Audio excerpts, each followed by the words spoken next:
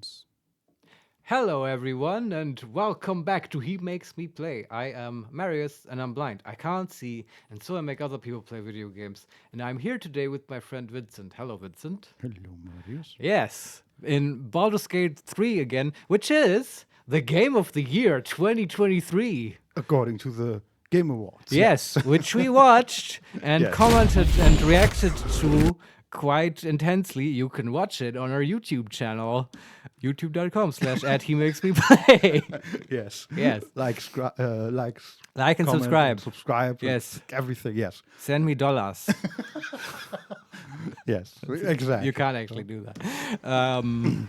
But this means that last week I did not get my sufficient fix of Game of the Year Baldur's Gate 3, Vincent. So we have to rectify that Yes. and So get that- into this game and play it. Here we go. Yes, the monks. I feel sedated already. Ooh, yes. Yeah. We're loading back into the Elf Song Tavern. We played a little bit though last time. Yeah, what did we actually do? I think we mostly looked at the sort of crime scene with Lord Stillmain, Did we? Lady we- Stillmain, Duke Stillmain. Yes. We didn't kill the cook in the hour, right? We killed them before. Oh, that was a long time ago. Yeah. Okay. It's basically how do you call that when a crime cannot be persecuted anymore because it's been too long? Oh, verjährt. Yeah, in German, I know it in German. It's like it expired. I'm sure there's a Sure, proper somebody legal expired. Term. Well, I think leave a comment with the correct legal term on the Yes. YouTube video. Yes. Yes. Just following your dollar, and then you can. Yes. Leave a dollar with the answer stapled to it. Exactly. Leave it at Berlin main train station. I will find it. I assure you. Oh boy. So yeah, but other than that, we didn't do much. I don't know. We did that Well, we We did started the Gale the stuff, investigation. right? We did Gale as well. We Oh met. yeah, the Gale. We stuff, met right. Mistra, goddess Well, of magic. We didn't. Gale did. Yeah, I mean you and me. Yes, here we go into ADHD land. Hello, hello. Hey, Hello, welcome to the show. hello. Good to have you with us. There's a lot of blood on the floor of this tavern. I've been looking forward to this. Are you still upstairs with the crime scene? That would explain the blood. No, we went down and then we found the extra hidden room with the joke master. Oh, the Harvard Joker! That's Willoughby, right. Yeah, City's got a noisy. Our that was fun. distant cousin, like you see. Yeah. And then we talked to some random people.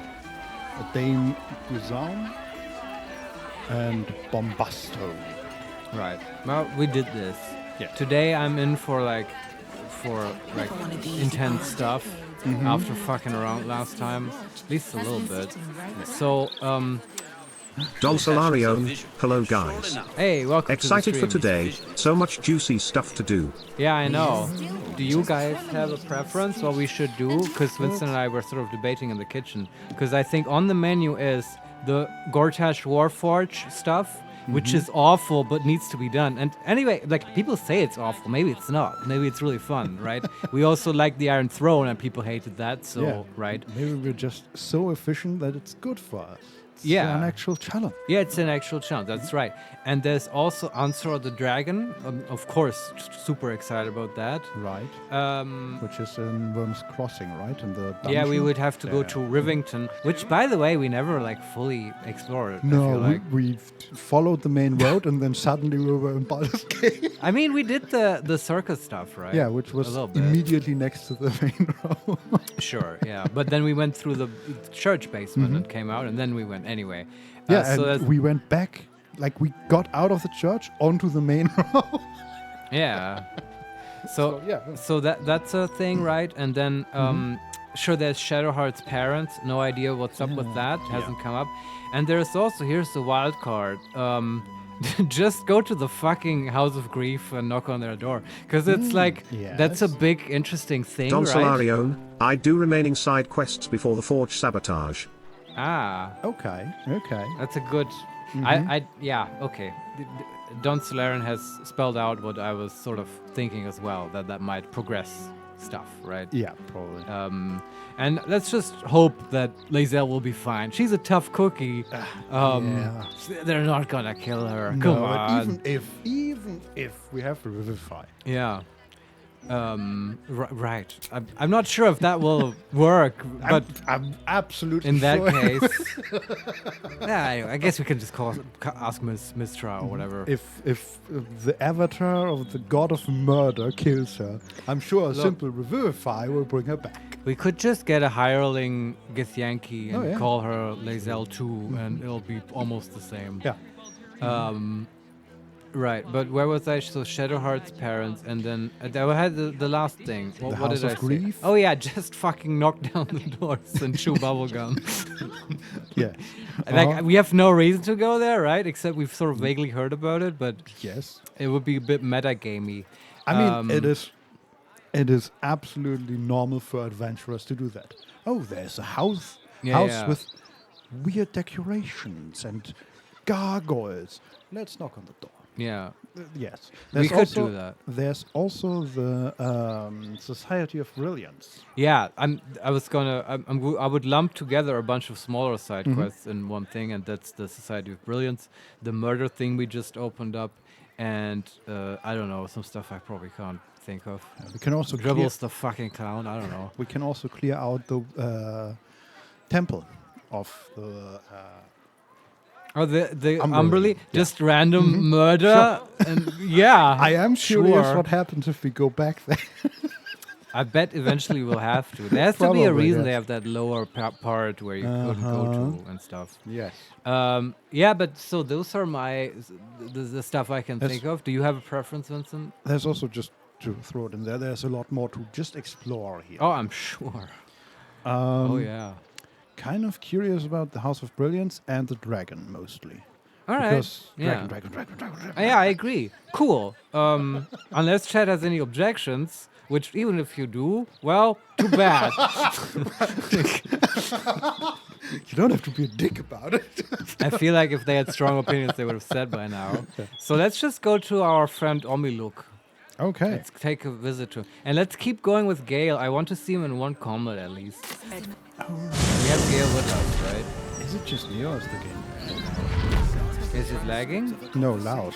Oh, yes, it is loud. But it always is in the city. Okay. I don't think it's louder than usual. Yeah. We'll keep an eye on it. Or an ear.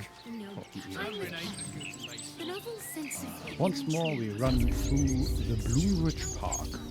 Yes. I heard, Vincent, that people were unhappy with the Game Awards. Oh, Do you know why? Yes, I've heard a little bit about it. That the acceptance speeches were not long enough. It's too short. I think like the Game of the Year acceptance speech by Sven was just like 30 seconds or something. Actually, have you heard about his Twitter post? And I was going to get to that, where he Okay. spelled out what he wanted to say, right? And he takes his shit on like Wizards of the Coast and stuff. Really? Well, Does we can read it later. Yeah, I the haven't pause. actually read it. Yeah, let's do that, but later. I was just going to point out that I think it's hilarious. Like, I thought it was fine with the Game Awards. I think I get what they were doing, because the year before they had that whole disaster with Christopher Chaos Judge. It's true though. Let them speak for the love of God.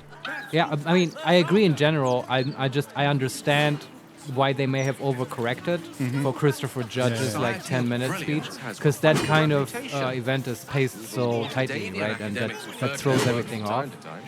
But it is super hilarious that Game of the Year, Sven gets to like talk 30 seconds, and Bethesda Starfield gets an ad that's 1 minute 20 seconds, where at the end they quote like completely irrelevant and obscure games journalist websites saying like, oh, this is an amazing, marvelous game.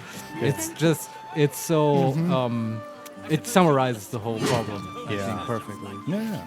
Also, like, not just that, I think I've even talked about the fact that Kojima had like a good 10 minutes of talking about his new project. Which is probably more than all the award speeches grouped together. Yeah, it was a bit much. I mean, I like Kojima. I feel like now we can let him rest for a while, right? Yes. Also, I I don't mind him talking 10 minutes. I do mind him talking 10 minutes compared to the very short awards. Yeah, and also talking 10 minutes and really not saying that much. Yeah, that's true. Right? There wasn't that much meat on that bone. I agree, yeah. But anyway, the Game Awards stream is over, don't worry. Yes, we are standing in front of... Society of Brilliance. Yes, I wonder, is this the main entrance? Well, we're just... There's a ramp going down. No, this is just a balcony over a cliff. Where is the main entrance? Do we have to fly? No.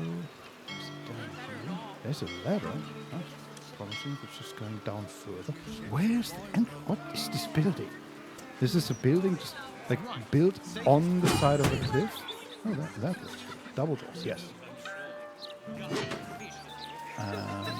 There's a lot of verticality. There's also a sign text, which I assume says... The Lodge, meeting house of the Society of Brilliance. Perfect. I'm gonna look in their mailbox. Yeah. Peer review. That's a book. We are pleased to inform you that your thesis on the study of the representation of deep gnomes in mid-century drow literature has been approved for publication pending the below changes. The Society of Brilliance. Nice. They're like academia. Mm-hmm. And then in parentheses, 36 pages of annotations follow. Wow, they really care about those deep gnomes. And then there is letter, you are not wanted here. I don't know what you think gives you the right to set up shop in our fine city, but Baldur's Gate doesn't want you here. Go back to the Underdark, or the Absolute, or wherever it is you come from, and stop bringing your Mind Flayer nonsense into our city. Signed who? No. Anonymous note? Yeah. Oh, wow. I smell a quest, Society of Brilliance being harassed by bigots. Mm-hmm. And being powerless to stop it. Those people see nothing but the tentacles, and not the kind soul behind them. Marius? Marius, what's going on over there? What do you mean? I see their soul. Uh-huh. It's been established that I'm not into tentacles. It has also been established that they do not have souls, Mario. But how can you say that? Omilok totally has a soul. Sure. I don't care what Withers says. He's like old. He doesn't know our world. Old, yes. Ooh. Okay. How do you pass through the city streets without exciting opprobrium? Must remember. So there are multiple dwarfs and... Like Durgar? Are these all Underdark people? There's one Durga, Half-Kilak, Society of Brilliance, level 10. There is... I think that's also a Durga. Yeah.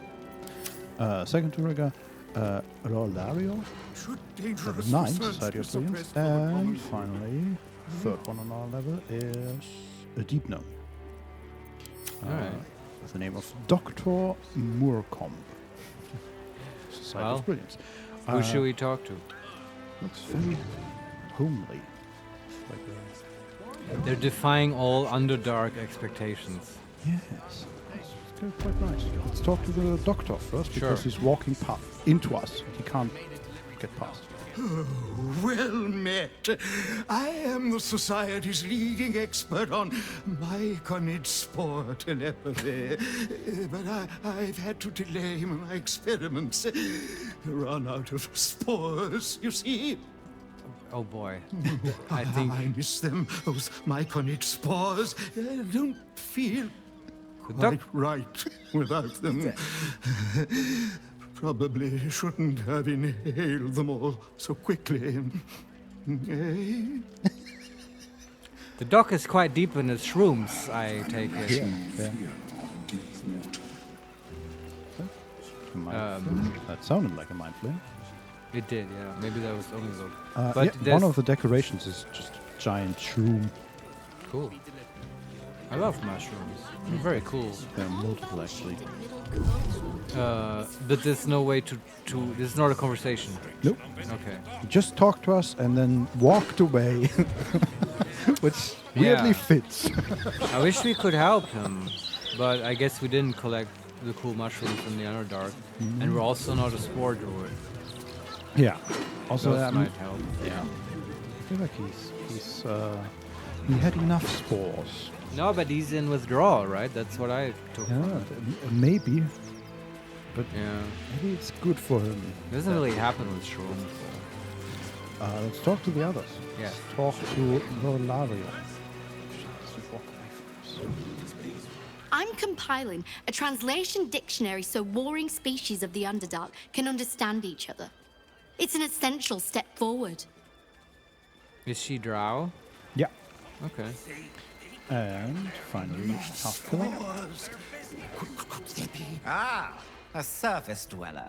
You find yourself in the cradle of all knowledge relating to the Underdark. The Society of Brilliance. He's a bit pissy. Tell me, what can the Society do for you? But it's pretty cool that he has on his face a little bit of dark scales. So I assume he's a Dragonborn? Not a Dragonborn. No, he's a Duragar. He's a Dragon Sorcerer, I think. Ah, okay. Mm-hmm. Pretty cool. Yeah.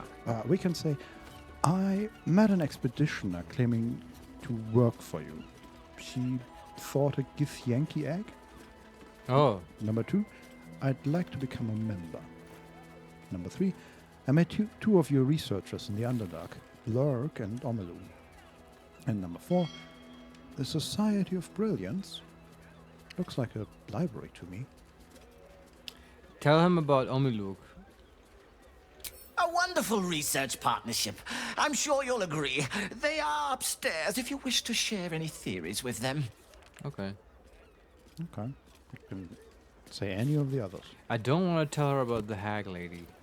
Or him about the hag lady. But let's just ask to become a member. Oh, yes. I'd like to become a member. A most intelligent impulse. But I'm afraid it simply isn't possible. New memberships are on hold for as long as those wretched absolutists are banging on the city gates. It does, however, give you plenty of time to prepare your admission thesis. A brisk 30,000 words should be more than sufficient. Was there anything else? It's not that much. If you're a wizard, that's not that much. Yeah, it's just I have 3 options here. Which one do you want? Also, I love the voice changes. Yeah, he's not that bad. I mean, I didn't like him at first, and now I think he's fine. Okay, do we just leave? I'd say so, yeah. Okay. But go upstairs. Sage, membership admittance. Gale is inspired. Oh, Oh, good thing we took him along. yeah. Asked to join the Society of Brilliance. Is there anything? Invasion plans for Baldur's Gate. Just imagine how much I heard inspiration laughter this morning. we At me, perhaps. Must remember. could. Oh God, I forgot about this part. Yeah. What do you want to say? That Gale in the see now the timing's all off. But like if we have had him in the tower with the sorcerer sundries, just imagine how much inspiration we could Oh, have gone. so much. Yeah. Strange. To think that I'm both I would be so curious what would have happened to the sound mixing in Baldur's Gate if Larian had tested this part of the game as much as the adopt the Act 1. illusory appearance of someone else. You, for example. I know. Yes, I know what you mean. Yeah. It is a bit. Like for me, it's extra I'd confusing. make a fine princess. So we are in upper level now. There is Yeah. Blurk, still level 5. There's Omelou, still level 5, and Hurt, and he's like casting something or creating like magical Sure. rooms, and then destroying them and creating. Doing stuff. And then also there's a stop walking away from me. There's Professor Limeleech, Society of Brilliance. Loth Sworn Drow. Oh wow! Are they all from the Underdark? Guess so. It seems that like the Yes. Society of Brilliance is like Underdark people who are like totally enlightened beings, and they're like Yeah. all about knowledge and rationality and stuff. very much against the cliche of their species, and sort of more than a cliche, right? It's usually true in this sort of universe that drow are sort of evil and warmongering and stuff, and raid the surface and kill people and stuff. There's a non-Duragar dwarf. There's a shield dwarf. Yeah. With the name of Delvaden. But let's talk to Omelu. Yes. Hello. It is pleasurable to see you. Your intervention within the cult's underwater complex was a timely one. I am glad my carelessness did not cost the life of Duke Ravengard. That you also saved me was unexpected. His brain's moving completely. It's a Mind Flayer. We can say, I would never have left you behind. I rather like you. I do like him. But is that like the sex option? No, come on, you can't. He seems very Marius. asexual. Yes, but then again. What are the other options? Context matters. Number 2, why were you down there in the first place? Number 3, hard for you to reward me from the bottom of the ocean. And number 4, I had no idea your expectations of me were so low. I like you, Omiluk. Of course I saved you. I too feel some warmth at your presence. Your inclination to generosity is an admirable quality, one I wish to reciprocate. Blurg and I have consulted on the matter of your reward. A second ring?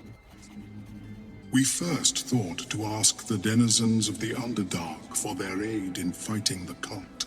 Yes, that would Alas, be major. our influence there remains negligible. Instead, we have selected a series of items from the Society's vaults. Yeah, that'll do. Given my kind's involvement in creating this evil, it is only right that I do my part in helping you defeat it. Or at least, improving your odds. Complete. Retrieve Omelon. Reward. Retrieve Omelon. We visited Omelon in the lodge. It rewarded us for our aid in escaping the Iron Throne. You receive Omelum's Boon, a simple bag fashioned from a single piece of rock powder. And there are 5 items inside. Do we have to pick one or do we get all? We get the bag. Huh. Open. What's in there? Okay.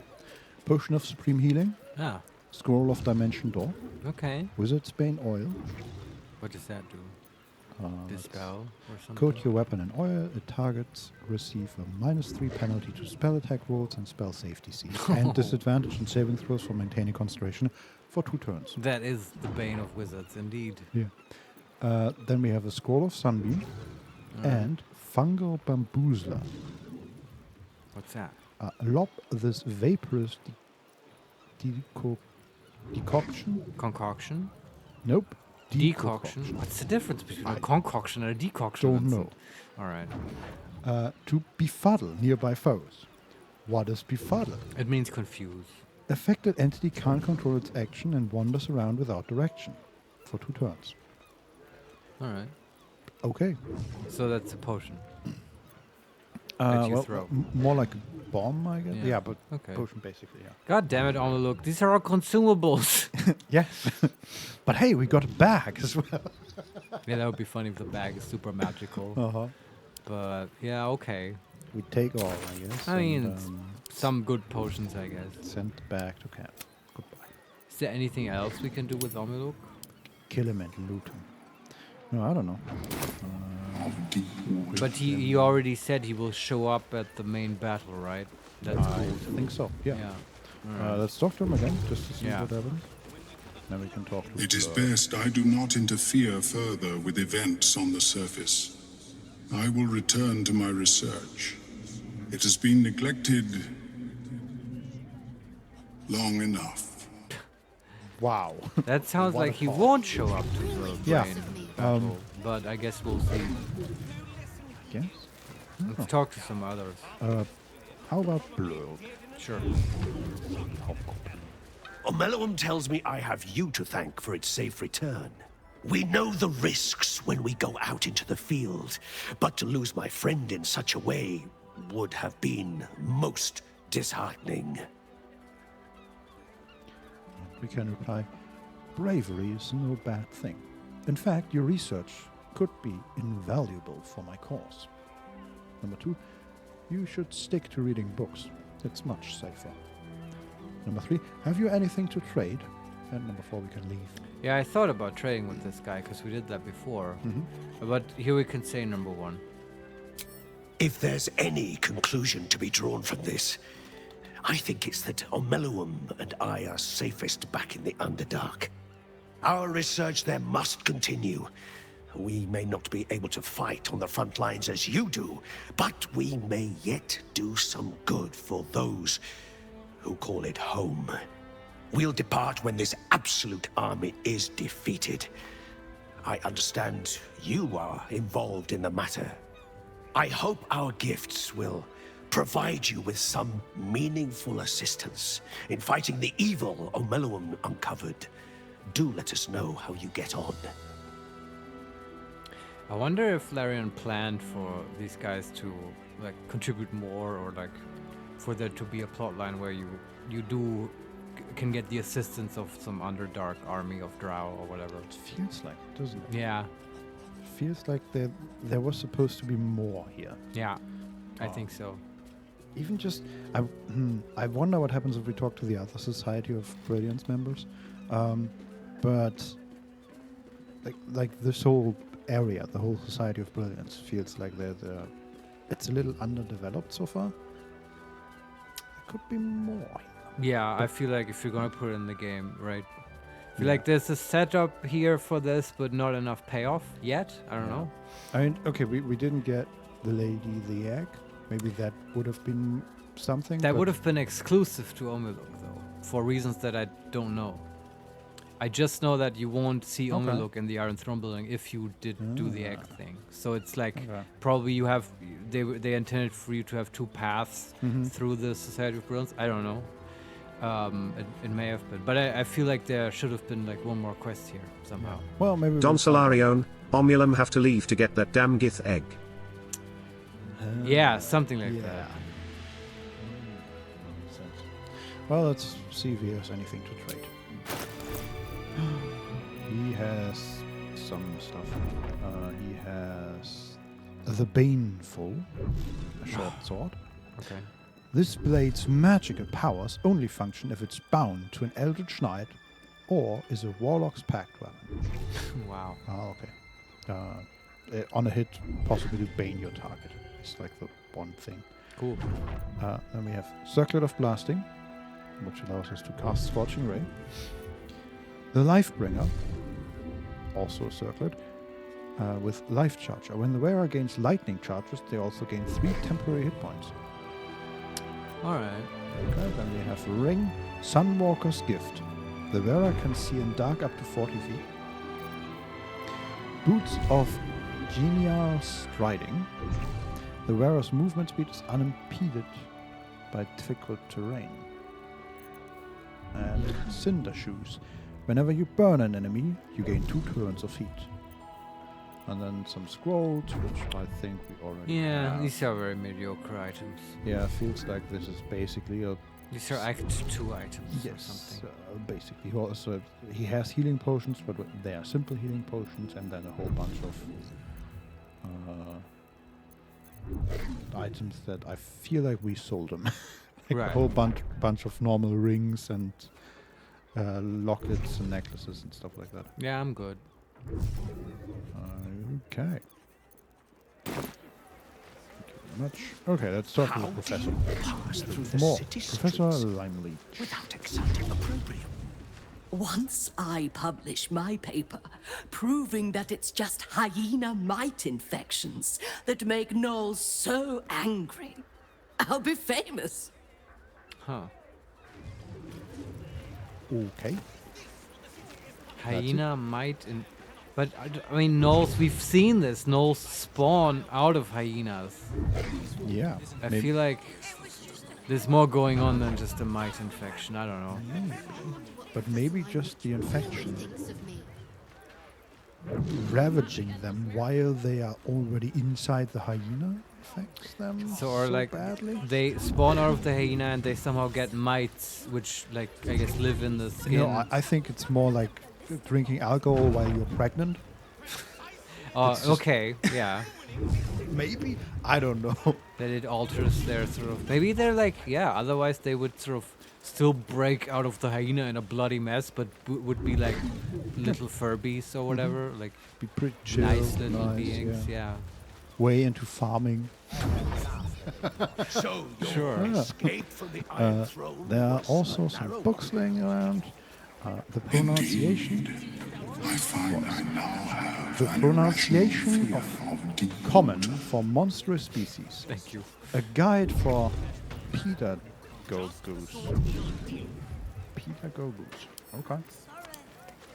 That's funny. Yeah. A guide for teachers on the most effective ways to teach the pronunciation of common and monstrous species. And it lists the contents: introduction, a methodical approach to the acquisition of oral fluency. Chapter 1, basic rules of phonics. Chapter 2, vowels. Chapter 3, combining consonants. Chapter 4, practice exercises.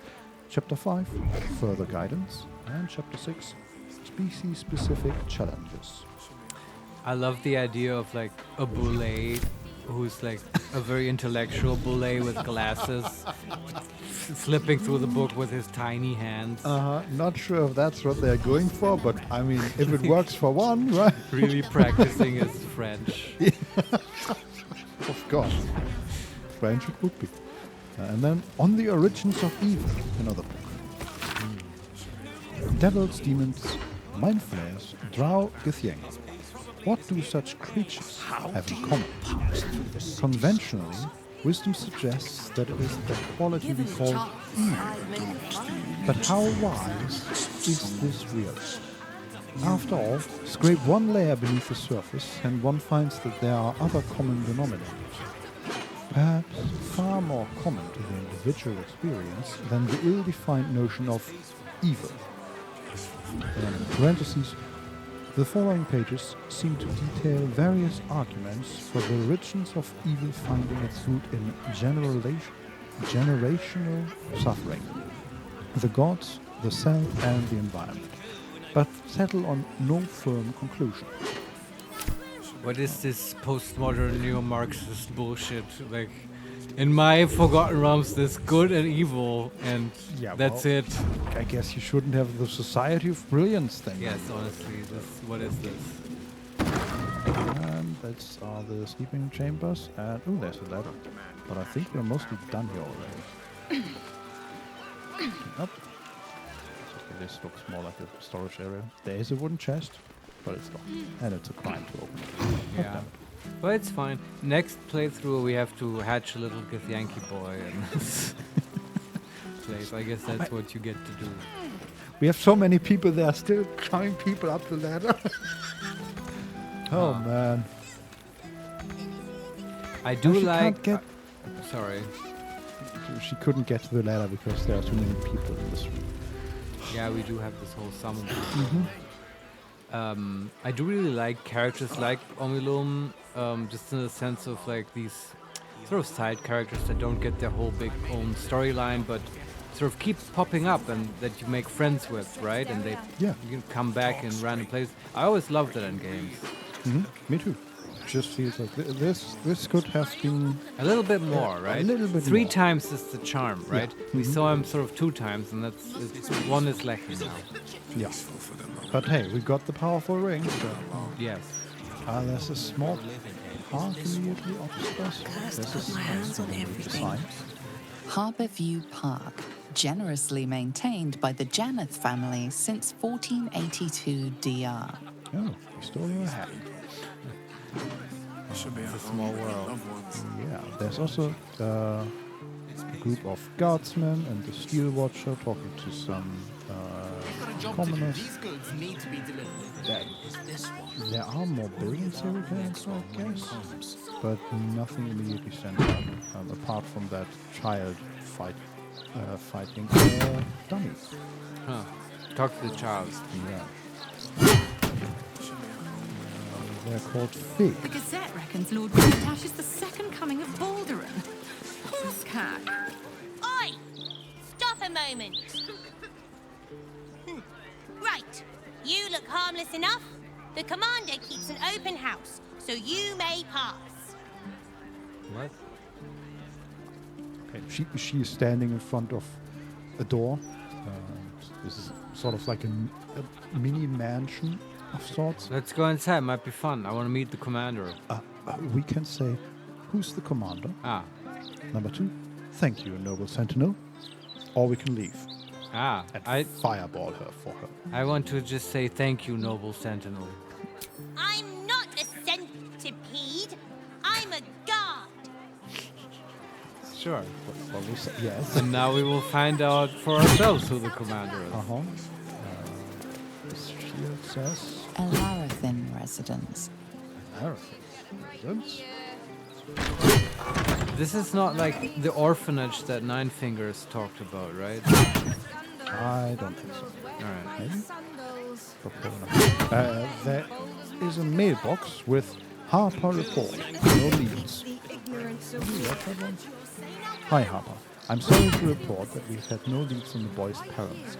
If they were indeed among the first taken by the cult, then their trail has long gone cold. It's a grim thought, but perhaps they were deemed unworthy of ascending and sent to serve the cult's purpose in some other way. I hope he's settling there. It may well be he has nowhere else to go. Huh, who could they be talking about? I guess Fig, although I understood that was not a boy. But who knows? Why would it be Fig? Well, because they are talking about a child and there is a child next to the mailbox. Yeah, okay. There are no other children here? What is this place? Has a pretty big house. Looks pretty empty, honestly, and a bit dark. And I hope those parents were in Shadowheart's parents. I don't think so. Yeah. There are 3 people staying there. There's also like an insane office with a tree. Oh. With growing in it? Yes. Like an old tree. What do you call them? They have like long hanging leaves. A palm tree? No, Vide. Oh. Yeah, I don't know. Birch? I don't know. No, but okay. I'm not good with trees. Me neither. Not, why do you have not to in reveal the this second about language. me? I'm sorry. Even in elementary school, all the other children could... Yeah, I think it's a willow. That makes sense. But I literally don't know what they look like. Even in elementary school, all the other children could identify trees by the leaves and stuff. Well, and I couldn't, Vincent. I willows couldn't. always have something sad about them. Yeah, it's true. Though it's a cool name, a very fantasy name. Mm-hmm. And yeah, there's like a desk in the middle of the room, and then this is just the office space. Then there are bookcases all around the walls, and right behind the desk is a giant willow. A giant what? The tree. Can we talk to the tree? I don't know. I don't think so. But it's just it's something. All right. Are there any people we can talk to? Yes, we are currently standing in the room next to the office. Huh. Well, now I know why there's a tree. Because the office door is called Jahira's study door. Oh. A subtle hint. Oh, I kind of wish we had Jahira with us, I guess. We are standing in the second room, in the main room, I guess. And this is just a sort of living area. And there are 3 people here. There's Yord, a half-orc with 2 blades on his back, similar to Jahira. Then Ryan, female high half-elf with a hammer, and Yesam, a child. Alright. Let's talk to Jord. Yeah.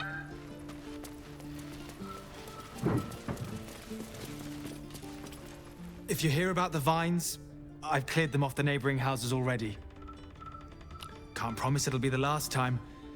The druid's away for a while. I'm just her son. And apprentice, too, for my sins. Oh, maybe it's good that Jaheira isn't here. Tell us everything you know about So he's Jaheira's son, huh? Wait, was With there whom did she have the son? The ball spawn? So there was nothing about a son or pregnancy in the first two, I assume. No. But of course, you could have a romance with her in number 2. So, Okay. right, that may have produced offspring. Yeah. But then again, I mean, that was 100 years ago, right? Yeah, but they're like half elves, so. True, but this one is an orc. Is he? I mean, he's green and has Yeah. tusks. I assume he's a... Well, then it might not be the boss, but she might have gotten him much later. Interesting. Or it's an adopted son, right? Yeah, I was thinking that as well. Maybe. It seems like something Jaheira would do. I feel like we have some questions for this guy. We can say, why would this place need a druid? It's a house in the middle of the city.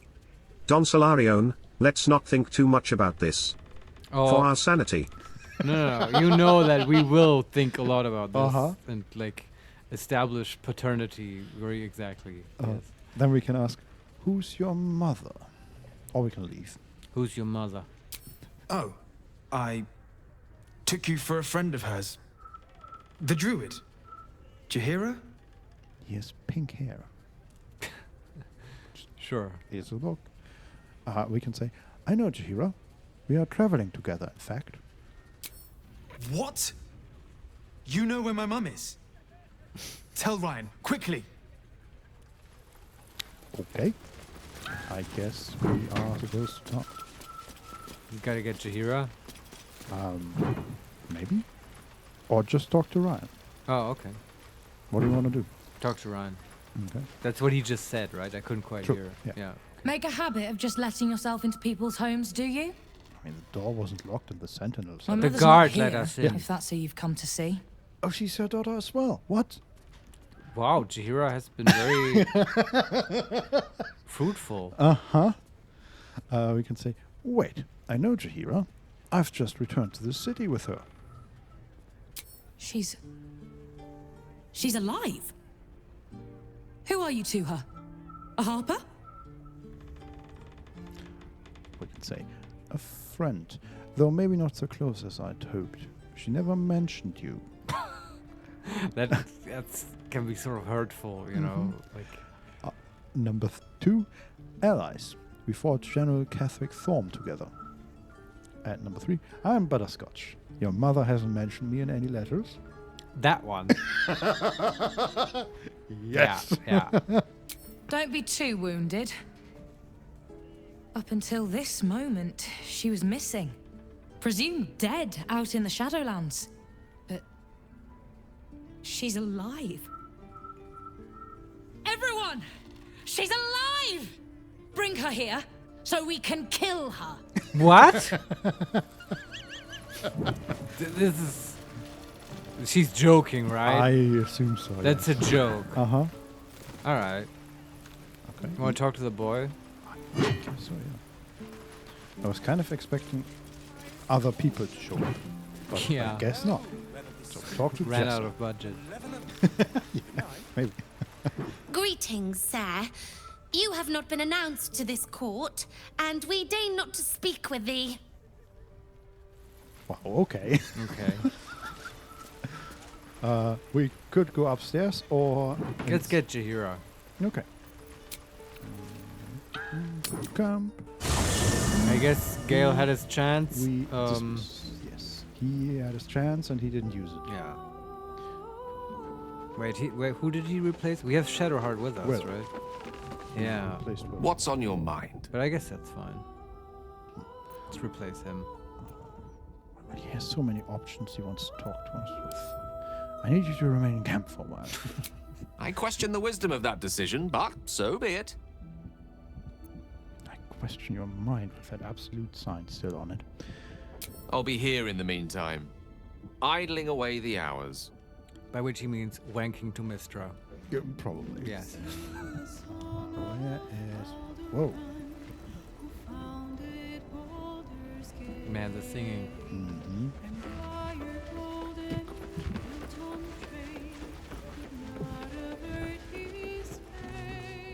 Gale is a better man than most, to choose what is right, even after what Mistra asked of him. Me? I think I would have tugged the great goddess's hair a bit first. Yeah, right?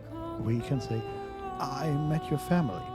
Ryan is rather keen to see you. Yeah, say it.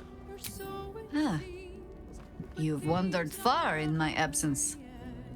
And now you come to march me to the gallows, is it? Yes. Come on, then. Likely you have some pointed questions. But you shall have to get in line behind my dear, dear daughter. Is she here as well? Well, we just met her. Yeah, I don't know. People have been joining our camp randomly, so... Yeah, no, I don't want her kids around. I don't know why. But we're out of the conversation. Let's talk to her again. Yeah. What is it, Cub? We can ask her. Cup? Or we can just ask her to join us. Yeah, I'd say cub. Huh. Not so much a term of age or affection as simple old habit. You object? Did she call you Cup in the first games as well? I don't remember her doing that at all. No. Just seems like something, right? We can say, I do object. Number 2, not so long as I get to call you Crow. And number 3, I've been called worse things. Yeah, I've been called worse things. And will be again. But now I shall mutter them under my breath, out of respect. I might be wrong, by the way. I could see her, like she wouldn't say that in Baldur's Gate 1, I don't think. But in 2, she might have referred not to the main character, but to other people in the party as Cub. Especially her relationship with Ari was sort of a, not mother-daughter, but she... Mentor, teacher... Something like that, pupil. yeah, yeah. Okay. Well, join me. Yes. As you wish. Waiting for her to join. There she is. All right. And leaf cap. She's completely unbuffed. That's fine. What a surprise. Immediately into a cutscene. Ah, Mahler's mark, an ambush. Are we quite sure she hasn't actually died this time, brother? She looks dead. Smells it too. Ooh. It has been a hard road. But I can clip you both around the ear to prove I am no ghost. If it would help. Forgive us, Mother. We're just surprised you still know how to find your way home. I feel like this family has some issues. Can't quite put my finger on it. Some lingering aggressions there. Yeah. We can say, she wasn't exactly willing. I think she'd rather go back to the Shadow Curse. Number 2, this is a beautiful home. I figured Jaheira lived in a cave. Alone. Just, diffuse some tension, Butterscotch. Very good. Or we can just stay out of it. No, just be awkward and say it's a beautiful home. You know Mother dear well already. Ryan. A sending spell can carry 25 words. Do you know how many Jaheira's only message contained in all this time she's been away? 7. Wow. We can say, this really isn't any of my business. Number 2, what did she say? Yeah, I want to know. Number 3, met gorgeous hero out in Shadowlands. Is Shadowlands one word or 2? Is that the whole thing? That's hilarious. Number 4, only 7? That's cold, Jaheira. I want to know what she said. What did she say? The message went, I'm sorry, You know what to do. So why haven't you done it? You were supposed to get the young ones out of the city. And you were supposed to be dead. That's what your oh-so-stoic message meant, yes? Yet here you are. So, what happened out there? I got my skin saved by this one. We've come to take the fight to the cult, which is exactly why you all cannot be here. Why? You plan on winning, don't you? You're the one who saved us, so tell me. Are we all doomed? And Jahira said, I was saved by this one. Butterscotch struck pose. Yes, that's me. We can say, so she said, so tell me, are we all doomed? And we can reply, not in this lifetime. Number 2, the cult is powerful. It's not going to be an easy fight. Number 3, you should really just listen to your mother. And number 4, we are all going to die. But not today. I want to say the cult is powerful, but what was the second part? It's not going to be an easy fight. Yeah, that one. So fight. That's what all you heroes and harpers are for, isn't it? You are a very irritating girl. This isn't your house, remember? You'll keep a civil tongue under our roof if we let you stay at all. Have mercy, sister. She's old, after all. Seems I'm outvoted. See, Mother? That is how you go about talking things through with your family. Now, if there's more to discuss, then bloody well come in. And wipe your boots. All right. We're out of cutscene. Very interesting. Mm-hmm. I really must know if they are her actual children or adopted children. Which I know are actual children, but I mean biological children. Mm-hmm. So who do we talk? They just sort of drifted off. Coming along nicely there, Floki. Start with the boy. Good, strong roots. The boy. I meant the orc, the guy, her son. Jason. Okay. He went into Jahira's study. So we shall. Perfect. Maybe she can explain that tree as well. Mm-hmm. I mean, it's just a druid thing, right? Very glad they both. Stop. Oh, there's a button on her desk. Well, we shall press that in a second. Yes. First, we talk to Jord. Just stop moving. You so have to click on that. I take no responsibility for your plants. You know I'm more of a mushroom man. You've let my study turn into a thicket. Is this what I am hearing? I tended to it. I just let it thrive in its own independence. You know, same way you raised us. I raised you to be a sweet and kind boy. What happened? I watched what you did instead of listening to what you said. This house has taken in a lot of children over the years. Mother dear was sometimes more commander than, well, mother dear. We can say, so you're all Jahira's wards? Number 2, that sounds right somehow. Number 3, I found her to be firm but fair. And number 4, absolutely no comment. No, number 1. That clears it up, right? Mm-hmm. Are you her ward? Wards, family, lifelong irritants. Use whichever term you wish. We were down the market when I was about 9 years old. Some merchant started in with the usual. Yes, but where's your family? Whose son are you, really? When Mother was done with him, well, let's say he won't have any sons of his own to worry about. Nature's law in action. Okay, we're out of conversation. All right. Want to press that button? Yeah. Yes. Okay, I'm going to save. And it's not. It's a pin slot. You mean the harper pin? It won't An item. Save some for the others. Harper right? pin. Do we have one?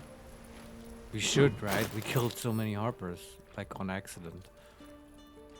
We have a harper key. Yeah, that might fit, right? An ancient key found on the body of a Shah worshipper. Sure. It's worth a try.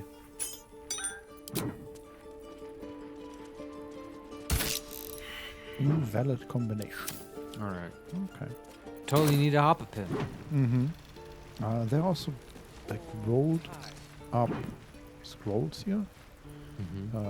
Just thrown over the back of the room. Disappearances in the city, which I think we've read. Hi Harper. It seems our last reports were over Don't hasty. tell Mother. Our investigations into the recent spate of disappearances across the city have led to the re-emergence of the subjects in almost every case. We are chasing down those last few and following up the rumors of strange shadows in the sky at night. Perhaps we can hope it's just a case of some overactive imaginations. Beneath the report notes another hand take over.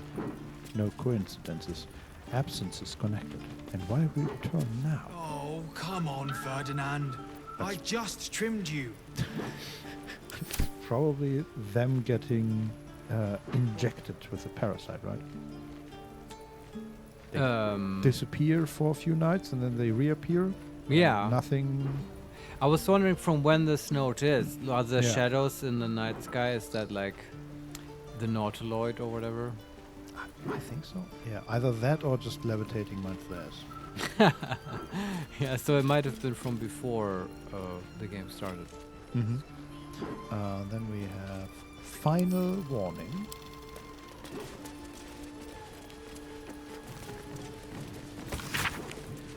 A missive printed beneath the burning emblem of a flaming fist. Deep quill slashes indicate a certain level of irritation on the part of the writer. Nice. Residents of Illarathan House, I will remind you, once again, that the guardianship of the lower city falls exclusively to the Flaming Fist, with additional support from the New Steel Watch. We do not require the assistance of any private citizens in the settling of the street disputes, no matter how extreme those citizens deem the Watch's response to be. Jord, we've been happy to overlook your mother's association with a certain illegal organization due to your family's service to the city. Do not make us regret it. Ryan, if you're so keen to bust a few skulls, then you are welcome to re-enlist. Signed, Manip Regis, Bloomridge Garrison. Yeah, she's with the Flaming Fist. Mm-hmm. She's pissed at these kids, and also the girl, Ryan is her name? Mm-hmm. She was with the Flaming Fist at some point, I guess. Yeah. Yeah, very interesting. Now it looks like her armor looked like she was a harper a little bit. Well, yeah, she may be. Now she's no longer with the Fist, right? Mm-hmm. So do we have a pin? I looked it up and we have not. No, okay. Also, like, maybe we just find something in this room. Yeah, maybe. Those leaves are a little darker somewhere than I'd around like, this house. Felices. There's also Bad clipping soil? Baldur's mouth. Don't tell Mother. A faded cutting from the city circular, Baldur's mouth. Beloved Ranger bewitched. Citizens of the city were stunned to find a local landmark absent when the sun rose over the Wide this morning. The beloved Ranger, a statue dedicated to a hero of the city, was removed from its perch overnight, with reports of a struggle and sounds of battle during the dark hours. The city watch had no comment to add, but the market square told a clear tale of smashed cobblestone, scorched tiling, and blood-speckled stalls. Whatever force wrested the Ranger from his perch did not go quietly. Yeah, this is when the cultists got minced. Mm-hmm. Oh Exactly. boy. Then we have Decoded Field Report. The Water Elemental will let me read that one. Try that handbill on fungal poultices. Might be tending the injured here before. Why are things so hard to click on here? A meandering letter from a traveler to her family back home. The main text is marred with scratches and corrections. A code, translated in a firm hand down below. Hi Harper. Movement in the Shadowlands confirmed. Absolute cultists pass where the shadows are deepest. No clue as to how, and no means to follow. Lights spied in Moonrise Towers from afar, and great movement of forces through the dark. They are gathering an army. Bring more Harpers. Bring means of making light. Quickly. Okay. That's what led her into the Those leaves are a little darker than I'd like. This whole thing. Bad soil? Sorry, like it makes more and more. Okay. It makes more and more sense. Yes. Right? When we met her in the Act 2 and like I didn't have the big picture yet, and I was kind of wondering, I probably said it at that point as well, like, oh, why is she here even here? What are the Harpers doing here? Like, why are they even investigating Moonrise? And yeah, it makes more sense now. They were actually worried about a sort of an insurrection by the absolute cultists brewing, gathering an army, and that's exactly what they did. So it made sense that they were spying on them. Yeah. And then finally we have correspondence from Theodore Thistle Whistle. What a name. Thistle Whistle. Yes. It's like a tongue twister. Jahira, I will of course be happy to look in on the children in your absence. Though I'd remind you that Ryan and John are now twice my height and all too happy to remind me of it. Whatever business you're off on, take care. If the children take it to their heads to go herring off to help, I won't be able to stop them, nor will I try to. Theodore. Alright. Oh, his ears could just be covered. Okay. Done with this room. For now. Apart from the pin slot, which I don't know how we are going to open that one. Do you think we have one in our chest?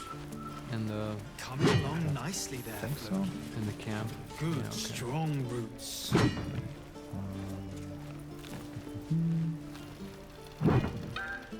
Talk to Ryan. Yeah, I'm just looking outside. Just the sort he'll deal with. Curious. No arguing. Just tell me you're well. I am well. And Minsk? Back to himself, for better or worse. Good.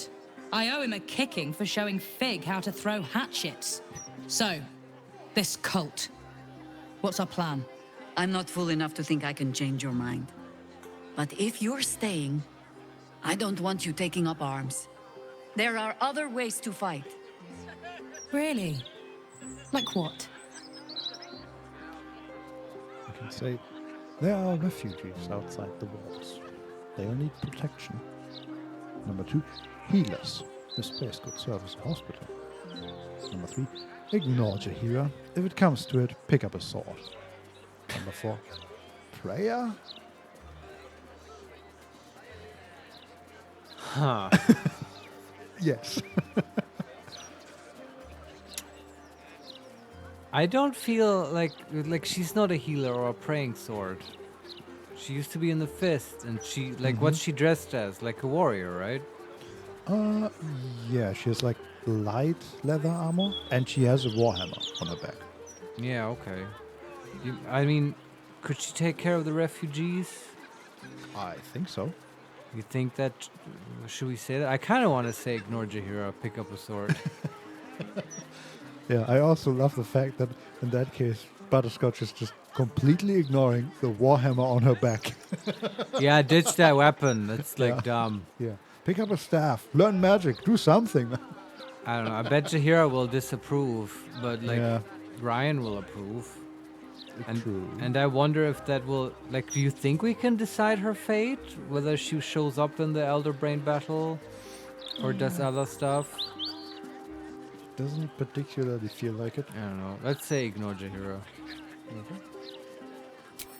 I favor the hammer, but ignoring her, I mastered at a very young age. If I have to stay home and babysit, then it's your job to make sure there's still a home to look after. Take what you need, and we'll do the grand reunion when you come back for good. So, lovely as it is to have you back, Mother, go away. You have work to do. Aye, aye, Commander. Wait, one more thing.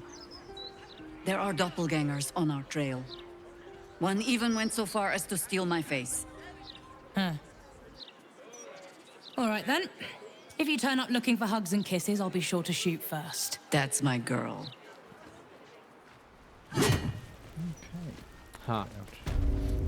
Kind of feel like there probably was also planned to be more here. Yeah, maybe. But we did find a loose plank in the house. Ah. Unsent Sending. It's a book. A short note. Come on, Ferdinand. I just trimmed you. Yes. A short note marked out as a professional sending. Magical message up to 25 words, intended to find the recipient wherever they might be. This copy was never given over to a cleric for delivery. And it says, "No, I don't know what to do. So come back and tell me, or I'll come find you. Death will not protect you, idiot." I wouldn't bother. Right, that would have been the answer to the 7-word message. Mysterious. Oh yeah. Yeah. But for some reason it was never sent. And cults are common as muck. There's a book here. Battle plans. So saith the wise Jessamine. A yellowed manual outlining stuffy combat forms. Fig has added her own embellishments and loop. Don Solarione, imagine using this spell to message spamming the Gortash. No, I don't know what to do. Yeah. Is there a way to automate spells? Oh god. The Forgotten Realms version of a DDoS attack. Yeah. Save some for the others, alright? Stupid. A yellowed manual outlining stuffy combat forms. Fig has added her own embellishments and looping, colorful drawings of her family members. One last entry stands out. An angry face in a perfect circle shouting, "Go for the eyes!" That's meant. Yeah. Nice. There is Jessam, we haven't talked to. Tell Mother. And then we can go upstairs. Talk to Jessam. A fine day to you, sir. Are you known to this court? No, this is the boy, right? The child from before? Yeah. Okay. We can say court, like a court of law. Number 2, I am not, but it's a pleasure to meet you. Number 3, one of such evident breeding as I, of House Fluffington, needs no formal announcement. And number 4, huh? Nice. So I think since this is sort of an orphanage, right? This is Jaheira's personal orphanage. Yes. They're like taking in wards and stuff. This child, in my opinion, is deeply traumatized. Probably this is the child that lost the parents or whatever. And that's my theory, right? And it's like playing through this fantasy of being a noble man, woman. I don't know the gender of this child. I think it's my kitchen psychology opinion that the most wholesome thing now is to play along with the fantasy and not shatter it. Right? So we have to present ourselves as Mr. Fluffington or Miss Fluffington, whatever. Of House Fluffington. Yes. Which is also, I find hilarious because Butterscotch is actually a noble. It is, yeah, she is. She could. I wish there was like a in brackets noble version where you like use your actual like name and stuff. Yeah. One of such evident breeding as I of House Fluffington needs no formal announcement. Sir Fluffington, an honor to host you in my manor. Jessam discovered an old family tree in my study. We haven't had a moment's peace since. Tetherian nobility. You might be royalty, Jaheira. You don't want to be queen, of course, and Ryan curses too much, so it would have to be me. Wow. Careful, girl. They have a habit of taking against tyrants there. I'm not a tyrant. If anyone calls me one, I'll have Fig chop their head off. That's not tyrant-ish at all. Right. This is adorable. She's in the right mind space. That's awesome. Also, I think this is calling way back into Jaheira's past. Like, if you play Baldur's Gate 1 and you right-click on her character and stuff and get the character sheet, and then you read her backstory, which every character had, right? It was probably just some text that they wrote for their NPCs in Baldur's Gate 1, not thinking much of it. I think it tells you that Jaheira used to be like a princess from Tithir or whatever.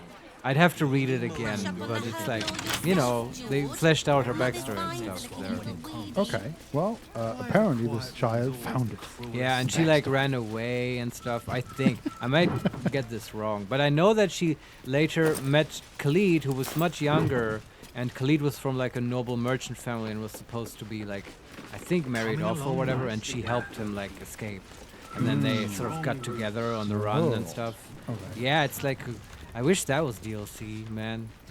It's very romantic stuff. At least for me, I guess.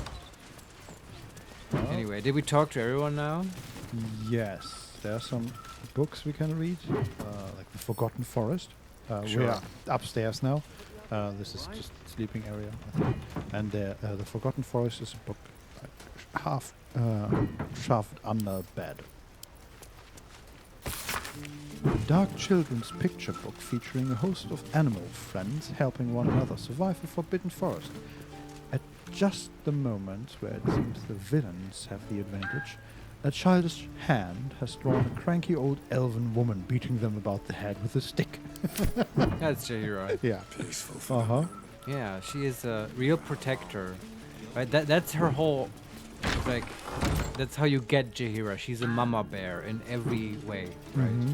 Yeah. Including in the most literal way, because she can turn into a bear. Yeah. And I think we found the boy, because there is a boy named Tate standing in the other room, next to a hammock, which I think is the first hammock we've seen in the game. Hammock is a nice word. Yes. And there's Jaheira's shown somewhere. I hope you were hibernating, little cub. I can't think of another reason you wouldn't come down to say hello. Jaheira! I didn't want to see if you were really dead. They said... Who said? Jord and Ryan. They didn't think I could hear. You little sneak thief? Well, they were wrong. Look! Not dead. I just... had a few adventures. Like, We can say, she tried to kill me, for one. She did, yeah. Yes. Number 2, I freed a pixie from a magic lamp. She was awful. Didn't that pixie like fart on us or something? Yep. She was kind of not as nice as we first thought. No, I mean, she did give us her light thing. Yeah. We never used her bell. But not really. And then eventually we let her out, right? I mean, or, yes. No, we let her out and then she gave us the light. But she was kind of weirdly mean. Yes, true. So but she was also trapped in a lamp for a while, so, you know, understandably mean. Vincent being all understanding. Yes. What's wrong with you? You postmodern neo-Marxists. Anything else we could say here? Number 3, I fought alongside a warrior angel. Number 4, we broke the curse that had gripped Moonrise Towers for a century. We did. That's probably the coolest thing in this list. And also you have to actually do that. So let's say that one. Number 5, I faced a god of death and won. Yeah, but everyone at this point would have said that. And that's a bit... I mean, what's appropriate for this situation? What would cheer up this child a little bit? I thought at first the Pixie story might be the nicest, but it's like the ending I don't like. What was the last sentence there? She was awful. Yeah. There's also number 6, bloodshed, death, more of the same. Yeah, that's too dark, right? God of Death also too dark. The Shadowland curse, I don't know. That might be too abstract. I particularly like the she tried to kill me for once. Yeah, but that's not... No, that's confusing. It's either the Pixie or the Shadowland, I would say. Of those two, do you have a preference? The Pixie, I have to say, is also conditional. Right? You have to actually do that as well. Yeah. So is the Warrior Angel. I fought alongside a Warrior Angel. Maybe that's the best one. Let's pick the Warrior Angel. Warrior Angels are cool. Yeah. No, Cub. She does not mean me. Now, Cub. Solitude is a wonderful thing, but not too much. Come downstairs and fight with your sisters. Wait. Here.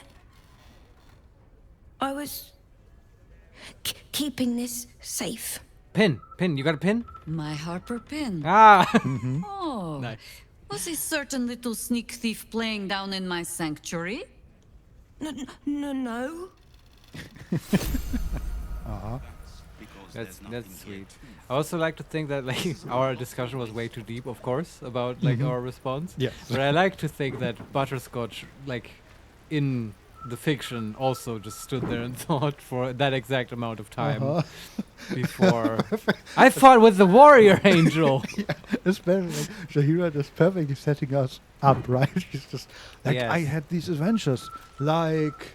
Come on, Butterscotch, you can do Yeah, that's probably why she calls us Cub, because we're just as damaged as all her other children. Because, like, from our point of view, it's not clear, but, like, in the real version of, like, Butterscotch's adventures and stuff, she constantly has, like, little seizures and, like, it's just sort of in a fugue state, and, like, Shadowheart and Will and everyone else is, like, they're used to, like, having to wait on her for a moment. Oh, she's got one of her episodes again. Let's just give her some space, make sure she's not biting off her tongue, that kind of stuff. And Jaheira also knows what's going on and just gives us time in moments like that. Yeah.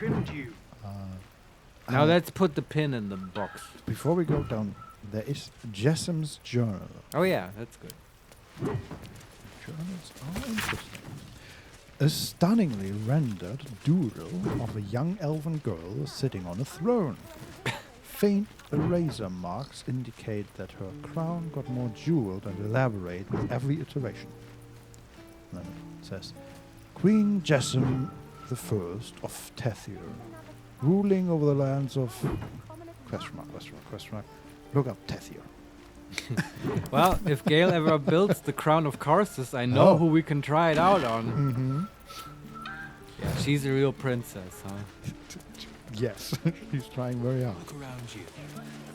Okay, and then we go down to the study and insert pin in the pin slot. Yes.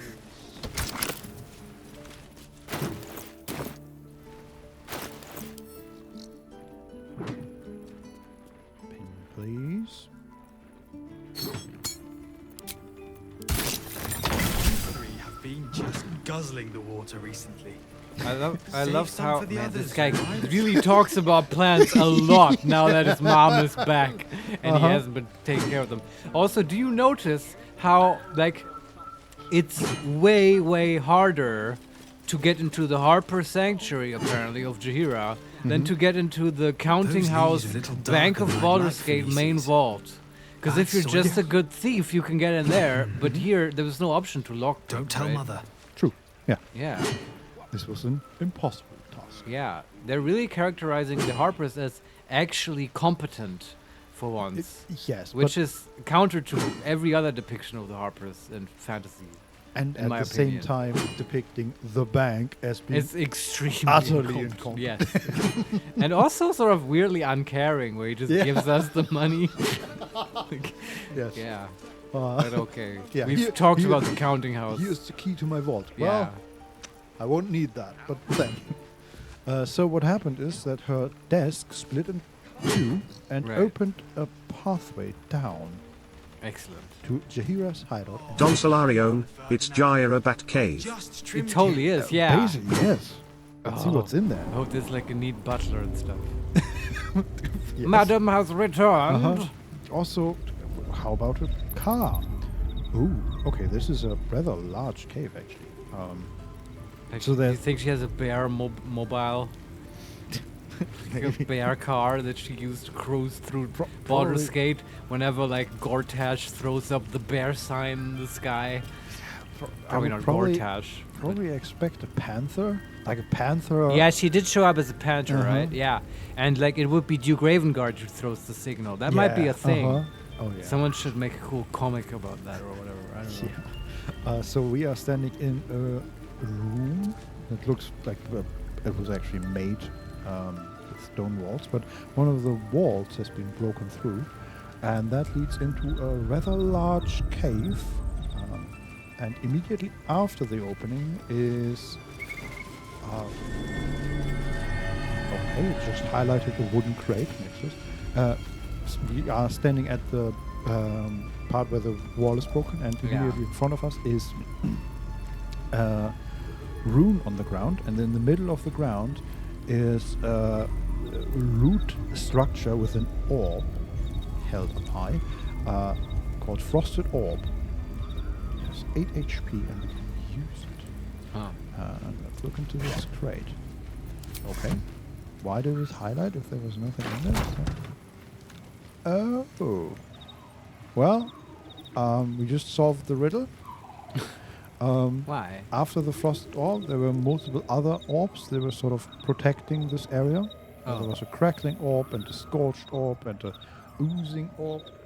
And we would have to get somehow through them to reach the lower part of the cave. I see. And the crate was standing on a granite rock that serves as a what do you call it? A button, basically. I see. Pressure plate. Pressure plate. Okay. And now that I've moved the crate, all the orbs are off. Okay. Safe in case we die if we actually go in there.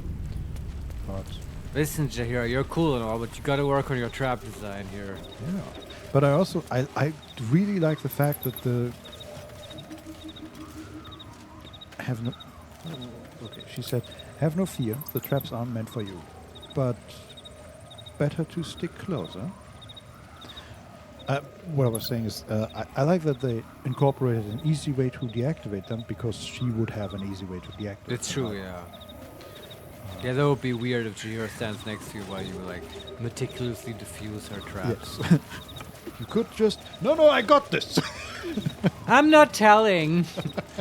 Consider this a training exercise. Come. Okay.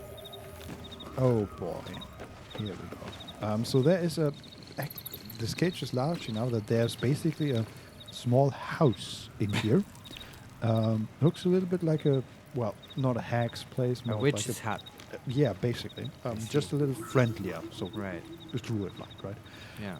There's a small stone platform in front of it with a postmaster badger talking to 3 mice, rats. Messenger rats, actually. This is a plaque, or are these real animals now? No, these are real animals. Okay. They are standing there talking to each other. animals? Yes. Damn, it's good to be alive. Already at the buff. What next? Amicus animalis. I never quite heard that. Amicus is Latin for friend. So it's like friend of animals. Mm-hmm. We got 210 XP for finding this. For nothing. Well, we did disable I guess traps. it's more than nothing, yeah. Let's talk to the The postmaster. Archdruid's eyes and ears have fallen away in her absence. I'm training new ones. It's a giant badger. Right. Like it's Badger, mushroom. I bring word of gnomes. Gnomes in the sea. What does that mean?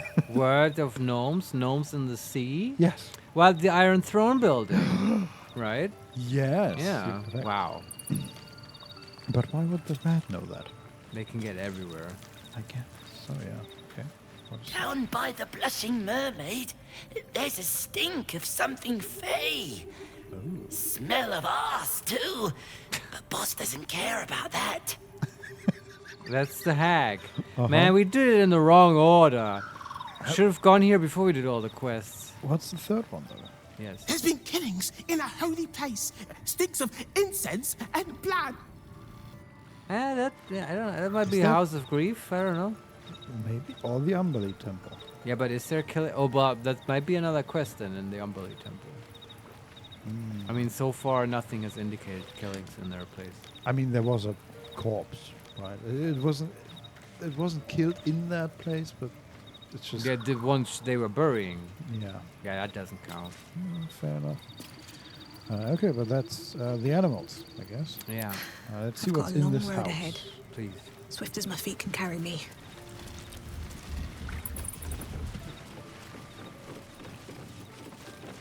Ooh, there's a heavy chest on some wooden boxes. There's also a wooden desk and an opulent chest. Yes. I want the fat Luke. I want the Archdruid staff or whatever. Let's loot this house that belongs to our companion right next to us. Also, why would if she has really good items here, why didn't she take them along? Potion of Featherfall and some gold, and the heavy chest and boxes. Okay, we are rolling perception checks. Why are we rolling Step perception? carefully. There's a trap. The bookcase is trapped. And there are some loose planks. Okay, nobody move. I'm gonna save here because Karlach is basically standing on the loose planks. Which I don't like. You're a loose plank, Carly. Yeah, give me your bag. Hand me your bag, yes. Thank you. Okay, DC 15 for the loose bag. DC 15, we have guidance. 17. 22 total. Okay, and then we can loot it. And there's a key. Very nice. Perhaps for the chest. Well, they're not locked. There's a scroll of disintegrate and 170 gold in there. That's nice. The ball spawn saga, part 2. Yeah. There. Jaheira literally wrote the book on that. Yes. What does it say? Read. A popular novel, thin and cheaply made, dramatizing the adventures of the ballspawn in Atkatla after the defeat of Zerevok Unchef. Early chapters have been defaced and some even torn out. Okay, I guess she didn't like that book.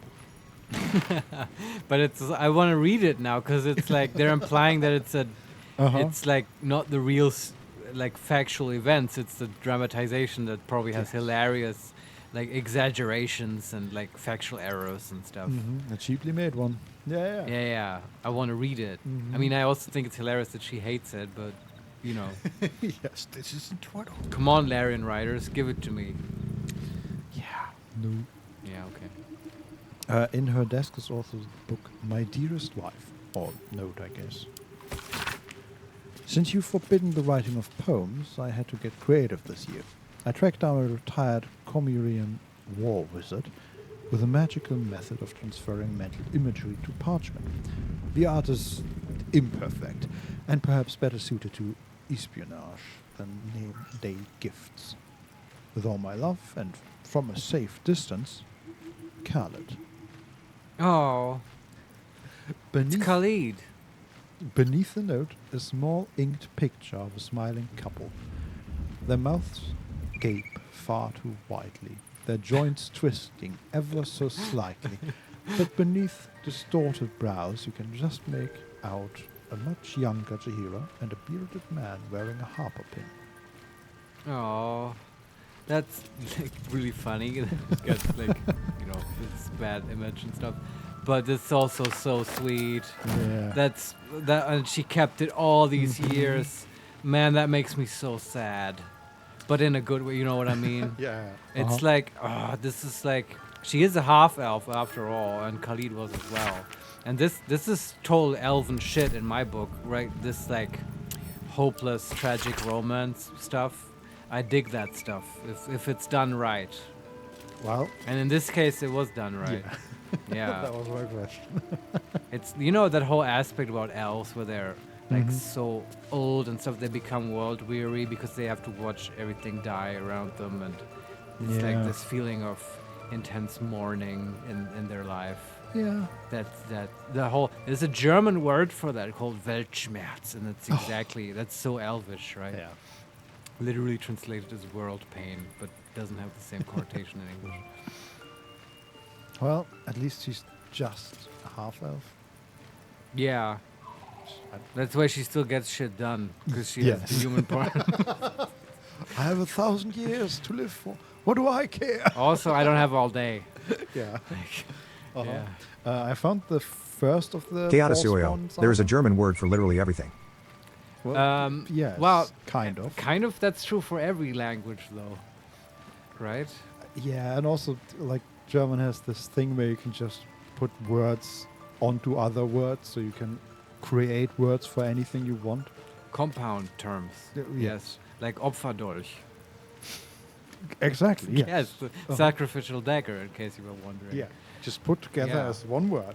Or because German doesn't care. You can. It also works recursively, so it can really get very, very extreme, as in Schifffahrtskapitäns Mützen, Fabrikhallen, Offizierskabinen. Keep going. I'm gonna Schreibtisch, Stuhl, Manufaktur. That kind of thing. Yeah. That makes this is not funny for anyone who doesn't speak German, I think. No, but the word made sense, which is that's the weird part, right? You can parse it if you're German. There's like literally no way to do this in English, right? Yeah. That's not possible. So that's kind of funny. So I guess you're technically correct. Yes. I found the first saga, a popular novel, thin and cheaply made, dramatizing the events of the Ballspawn crisis. Jaira appears to have added her own annotations, variously amused and outraged at the more egregious flights of fancy. But still, there's no... Nope. So that's interesting, though. That was... in a way, we've now found Baldur's Gate 1 and 2. Jaheira doesn't like them, right? This is like meta commentary by Larian. Yes. I need to find part 3 now, and that will be the statement about their own game, right? Yes, but the question is, will you find it in this game or the next one? Yeah, I don't know. And will it also just say, yeah, this happened? Yeah, it's like, I won't feel complete until I find part 3 and know Jaheira's opinion on it. Well, I wish Jaheira had presented the Game of the Year award at Yes. It would be a slight nod to who's gonna get it. Yes, a slide nod. Yeah.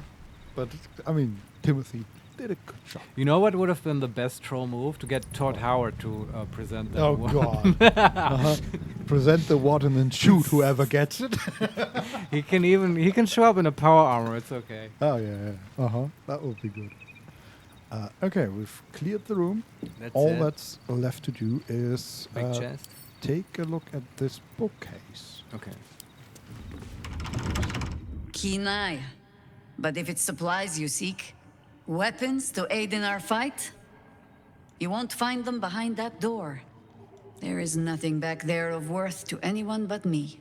Is this like your porn stash? I don't mean to intrude.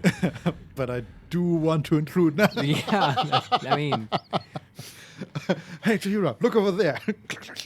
We can come back with mints, because, you know...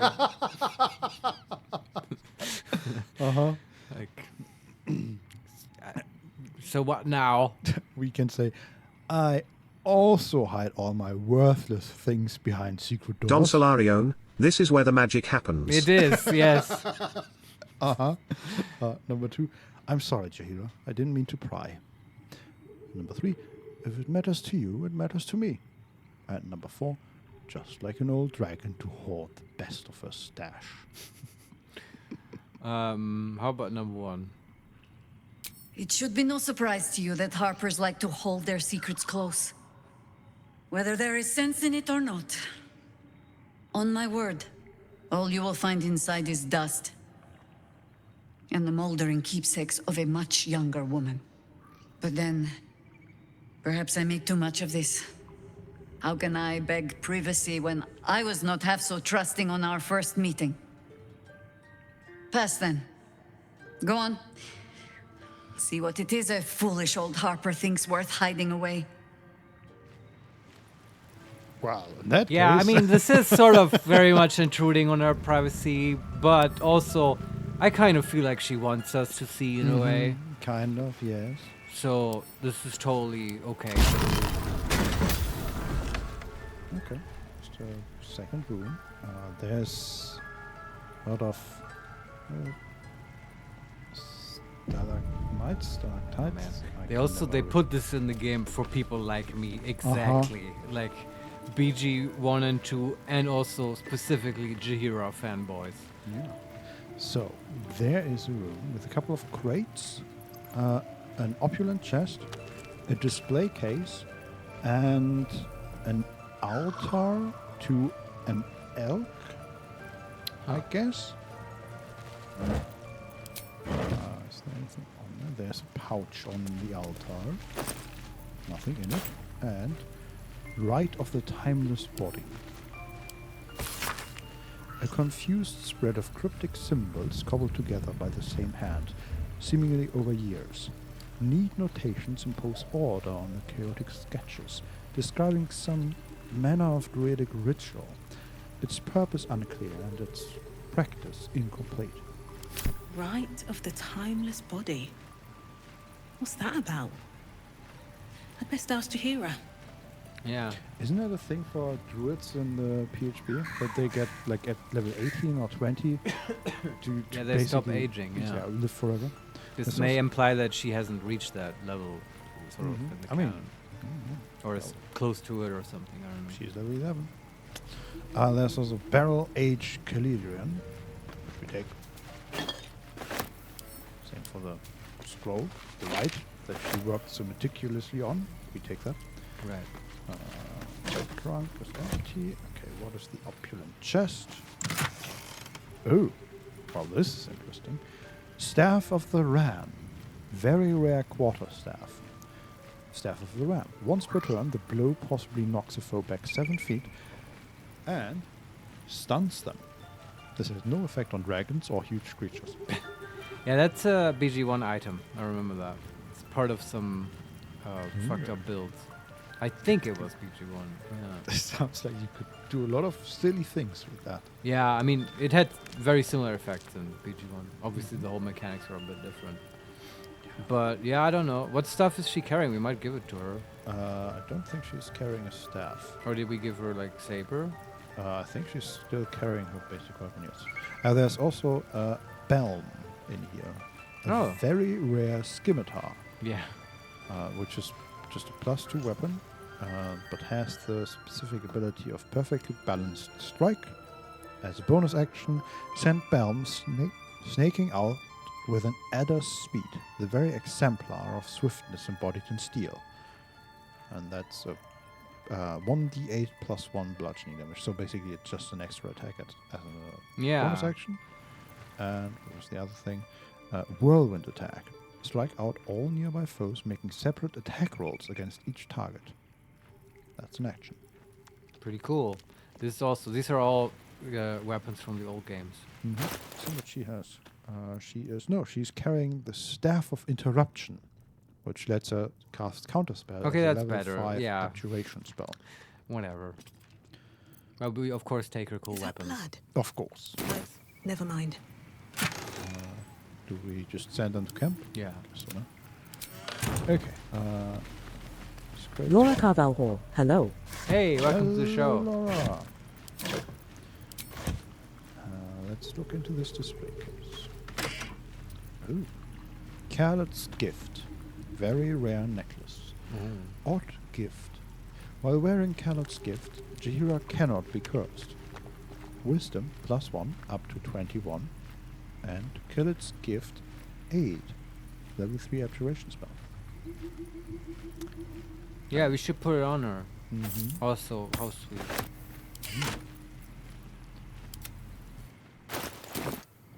Oh, so sad. I don't know why she has no voice. She said, "A gift from my husband. I've had to renew parts over the years, but the heart remains the same as the day he gave it to me. What is she wearing? Moondrop pendant. When the wearer has 50% hit points or less, they don't provoke opportunity attacks. Nah, I want Khalid's gift. Yeah. It's nicer. Give the other necklace back. Why was she wearing that when she went to... No, I guess it's sentimental. Wonder if the gods are watching me. Wants to keep it safe. Was it just... Oh, okay. Not sure what that does. I assume something in regards to the bookcase. Let's talk to her about the right. Wasn't there a display case? Yes, that was the one with Caleb's gift in. Oh, okay. And that's it? No more Yep. loot? Well, yeah, let's talk to her. What is it, Cub? I found a strange scroll in your sanctuary. Something about a timeless body? The threat of spanking never kept the children from poking through my things. Why should it deter you? It is a ritual, or it describes one at least, practiced by druids of certain esoteric circles. If they be learned and powerful enough, the practitioner of this ritual might slow their aging, extend their life well beyond its natural reach. It is not something you need concern yourself with. I've picked up stranger things in all my travels. Trust me. That's it? Yeah, we can ask Care to discuss that scroll of yours.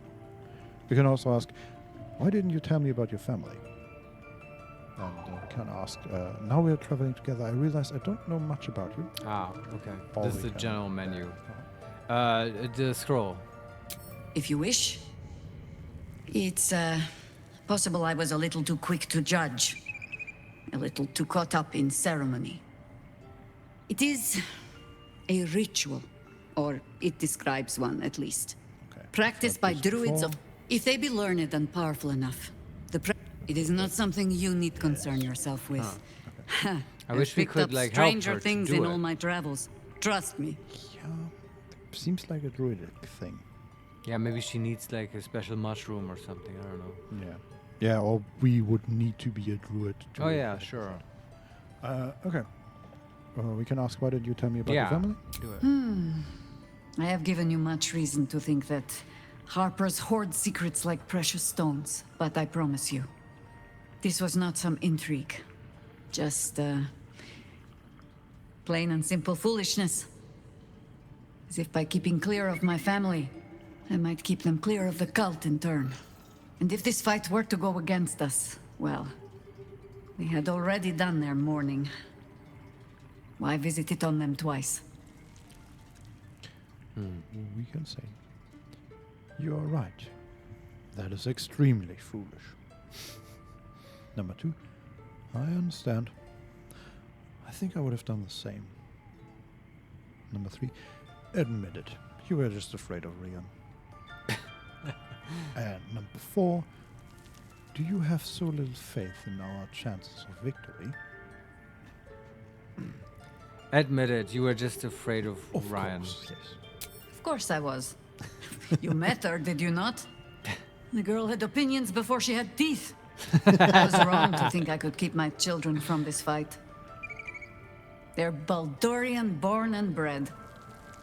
The only damned reason I root myself in this place. This city is a cesspit. An open sewer of the soul that taints us with its filth and churns us out when all that is good has been stripped away. Damn straight. It also happens to be their home. And so it is mine. Ugh. That might be the first time I have said that out loud. Now come. We had best get to saving it. Lest Ryan turn her ire on us both. That is my opinion. Like Baldur's Gate is a shithole, but it is somehow a lovable shithole. Mm-hmm. Yeah, you kind of have to like it. I mean, I do so far. It is a bit more charming than like Waterdeep or I don't know, Neverwinter, right? Those places are more squeaky clean. I mean, the only time I've seen Neverwinter was when it You're was... a Carvalho. It is a shithole, but it is our shithole. Yeah, that's right. Exactly. Yeah. And you saw Neverwinter while it was in the plague, right? Yes, in Neverwinter Nights. But it was still somehow more clean than Baldur's Gate. What the hell is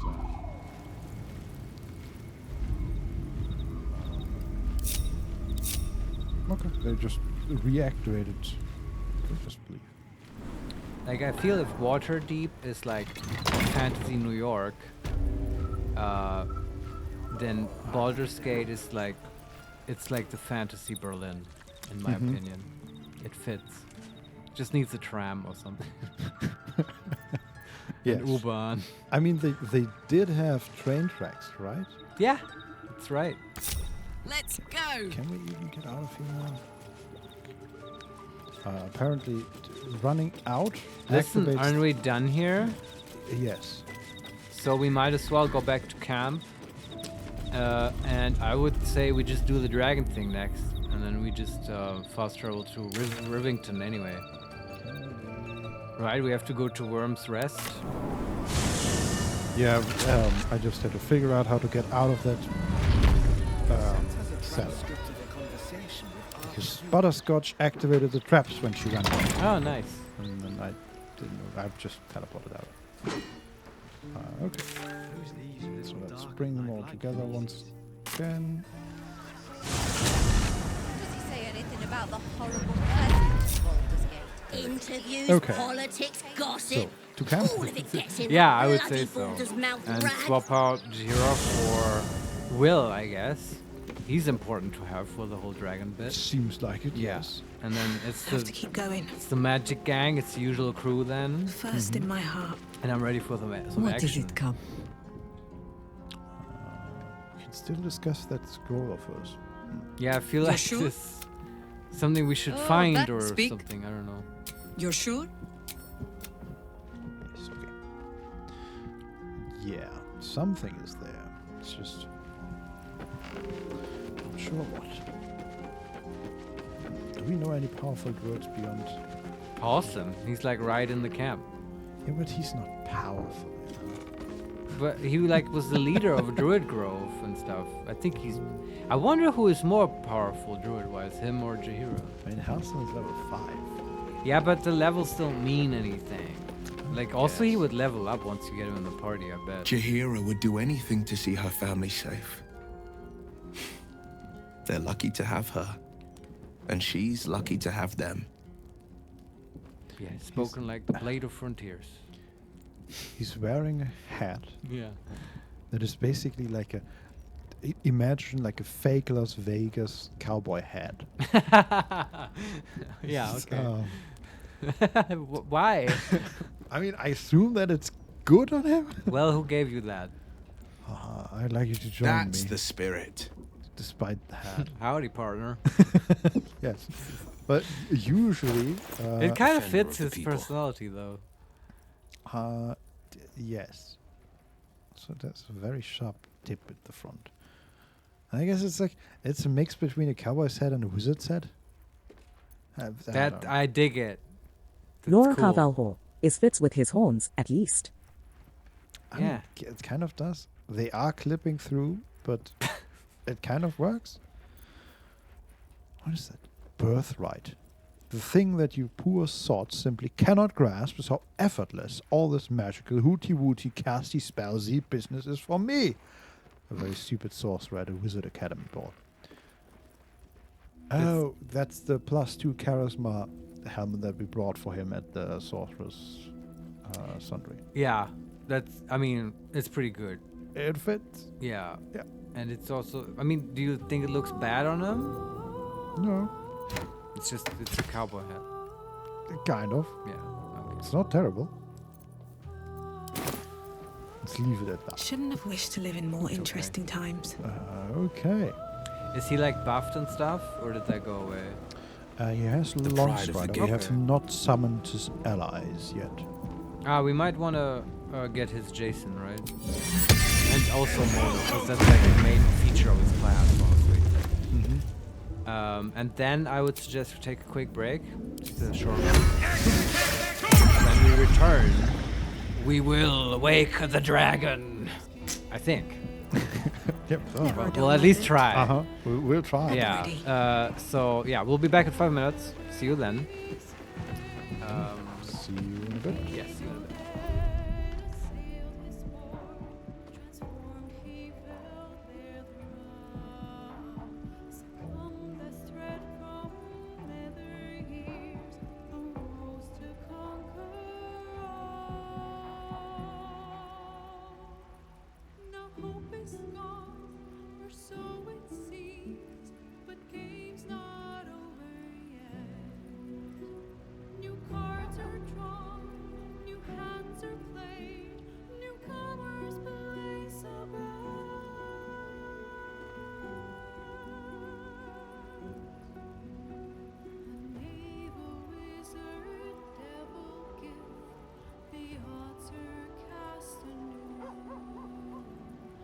Baldur's fate now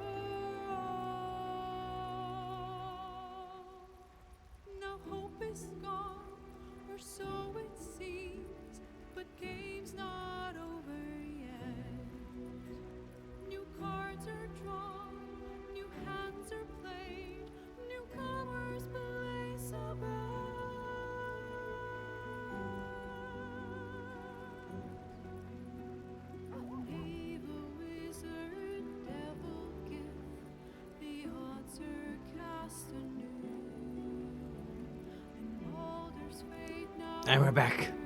Dragon. It's dragon time. Yes. Yes? Yes. Also, exciting return to Rivington time. The sort of the foreplay town to actual Baldur's Gate. Yes, can we just that I feel we haven't revisited in a long time. You are entering a different region. Yes. Venture forth? Question mark? Yes. Yes, we do. I feel like also this probably has lots of quests that it harbors, this region. Yes. Which we haven't Millions. discovered. Dozens. Did we ever even hand in our discoveries about the dead Lathander priest? I don't think so. Can we do that before we do the dragon? Sorry, I was like hyping the dragon stuff. I mean, there was this flying. What was it? Golden pig? Actually, we never completely cleared it up, right? No. Because we got a lead for Baldur's Gate where this warehouse where they met or whatever. Yes, this but was a long time ago. I do remember that the quest said, "Hey, talk to this flying thing." The flying thing? Yeah, the investigator. Ah. The flying elephant or whatever it was.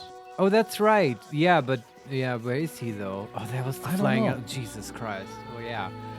Oh, we don't have to do that now. No, I'm thinking it's a big thing and we don't want to get into it now. Yeah. I'm just looking around. You'll be in a big... Okay. Do we have a quest mark? Nice music, man. Yes, we do. It's in Worm's Rest, right? Okay. Where there was the prison and where also Gortash is, I think. Yes, we are in Rivington, and we have 3 quest markers for Sherez Caress. 3 Orpheus, help sure. Kithrak Voss, and the Githyanki warrior. I guess this is for Lazelle, and we Good thing she's fucking gone. Kind of missed that because that's on the way to Baldur's Gate, and we just ignored her quest like we usually do. Well, I don't. No, I mean. I'm overwhelmed. I don't know what this is about anymore. There's also Wimrock's Fortress with the Blade of Frontiers. Find the entrance to Ansur's lair. That's what we do today. And is there another quest? Dribbles the clown. Get Gortash's Netherstone. Defeat Gortash. Sure. And our fiery friend. Confront Lord Gortash.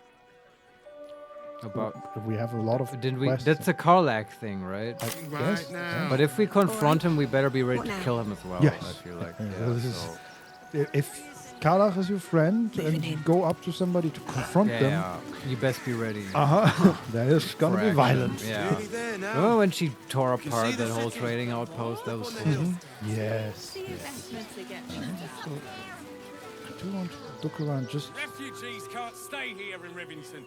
Okay, there's is that Flaming Fist? There's a huge building to the southeast of Rivington. Return to your homes. That's an order. It has like a banner of the Flaming Fist in front of it. That looks like a refugee camp to the east.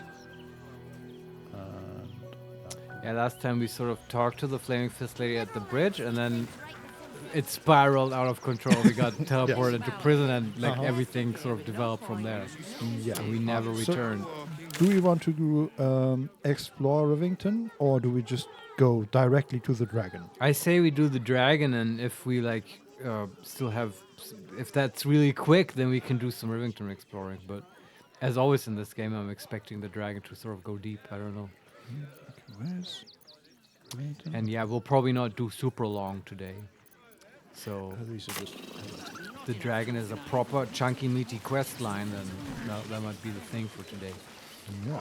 But as I was saying, Vincent, if they go comedy option and like at the bottom of the dragon lair is just a fucking gnome poet who's like, oh, I just made the story of the dragon up. And I'm gonna be really upset is what's gonna happen. Yes, rightfully so. But promised us a dragon and I want my dragon. Yeah, but there has to be a twist, right? What could be the twist? I don't know. Like we have to fight Ansor because he's like grumpy because we woke him. That would be that. Yeah. I also do want to fight the dragon. Why are there checks happening? I don't know. Oh, That might be worth a look, Vincent. Yeah, that's the well they highlighted, which I assume gets us down to one of the caves we have Below already the been to. Thunder Church. Yeah, it's yeah. exactly opposite the open hand temple. Yeah. So, yeah, we can keep that in mind for another time. There's a post house we are running across. We're just, again, ignoring everything and going Great headline. straight to the castle. Right. Past the south span checkpoint, the one that got us into jail. Yeah, they know they can't fuck with us now. Yeah. They don't bother us anymore. Oh, we never got that. What was that? That stuff? Yeah. That Worm's Crossing has a bit of a reputation, doesn't it? Tad mercenary, tad sordid. Anything and anyone for a price. But a little harm. Shouldn't we all be allowed to stoke a few fires from time to time? What are they talking about? Worm's Crossing. From experience, Will. Perhaps you'll have to give me a tour, refresh my memory. I'm afraid you'd find my own stories rather tight-laced, Shadowheart. I was never one to sow my wild oats. Are you sure? Exactly. That should wait. That was a different conversation, right? Now they were because that was recurring to their talking about like erotic literature, which they've done before. Yeah, but that wasn't Baldur's Gate. It was, yeah. That's what I'm saying. This was two separate conversations now. This had nothing to do with the Worm's Crossing part. That's how I'm reading it anyway. No, I think you missed the first part of Shadowheart's second verse, so to speak. She said, so just to go through it again. I'm starting to remember that Worm's Crossing has a bit of a reputation, doesn't it? Right. Tad mercenary, tad solid, anything, and anyone for pies. And then Will goes, but too little harm. Shouldn't we all be allowed to stroke a few fires from time to time? And Shadowheart replied, you sound like you're speaking from experience, Will. Perhaps you'll have to give me a tour, refreshing my memory. And then Will finally said, I'm afraid you find my own stories rather tight-laced, Shadowheart. I was never one to sow my wild oats. Right. Okay, now it sort of makes sense. It's your birthday. You deserve to come. I don't understand what she means when she says Tad. Right? They said what? T-A-D? Yeah. Tad mercenary and stuff. I don't know what that means. A bit mercenary. Oh, a tad. Yeah, okay. A bit sort. Right. Okay. And I guess you would go here, like for a brothel or something. Is that what they're implying? Maybe. And that's where the tight-laced stuff comes in. I don't know. Maybe I'm just reading into it with my dirty mind. Also, there are traders here. Charis's caress isn't just about wetting your whistle. I'm just looking at it. Yeah, sorry, now I was listening to other people. Yeah, there's a fishmonger, which I assume has nothing of importance to us. There's a greengrocer, which I assume is Come on, we have to talk to the fishmonger. Okay. There's also an art. It will when you've met the drow. The fishmonger is a tiefling called Theodric Shediva. Finest fish caught this morning. What'll it be? He's covered in blood. And really, we trade. Oh, okay. Yes, he has fish. Just fish. Yes, a fish. Yes, another bigger fish that is worth 10 camp supplies. All right. He has another smaller fish, 4 of them, and then he has a red fish. I mean, if you were looking for ammo for Tavern Brawler, this is your man. Yes. Come back soon. Fresh catch every day, guaranteed. You are correct. But where's the children? Let's talk to the art trader. Sure. You look like someone whose soul needs feeding. Care to buy some art? That reminds me. Can still let that statue of us. Yeah, I know. I haven't forgotten. Also, though, didn't we like steal many paintings we might sell to this guy? Oh God, so many. Yes. Oh, you don't have to do that now, I guess. He has a lot of dyes. Black and jade green dye, boreal blue. I think we have some of them already. I'm sure, yeah. Yeah. Ocean dye, purple dye, red dye, sea green. Yeah, pretty sure we have. Okay. We still have these brown, grayish robes. Do any of these strike your fancy? I mean, do you want to dye a rope now?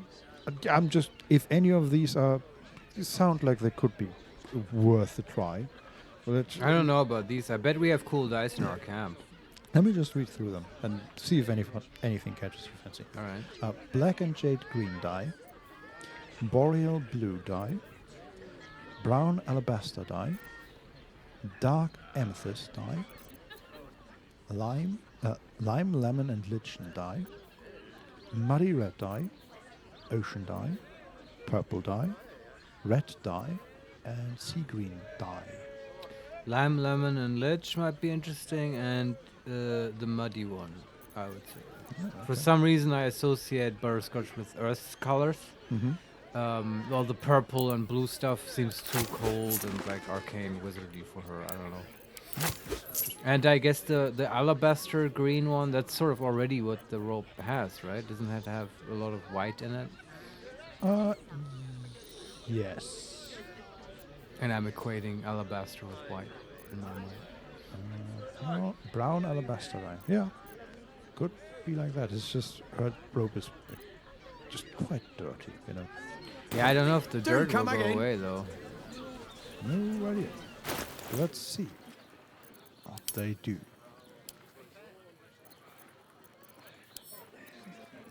Fine with that. What's that? That is brown alabaster dye. Oh, okay. It basically, so the dirt did go away and it switched colors basically. So it's 3 layers of cloth, right? Yeah. And the main rope, the lowest layer, used to be gray, yellowish, basically. It's now deep brown, almost like leather.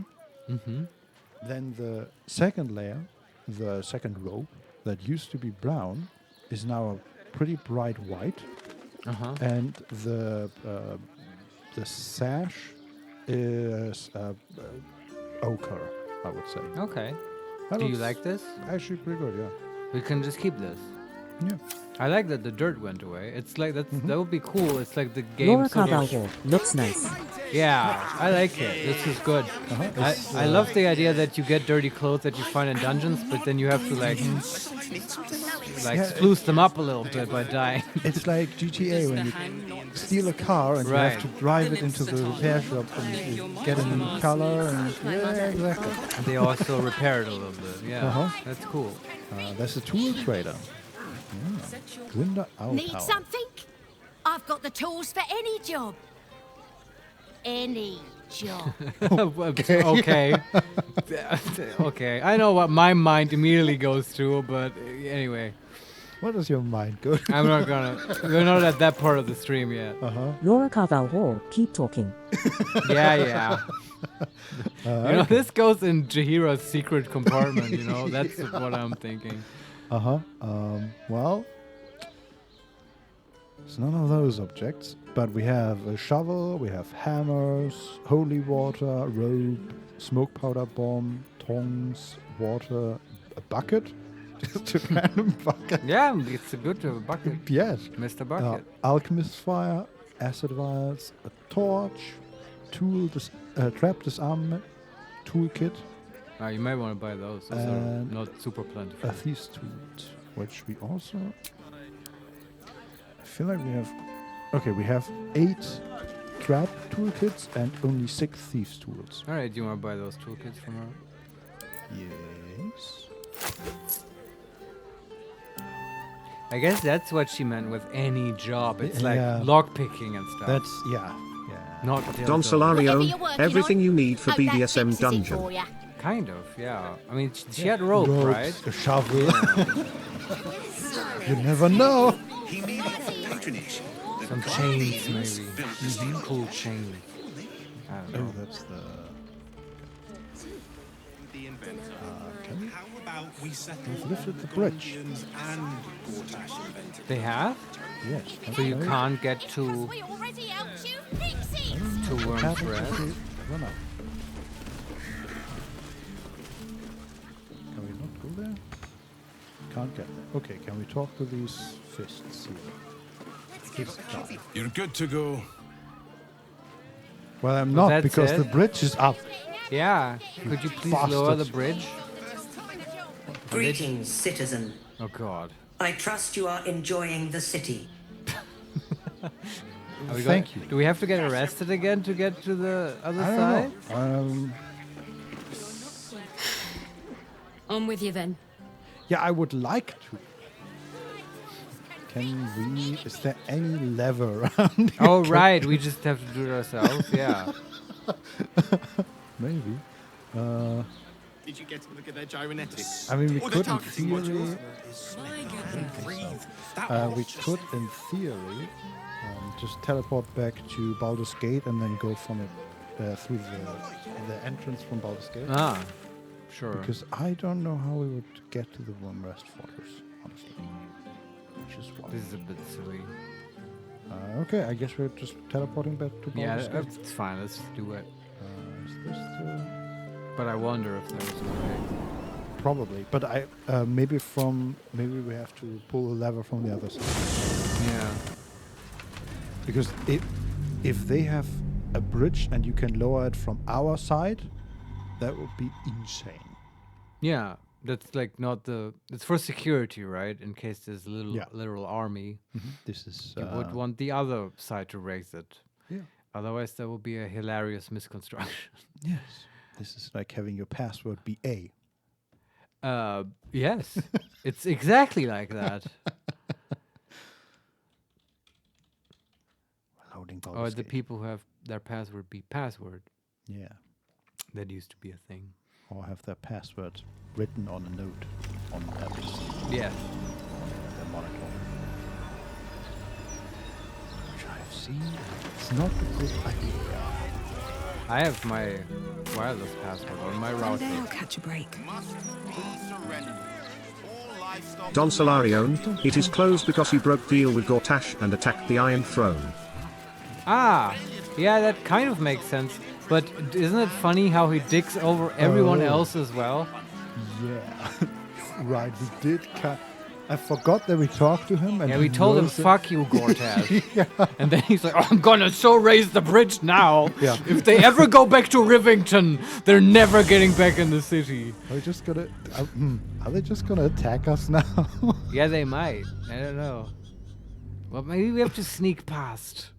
Yeah, because we're so sneaky. I know. I mean... Can make a scary fog cloud. We snuck out, we can snuck back in. Yeah, we can snuck back in, Vincent. That's right. Oh, man. That is silly. Gortash might be a Nazi, but he's not a grammar Nazi. Okay. But seriously, though, no, I no, mean... no. Oh. Yeah. Chaoticioil. I think I spied her. So this... We want the fucking dragon! God damn it. Can we just kill everybody here? Do we have to, like, kill Gortash now, accidentally? No, there's just a few fists. Oh, okay.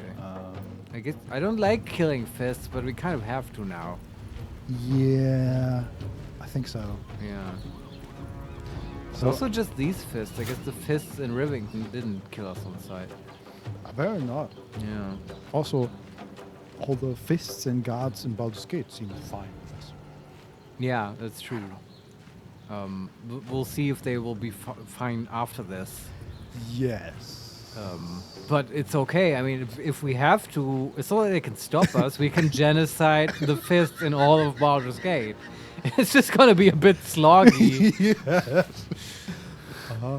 Well, so what's happening here? we are looking at a Steel Watcher who's guarding the door, and behind him are Blaze Zavora, a mage, Fist Laris, not a mage, Fist Sarek, also not a mage, and then further down in the hallway is Fist Dresden. Like Harry Dresden. Yeah, but with a T in the middle instead of a D.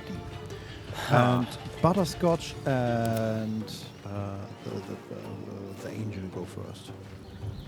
And we Oh are- yeah, right. We have an angel. I so much for forgot. peace. Butterscotch is 50 feet away from the Steel Watcher. Can we look at the Steel Watcher? Is he like immune to everything? he has 22 dex. Oh boy. He's immune to psychic and poison damage. Makes sense. Right. He is vulnerable to lightning. Okay. He is resistant to fire and piercing, and resistant to normal damage from bludgeoning and slashing weapons. That's it? Yes, he also has agile chassis. The lightweight build of the Steel Watcher grants it advantage on dexterity saving throws and an additional 30 feet movement. Oh, okay. He has dark vision. He has a fail-safe protocol. After losing a significant amount of hit points, this creature will begin a self-detonation protocol to eliminate all nearby threats. If it dies, it instantly detonates. Wow. Immutable form. Spells that alter somebody's form have no effect on the affected entity, and it has a +5 bonus to saving throws against spells that would remove it from this plane. It has magic resistance, has advantage on saving throws against spells and other magic effects, and it has perfect sentry. It can't be surprised. Alright, but it can theoretically be hypnotized or feared, is what I'm reading. In theory, yes. Yeah. It also only has an AC of 16 and 260 HP. I can see how these, like, you may want to do the forge thing, because these might be a bitch to fight in the Gortash fight. Yeah. Also, in his room, there were like 10 of them. Yeah. That's a fun puzzle, I guess, if you want to do it. But I was like, when we first met him in that room, I was thinking about it. Yeah, sure. How can we? But I'm like, it's good that we did it the way we did, because from what I read, if you kill him at that point, it breaks a lot of stuff in the game. I would imagine. Yeah. But so can we place just a nice hypnotic pattern? Let's see. Hypnotic pattern. We can hit all 4 of them. Sure.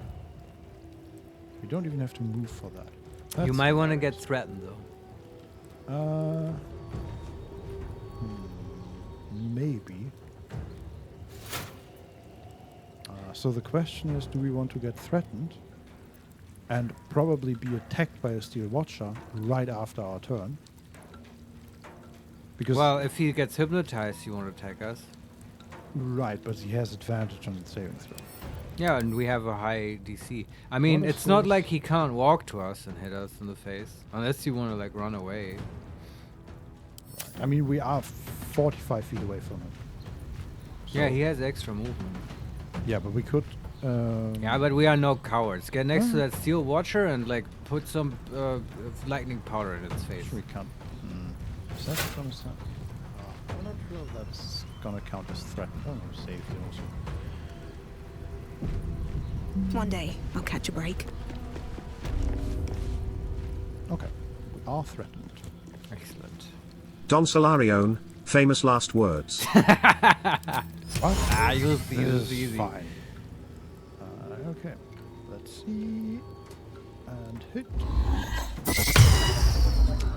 They have a mage. Oh, we got counterspell? Yep. Ah, god damn it. Time to Misty Step away! I think it's fine. Yeah, it's probably fine. Then we have the Deva, who can not reach the Steel Watcher.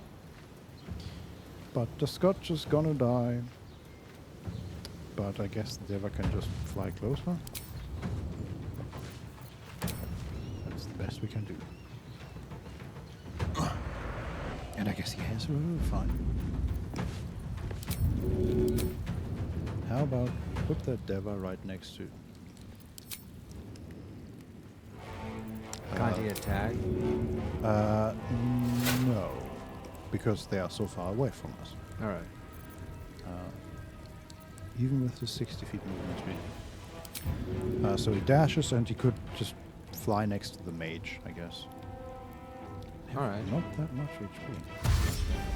Actually, would Steel Watcher get No. Well, now we have some more fists in the fight. Oh, okay. So why did we not get that ancient? Such a... And... Okay. And another Steel Watcher. Well... yeah, okay. Come at us. Still breathing. If we're pulling the whole map, then this fight might need a different strategy. We're gonna be fine. Steel Watcher goes. runs away from Butterscotch. Critically misses, but still. Huh? Oh, okay. So his main hand attack is a line attack, and he hit Quoth, and Quoth just died, but he missed not Butterscotch, Shadowheart. All right. And now Carla goes, and the water elemental. Yeah, rage. Also notice the cool dramatic music. Now this is my happy place. Yeah. She has a hammer, which is good, and they are not resistant. Yes, okay. Because I think this is the first time they are actually resistant to magical damage. Right. But she has a hammer. Okay, and then we just beat on the Steel Watcher, I guess. Can you kill the mage? No, the mage is 90 feet away from Carla. And she can't move there. And yeah, I guess she bonus actioned already. Yeah. Well, like, don't you think other targets would be like easier to take out first? Yes, but she can't reach any other. She can only reach the Steel Watcher. They are all basically in a line perpendicular to Carla, and they're all 90 feet away. Yeah, okay, then I guess we beat on the Steel Watcher. There's nothing better to do. Incoming. I'm gonna move behind the Steel Watcher for his AoE stuff. And then can we activate Great Weapon Master for 50% even without advantage. Reckless attack. That's one hit. Okay, do we want to use a portent die here? To hit it? Yeah. Nah. We can use tenacity, but that's a reaction. Do you want to deal 4 bludgeoning damage with a reaction? Nah, I think opportunity attack might be nice. Yeah. Okay. That's her turn, and then the fire. Oh wait. Oh, Jason also goes. That's good. Can he kill the mage? Maybe. Certainly do not want to hit those. Yeah, they're fire resistant. Yeah.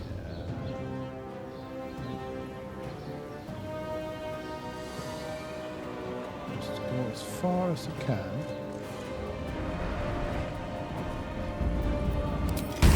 Flying doesn't. Flying creatures do not take attacks of opportunity. Is that so? I think that's not a thing. At least in the PHB, because owls can fly and they have the take no opportunity attack special trait. I think the idea here is that they flying in this game doesn't allow you to go high enough to Yeah, dodge and then they people. just include the not That may very that's well the be kind of true. option. I don't know. Okay, he's gonna attack the wizard with 65%. Excellent.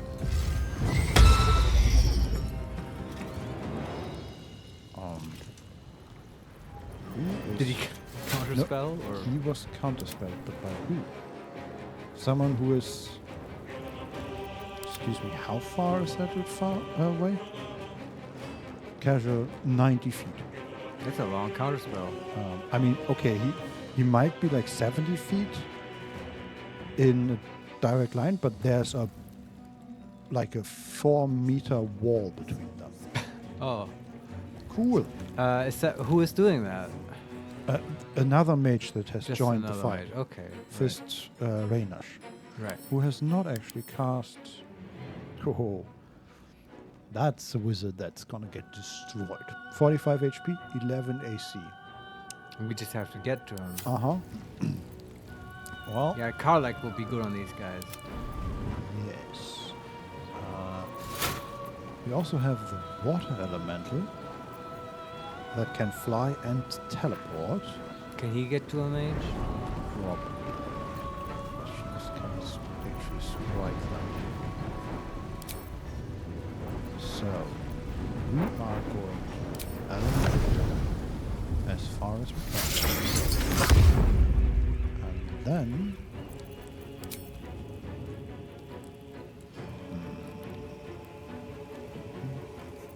Who's actually the best here? Let's consider chill it.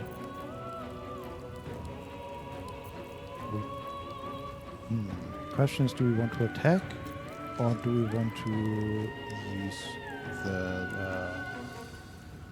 the 3 tridents? Isn't the 3 tridents generally the better attack? Yes. Question is, I don't know how the spell works. Do we just need to hit the AoE, or do we need to hit people? Because the Deva is standing in front of the wizard. Ah, so he's in the AoE. Then maybe just attack. Yes. Also, fly to the other side. Yeah, I'm just gonna attack. Yeah. It's overly complicated and dangerous. 90% chance. Very good. 4, so 19 damage. Alright. Already at half HP. Very good. Is that one? Turtle thing. Hop, hop. Thing. And Modo can do something. Oh, he's still alive? Yes. Quothgard, obliterated, right? Yeah, Okay, obliterated is the correct word. Even with 8 and 16 HP, it was one shot. I assume Frighten doesn't work on the Steel Watcher. It should. It didn't say. You can try. 45% chance. It might. Immune to Frighten. Ah, that's good to know. So fear wouldn't work on them either, right? Yep. But it's so inconsistent. It didn't say that in the description. Yeah, I feel like they rarely mention immunity to effects. Sometimes they do. Like the Durag are being immune to some stuff, but usually they do not. Okay, so that is... Ready for another round? Here. Let's see what they do. There's Fist Devon, who dashes. She has a crossbow. Fist Oronia. The good thing is, I think we caught them unexpectedly because they are not armored, or some of them are not. Okay. So they just basically grab their weapon. That one is attacking Butterscotch and misses again.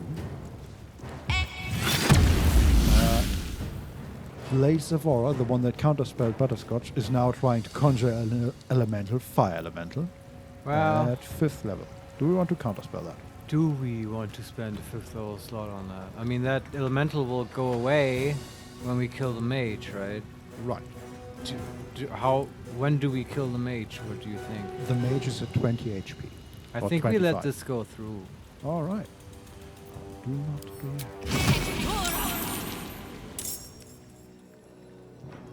This Raynash goes. Also dashing. Take you. Mask Cure Wounds on 6 targets. But they aren't really damaged. No. Not that many. I guess, is he hitting the mage that we want to kill? Yes, I assume. But that's the only one that's hurt. Yeah, and it's like... I feel like this is one of those cases where you don't want to interrupt your enemy when they're making a mistake. Go ahead. Yeah. Heal for 3d8. It's like 5. A high slot, right? Yeah. Do not react. And it's not even that big of a heal. I mean, it is 3d8 plus 5, but still. Yeah, I don't know. Karlak does that in one hit. Yeah. Do not react. You just have to get her there. Okay, like he healed a whole bunch of people who are not hurt. Okay. Will goes. Yes, he is also in the fight. Can he throw a nice fireball, maybe? I think we certainly need to teleport to get him closer and beyond the Steel Watcher range. So let's do that. The fireball may also get counterspell though, so just keep that in mind. True, but as we just learned, counterspell apparently has no range. I mean, that can't be true, right? I don't know. They can't counterspell all over the map. That would be very strange. I will try to stay away as far as possible for the counterspell, for the fireball. But the question is, where do we hit with the best fireball? Probably in there and hit 5. Does he have lightning bolt as well? Do we give him that? Maybe. Because the Steel Watchers are immune to fire. Yes, call lightning. The Steel Watcher is just on its own, basically. Okay, then it's not a concern. There's lightning bolt as well, yes. Yeah, okay. Just keep it in mind. They're like vulnerable to lightning or something. Right. Yes. But I think a fireball, if it's not counterspelled, would hit 5 people. That sounds good. Including at least one mage. Where's the other mage? Behind the wall, you said. Yes, but have they moved yet? No. Maybe we can't see. I don't know where they are. Oh boy, this is not what I was expecting with the dragon action today, I have to admit. No. Yeah. Okay, first of all, I'm gonna teleport over like there. And then...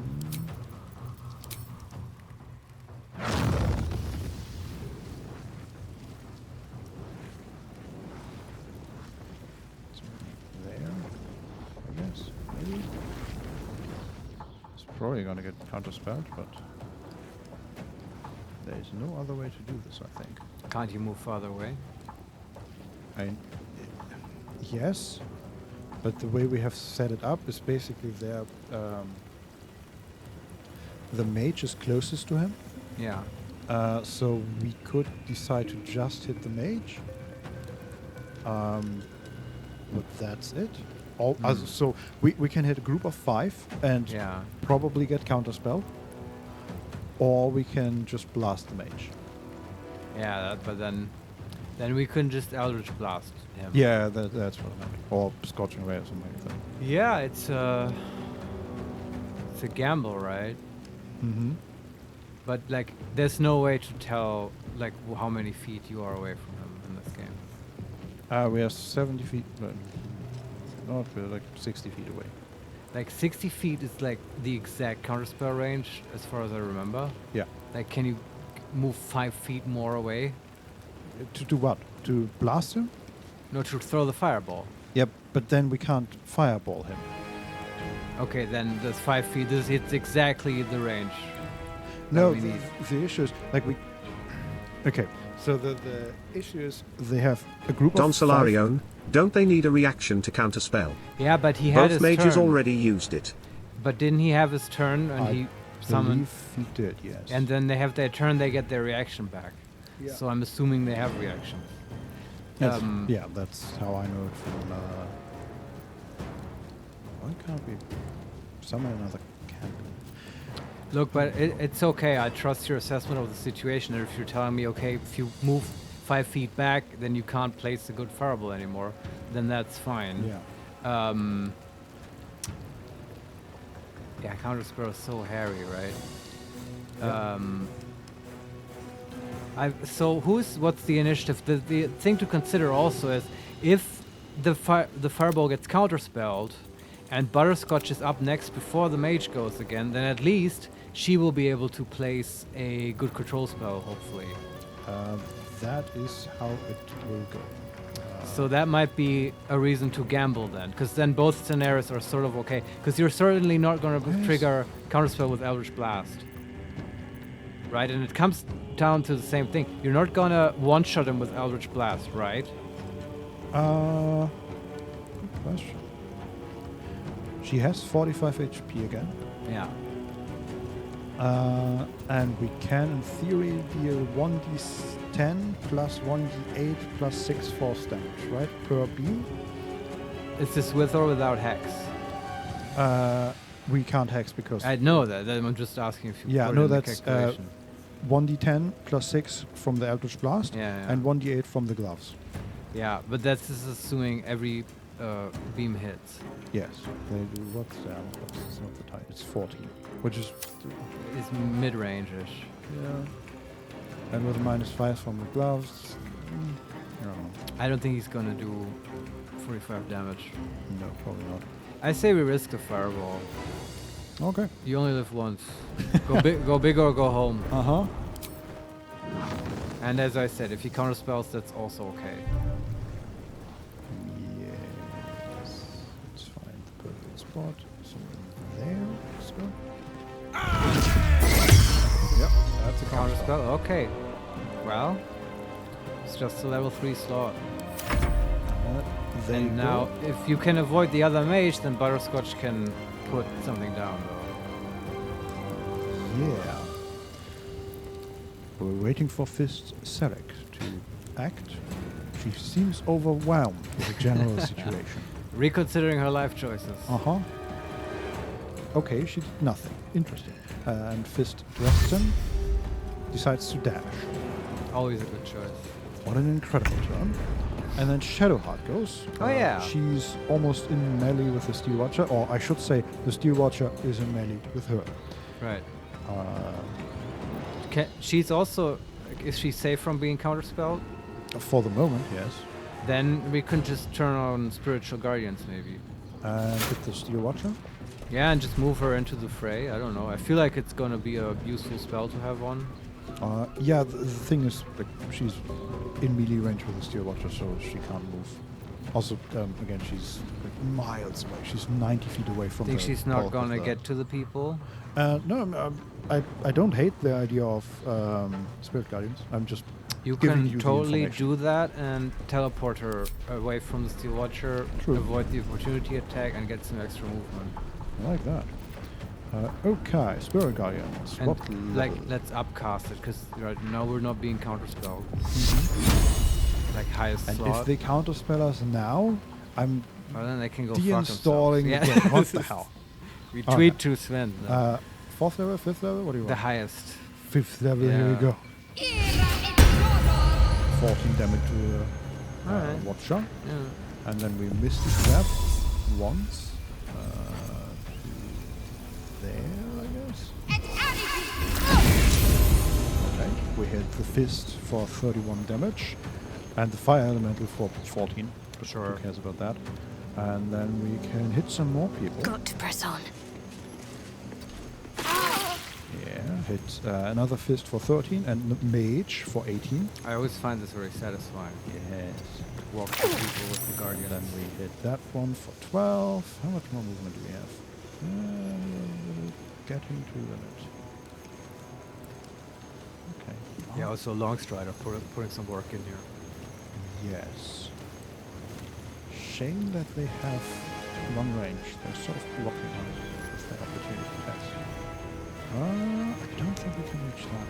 I think we're just brutally falling.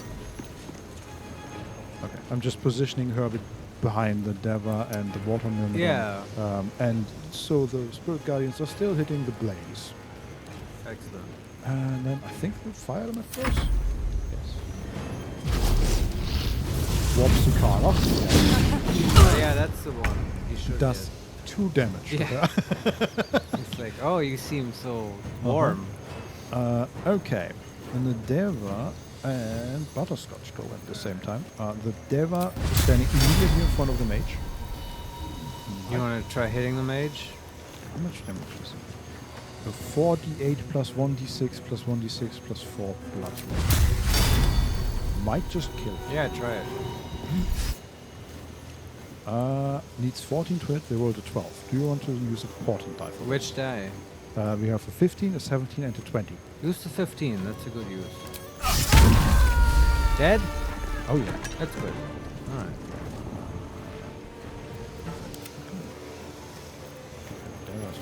Another fight. Let's go. What does Butterscotch do? She is It's a good question. in melee range with Fist Laris. Right.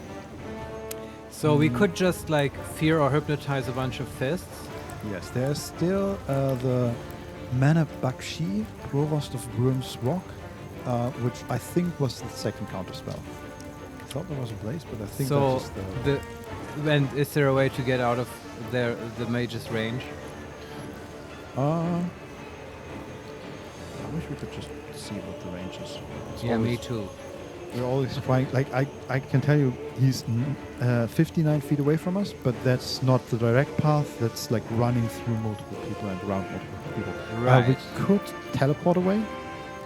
Yeah. Also, the fire elemental is gone. Good call on that one. Yeah. Is it? Yes, it is. Did 2 damage. So yeah, we could teleport away, but I think that's like the best option in regards to getting Can't away. you Or just we walk can- away? Yeah, we would take an opportunity attack. By this guy. Yeah, but I guess we do have... He would have a disadvantage on us, and we have... But like 19 AC? Yeah, 19 AC. It's just a level 2 slot, but like we have a bunch of movement. Like I think it's okay to risk it. Yeah, I think it's fine. And then you can then we play the nice hypnotic pattern. Yes. All right. That sounds good. Yeah. Why is she running? Whatever. They hit. We can shield. Sure. Level 1 slot instead of level 2 slot. Perfect. Though it's like now we don't have counterspell for a long time. That's always the thing if you use shield on your turn. That's true, but they only have one yeah.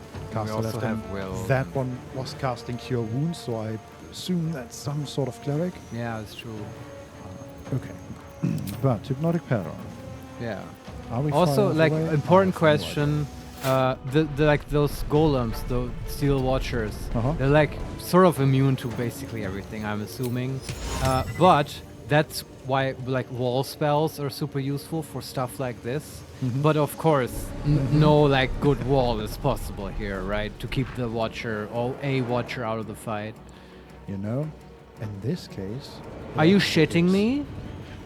He's standing on a bridge. We could. Oh wow! Yeah. We do not have the wall. You got a scroll? Come on. Are you telling me this is the case where it would be good and we don't have it prepared? Wall. We have a wall of stone scroll. Yes, we do. Yeah, we can use that. That's fine.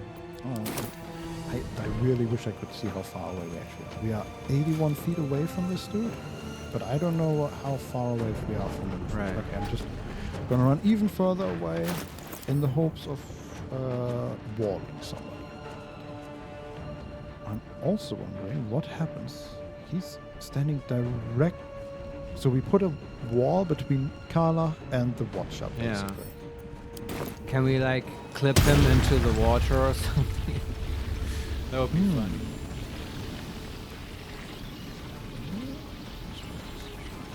But you know what? Remember, these stones only have 30 HP.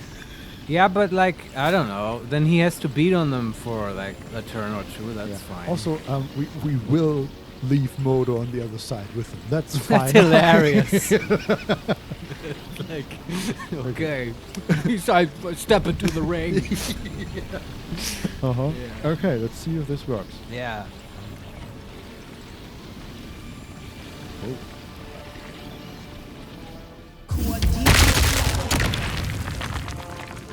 Okay, should be good. He's probably gonna be able to attack Carla for one more turn because she's still.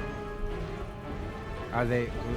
Like there's a wall between them, but they're still within like a meter of each other. So I assume he's. Don Solarion, time for Steel Watcher versus Modo boss fight. Yes, exactly. But you're telling me he can punch through walls? I kind of assume that's how the game engine works. Does that normally work that way with walls? I mean, we have never tried, Mike. I mean, that's like the whole purpose of the spell, right? I would be very disappointed if like it essentially then only blocks movement. That would be disappointing. I assume that's the case. But we'll see. Maybe he can't see her. Okay, and Butterscotch is just gonna stand there, I guess. Yeah, actually, no, she gets to be closer to counterspell. Yeah, that's good. Have to keep going. Exactly. The Deva is just sort of standing there. He did his job. Being pretty. Yeah. And sort of blocking for Shadowheart, I guess. Main attack on Carla. That's bullshit. Like, unless it's his AoE thing, right? It is his AoE thing, but he specifically targeted Carla, and he also hit 3 of the stones. One of them is at 5 HP. Yeah, this spell is still very much lackluster. It needs a buff in this game. Can Carla attack him? Can't reach destination. Yeah, no shit. But I think then, so I'm still assuming they can't just do melee attacks through the wall. It was just his AoE, and sure, he clicked on Karlak, right? Essentially. I guess. That's how I'm reading this. He also, if we run away, as far as I read this, and we do not run closer to him, we will... Will he get an attack of me? I don't think so for Kala. But he shouldn't. Let's test it out. Even if she gets one, who cares? No, we're good. Yeah, okay. I think that's okay. I still think the wall needs more HP, but at least it actually blocks melee attacks. Stuff like that, yes. Yeah. It doesn't even... It has 30 HP and no resistance against anything except... At least against piercing it should be resistant. Yeah, it has psychic immunity and vulnerability to force and thunder. Right. So because level 2 Thunder Wave would probably clear it. Yeah. I mean, it still, like, takes a turn and stuff. Yeah, but it also takes a turn to cast it. Yeah, but it's like, you know, if you can section off a whole bunch of enemies for one turn. The thing with these spells, the wall spells, they can be amazingly powerful because there's no save involved and stuff. But it's like, I can see that they may have, I don't know, I'm wondering if there was a balanced discussion in the background because it would like break the AI and stuff. Oh boy, but it's also like, this spell would be so much more powerful if you could shape it properly, right? Yeah. If you could shape it and it had the shitty HP, it might be really, really good. And it's like, okay, if you don't shape it, you double the HP. Would that make it good? It's a tough spell to balance. It's just... I believe it, yeah. At this point, I would almost be like, okay, just leave it out of the game because you can't do it properly, right? You can leave Wall of Fire and stuff. Those work. Yes, they do great. Kara can reach 2 enemies. She's just gonna attack one of them, I guess. They're both fists. Sure. Significantly different. Okay, that one doesn't require armor. Maybe we can get the bonus attack. Maybe she would take an attack opportunity because the Deva is blocking her. Okay. Well, I guess we attack the other one. We strike once. You got the weapon master on. Strike twice. That one is dead. Nice. Now you get a bonus also, attack. the bonus attack doesn't work because I jumped to get here. Oh, okay. Because she was so far away. But now she's in the fray. And also the water Megalodon goes. And can actually icicle people now. Sure. Oh, 42% chance. Why is that? Oh, because it's threatened. Well. There. They all have, like, we are in this, not narrow, but still sort of small hallway. And they all have glaives and range. And okay. Well, they're guards, right? Yeah, still. It's unfair that they have advantages too. Right. But we can... There. Wonderful. And then we can hit... I'm just focusing the caster if I can. Sure. Seems like a reasonable idea. Missed. Missed again. Missed third time. But he still took damage. Yeah, right. Yes. Yeah, no idea. I still don't know exactly how this icicle thing works. Does it only strike once, even if we hit all 3 on the same target? Well, like Neil deGrasse Tyson says, sometimes you have to love the questions themselves. I don't know. I mean, I'm pretty sure. No, we hit once. Why did?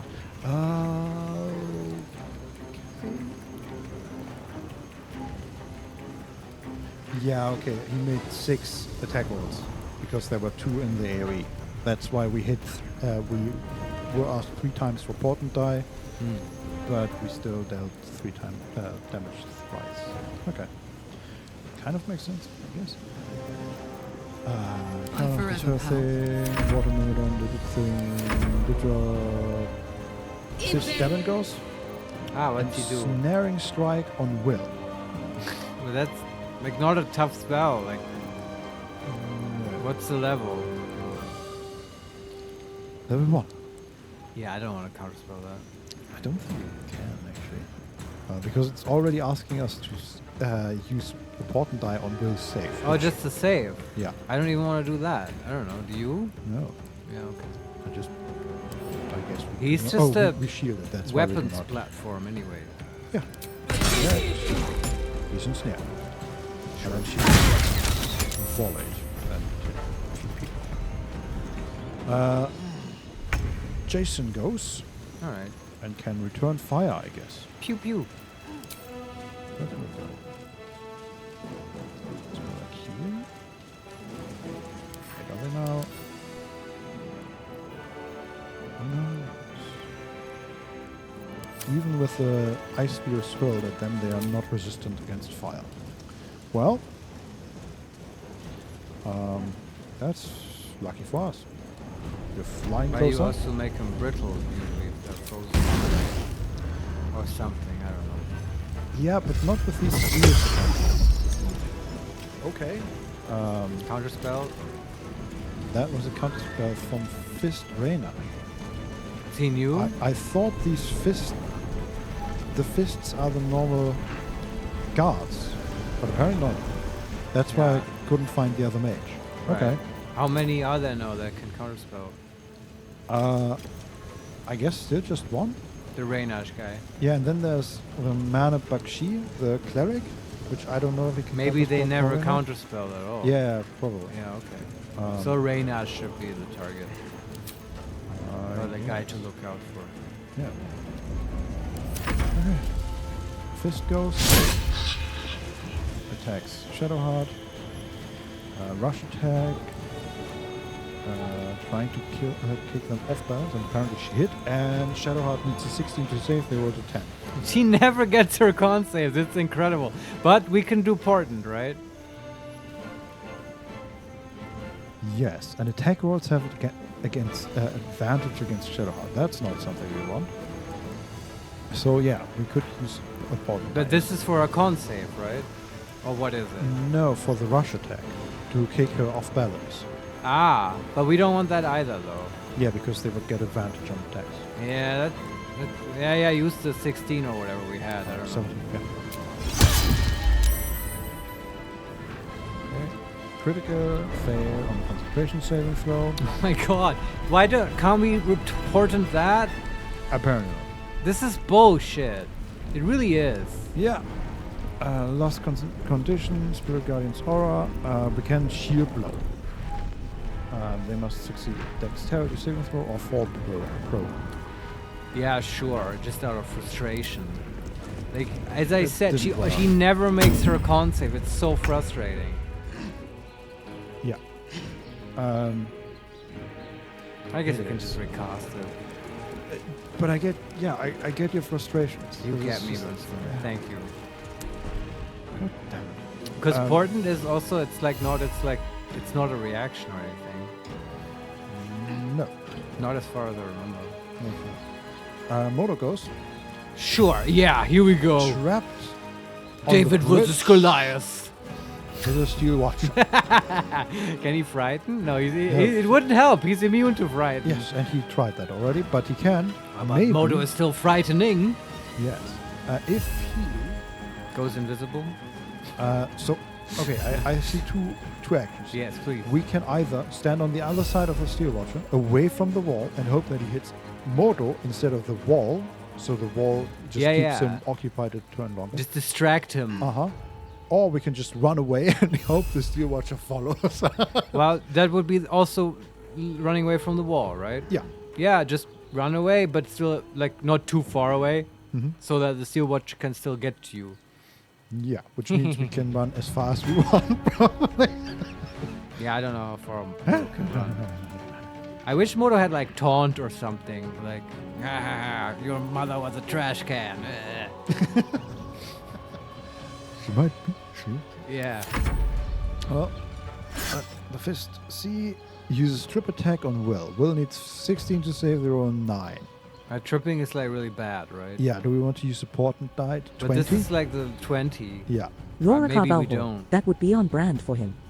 Yeah. Talking about Moto. I don't want to use the 20. Does Will just lose his turn if he gets tripped now? I think so. That's so bullshit too. Like, you just take someone out of the initiative by tripping them, making them prone. Or maybe not. Maybe that's He just gets up, right? It happens when you trip on your turn. I then think so. Yeah. Yeah. Let's just let him fall. I mean, he'll get his ass kicked, but yeah. But I mean, they already have advantage against him because he's ensnared. There you go. Well, okay, 40 damage and another 10. And now the mage goes. Slow on 5 targets. We can counterspell? Counterspell that one. That is level 3. Perfect. Yeah. So we counterspell with a level 3. Yeah. Cast slow on water myrmidon. What? It's 19 to save. There were 2. Well, what's that upcast again? I mean, I looked at the spell and it said level 3, and usually it says if it's level 3. But also, I'm looking at the log, and the log said nothing about the counterspell yet. Yeah, okay. Then So I think it's just asking us now for the saves, or it's already rolling the saves. I don't know. Well, we don't replace any of the saves. Yeah. Okay, what the hell was that? We did use counterspell, and he just ignored it. So was it upcast? Like, cause I was assuming it's a level 3 spell, and so I didn't say. Don Solarion, it was upcasted. There was yellow arrow in description of the spell. Yeah, okay. Oh, Is there a way? I just looked at the level 3 transmutation spell thing, because that was how I remembered it being shown. When they do that, is there a way to tell to which level they upcast it? I don't know. Like hover over the arrow or whatever? We will have to see. Yeah, okay, it's just something to keep in mind. Because I did remember to upcast it, but I thought it's level 3. Yeah, but same. It's like the game keeps upsetting us with its interface. It's a very angry episode today. Yeah, I totally expected that, because we have... I vividly remember seeing spells that were upcasted, right, with a different description in the subtitle, basically, right? It says like Cone of Cold and then level 6 spell, even though it's normally a level 5 spell. Yeah. The game also seems to just auto-fail you if you don't use the high enough counterspell, right? And there's no roll as there would be in the PHP. Because I've literally never seen this work.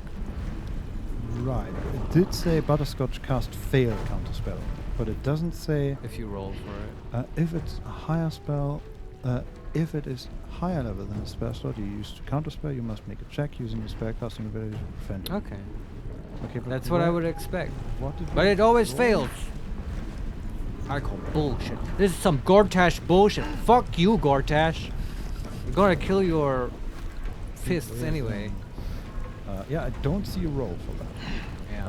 Maybe it just didn't show up in the... Yeah, maybe it doesn't. Well, the solution now is we have to kill... what's this, Reynad or whatever who cast this? Let's just kill them all. No, we need to kill the guy who cast the slow now. That's the solution. That was the cleric, Mana Bakshi. Yes, he's on our kill list now. Yes. So how do we do that? It's Will's turn. Right. Will's at 26 HP. Yeah. When is Shadowheart coming up? There's one more fist and then Shadowheart. Okay. She could probably heal them. That's what I'm thinking. Probably, yeah. Well, can Will shoot the cleric guy? Yes, he can. But he is engaged in melee, and he is ensnared. Can he teleport?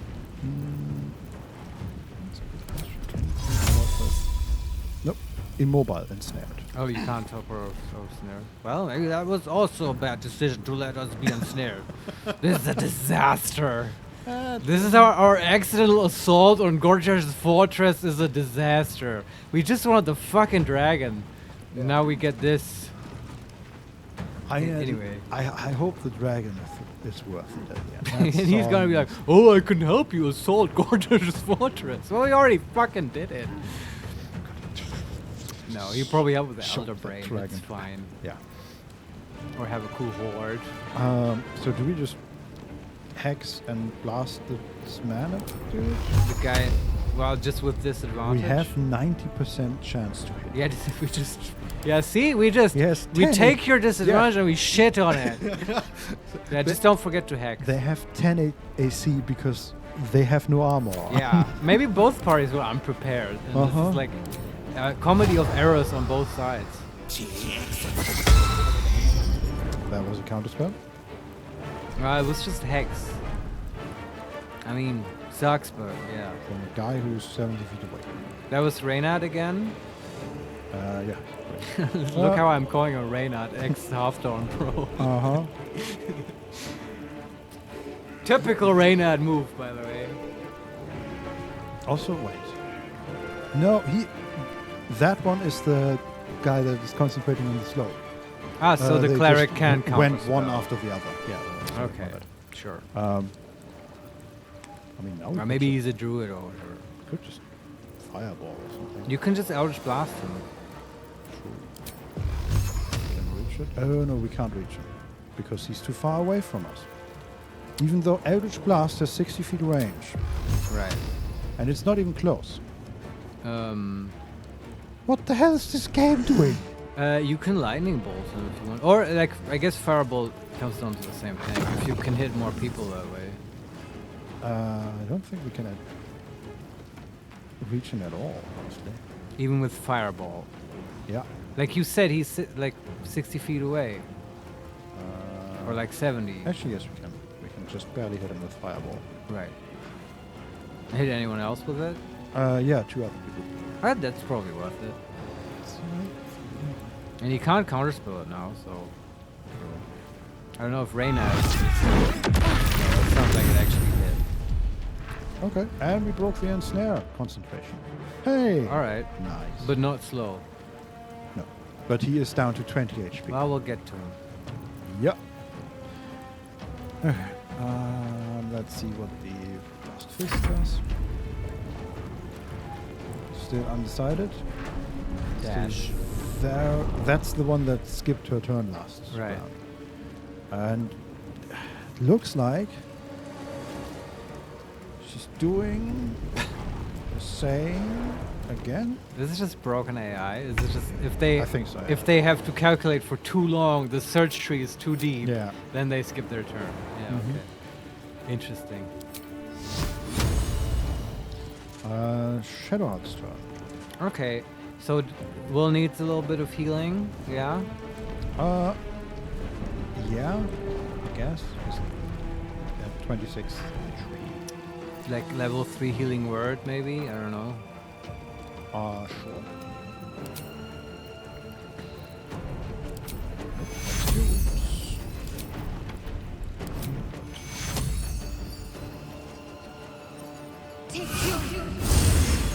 Okay, 17 HP. And Probably keep him from dying. Do you think that another spiritual guardians would be helpful, or do you think it's time for maybe bless? So our people hit and we don't fail our saves all the time. So she could hit a lot of people, but she would also take at least one opportunity attack with the Spirit Guardians. She could hit 3 people, including the wizard and the cleric. I feel like that's more fun. Okay, that's just again cast it really high. How much would this be worth? Not that much. So we would have to cast it first and then take the attack of opportunity. So there's a chance she's gonna lose. Why though? Like, why can't you do it the other way? Well, because they have glaives and they have a lot of range. But isn't the Spirit Guardian's 15 feet range? Yes. Okay, maybe fine. So we take the opportunity attack. I mean, I know this would all be easier if there were like squares. Another Steel Watcher joined the fight. Oh. Okay. I was kind of expecting that, but I had forgotten. Yeah, I was wondering where the second one was. Yeah, he's just. I think we just didn't activate him. And there's also a third one, just another 20 feet down the room. Sure. So 5th level again? Yeah, sure.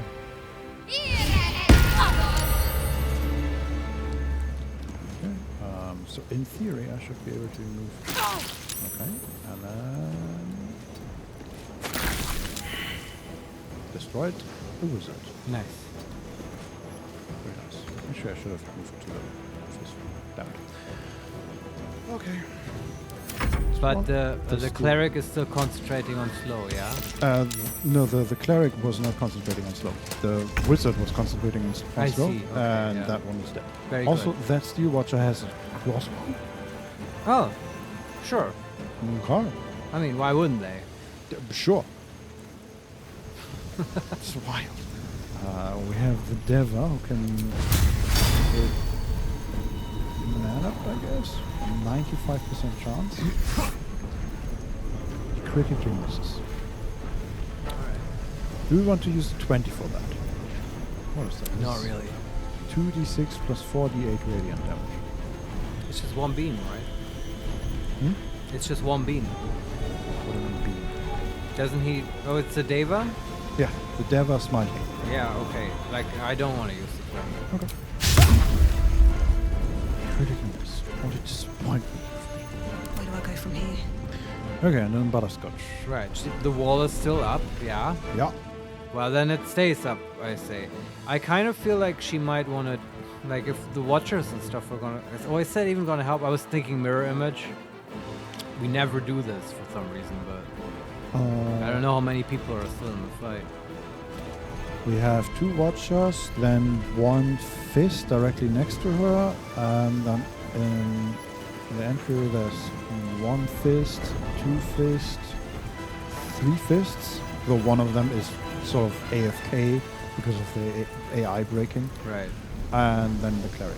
Although it's such a waste of a turn in a way. You could also do just chain lightning. Ooh, I like that. Right, and hit a Watcher maybe. Like, I don't know where it's a good place to put it. Might be able to. How many? 3 more bolts per unit from target reactions. So we can't hit the Watcher directly, I think. And assuming that it picks the closest target, there are exactly enough enemies around to stop it from hitting the Watcher. Yeah, you don't have to hit a Watcher. Just if you dish out a lot of pain, it's totally fine in my opinion. Yeah. I agree. I will probably kill at least 1, possibly 2. See, this is why we never cast mirror image, because there's always better stuff to do. Yeah. Okay, that's it. The cleric.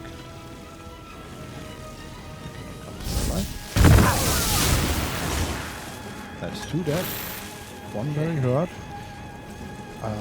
Our second very hurt. Crusted with frostwood. Fuck you, Gortash. I want my dragon.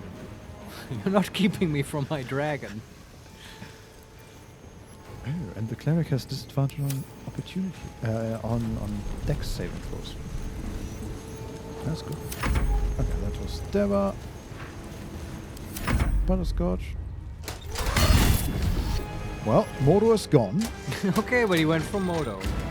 And the Watcher jumped over the wall. Oh, you can just... Of course you can just jump over the wall. Okay. Spell is the most useless fucking thing I've ever honestly, seen. it's a What fucking...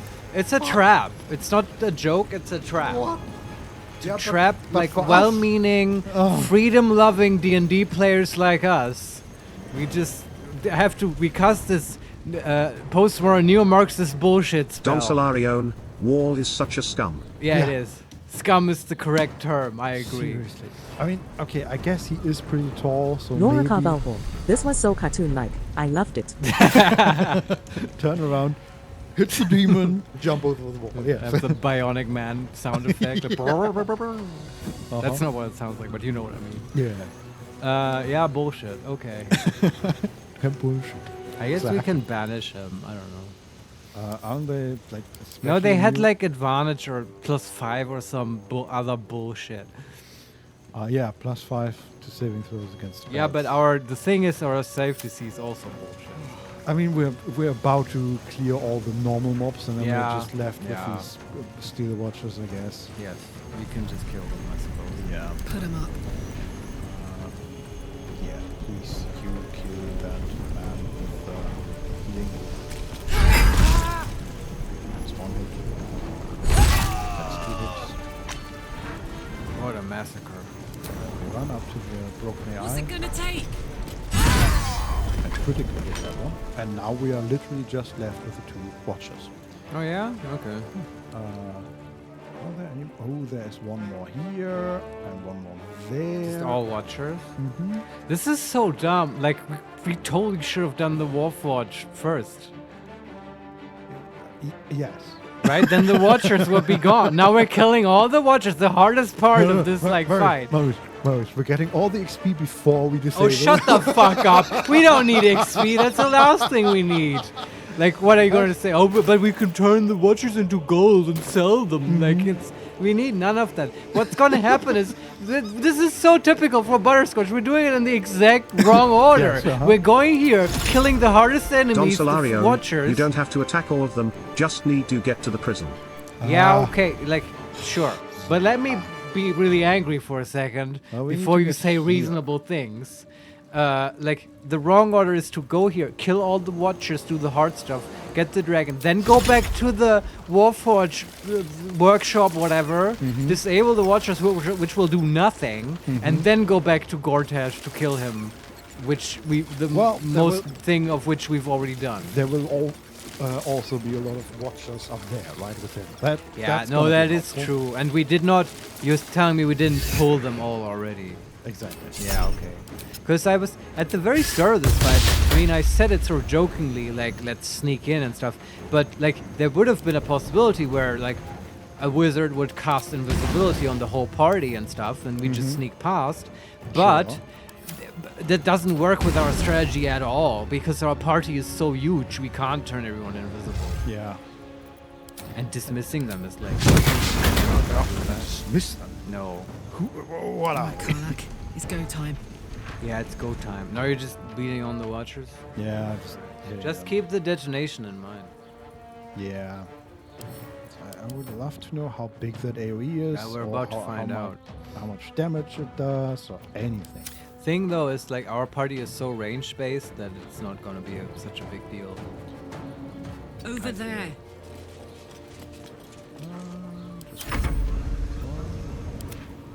There's that fist.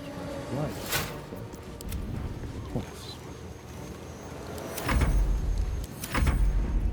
One fist.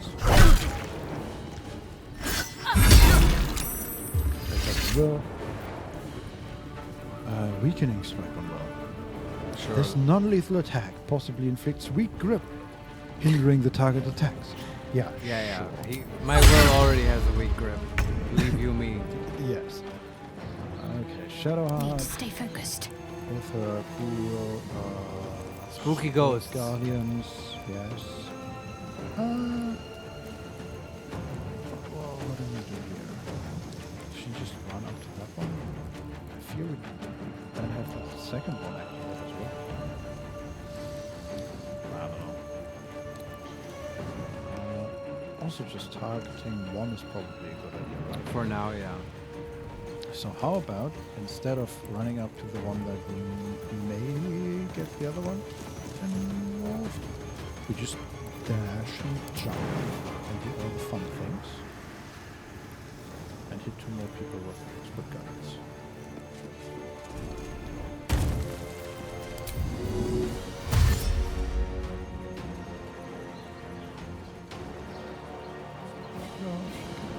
Moving. One Spirit Guardian target. Nice. 2 Spirit Guardian target. Battle favors the fearless. And we'll can try to blast the last fist. I Sure. guess. Blast Fist. It's a great band name. Sucky. And 10 for 1. Oh, can we kick them off? Can we kick the steel watchers off the bridge? That would be funny, but I don't think they can be moved. Probably not, but did it say Didn't it anything say about that? I vaguely remember, It's but a I might be wrong. Immutable form, but that's about it. Alright. Um, Sure. Kick him off the bridge.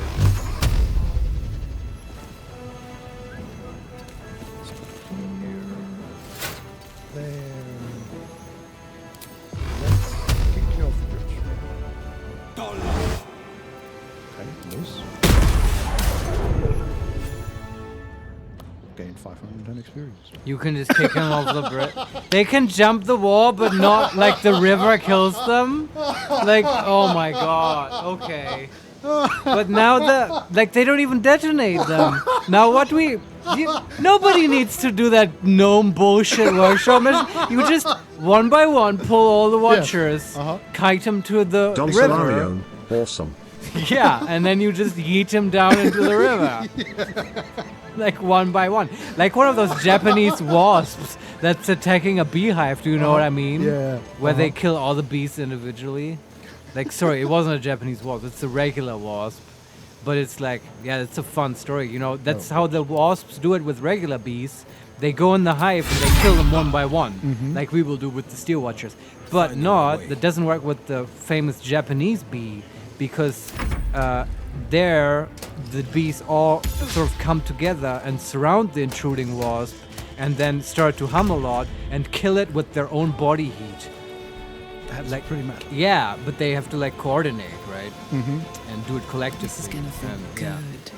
So there you go, random bee facts, because I feel so excited about this discovery.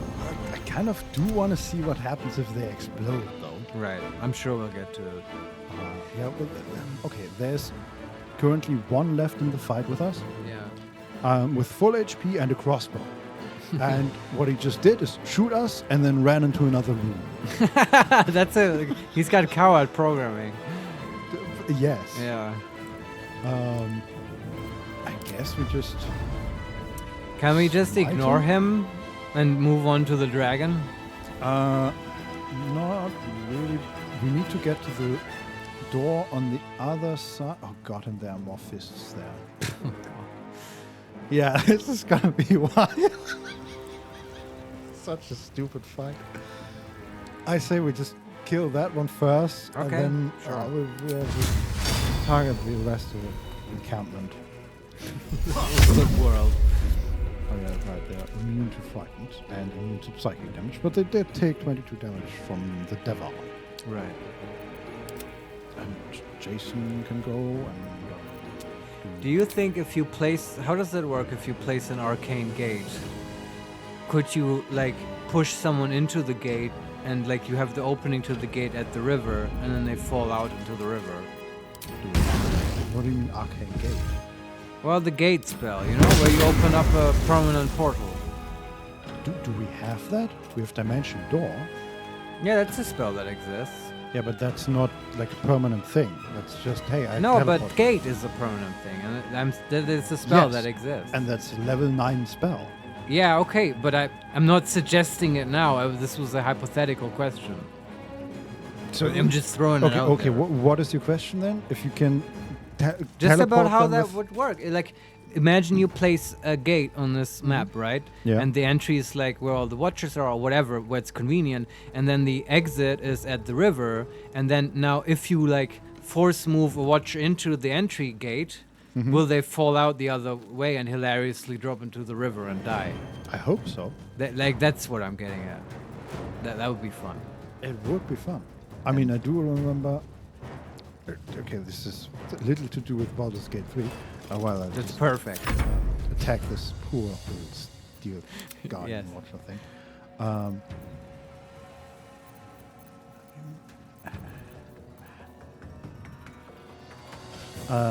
I do remember... the game Portal. Yes, that too. I remember a scene from the original roleplay, Solemn, where they tried to talk to a dragon, and they did that. They saw it flying over them, like I know 200 meters above them, and the way they try to talk to it is by teleporting next to its head, and then plummeting to their death. It was a famously stupid idea. It's like the DM Neil back in the day just let them do it as well. Yeah, and then as one of them dived or fell to their floor at terminal velocity, fell to their death at terminal velocity. Yes, Abigail ran forward to catch him. And well, that didn't end well. They both died. Yes. But then they solved it in a wonderful way. And if you want to know How? Then you have to watch like 800 hours of roleplay Solemn. Mhm. What a nice callback, Vincent. Cool D&D show, actual play show from way back in the day. I love that Karlach can just jump wherever. Yeah, it's because she's so strong. Want another? Karlach does not skip leg day. No. Okay, we did about 80 damage. No holding back. This poor, sweet golden friend. Can... What is it? Dash as well. Making my move. Let's go. What should I do? Shadowheart also dashes and jumps. So help. Probably. Hopefully. Maybe. Who knows?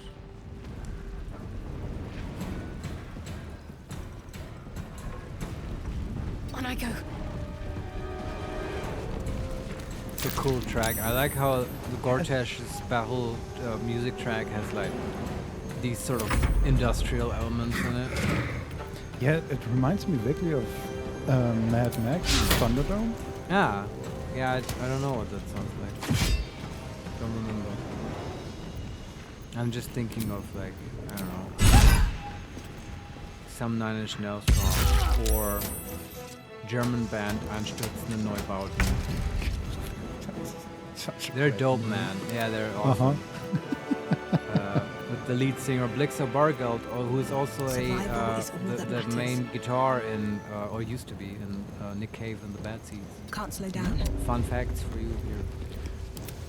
Yeah, well, thank you for Fun that, music because, facts. While we're slogging through this Watcher. Yes. What's the HP on the Watcher? 125. Alright. My turn. We're getting there. I mean, he's not. need to learn the That hard Watcher in particular, perhaps, is not doing a lot of damage himself, it seems. No, he is one detonation incanting. Ah! So I assume he will just stay there, so how Now we about run. we move away? Yeah, but this is interesting because it also effectively reduces their HP by a lot. Yeah. Right? You don't have to kill them all the way. 75 HP. That's modern. Yeah. Cool sound effects. They're also new to prone. To what? To prone! Oh, okay. Yeah, that makes sense.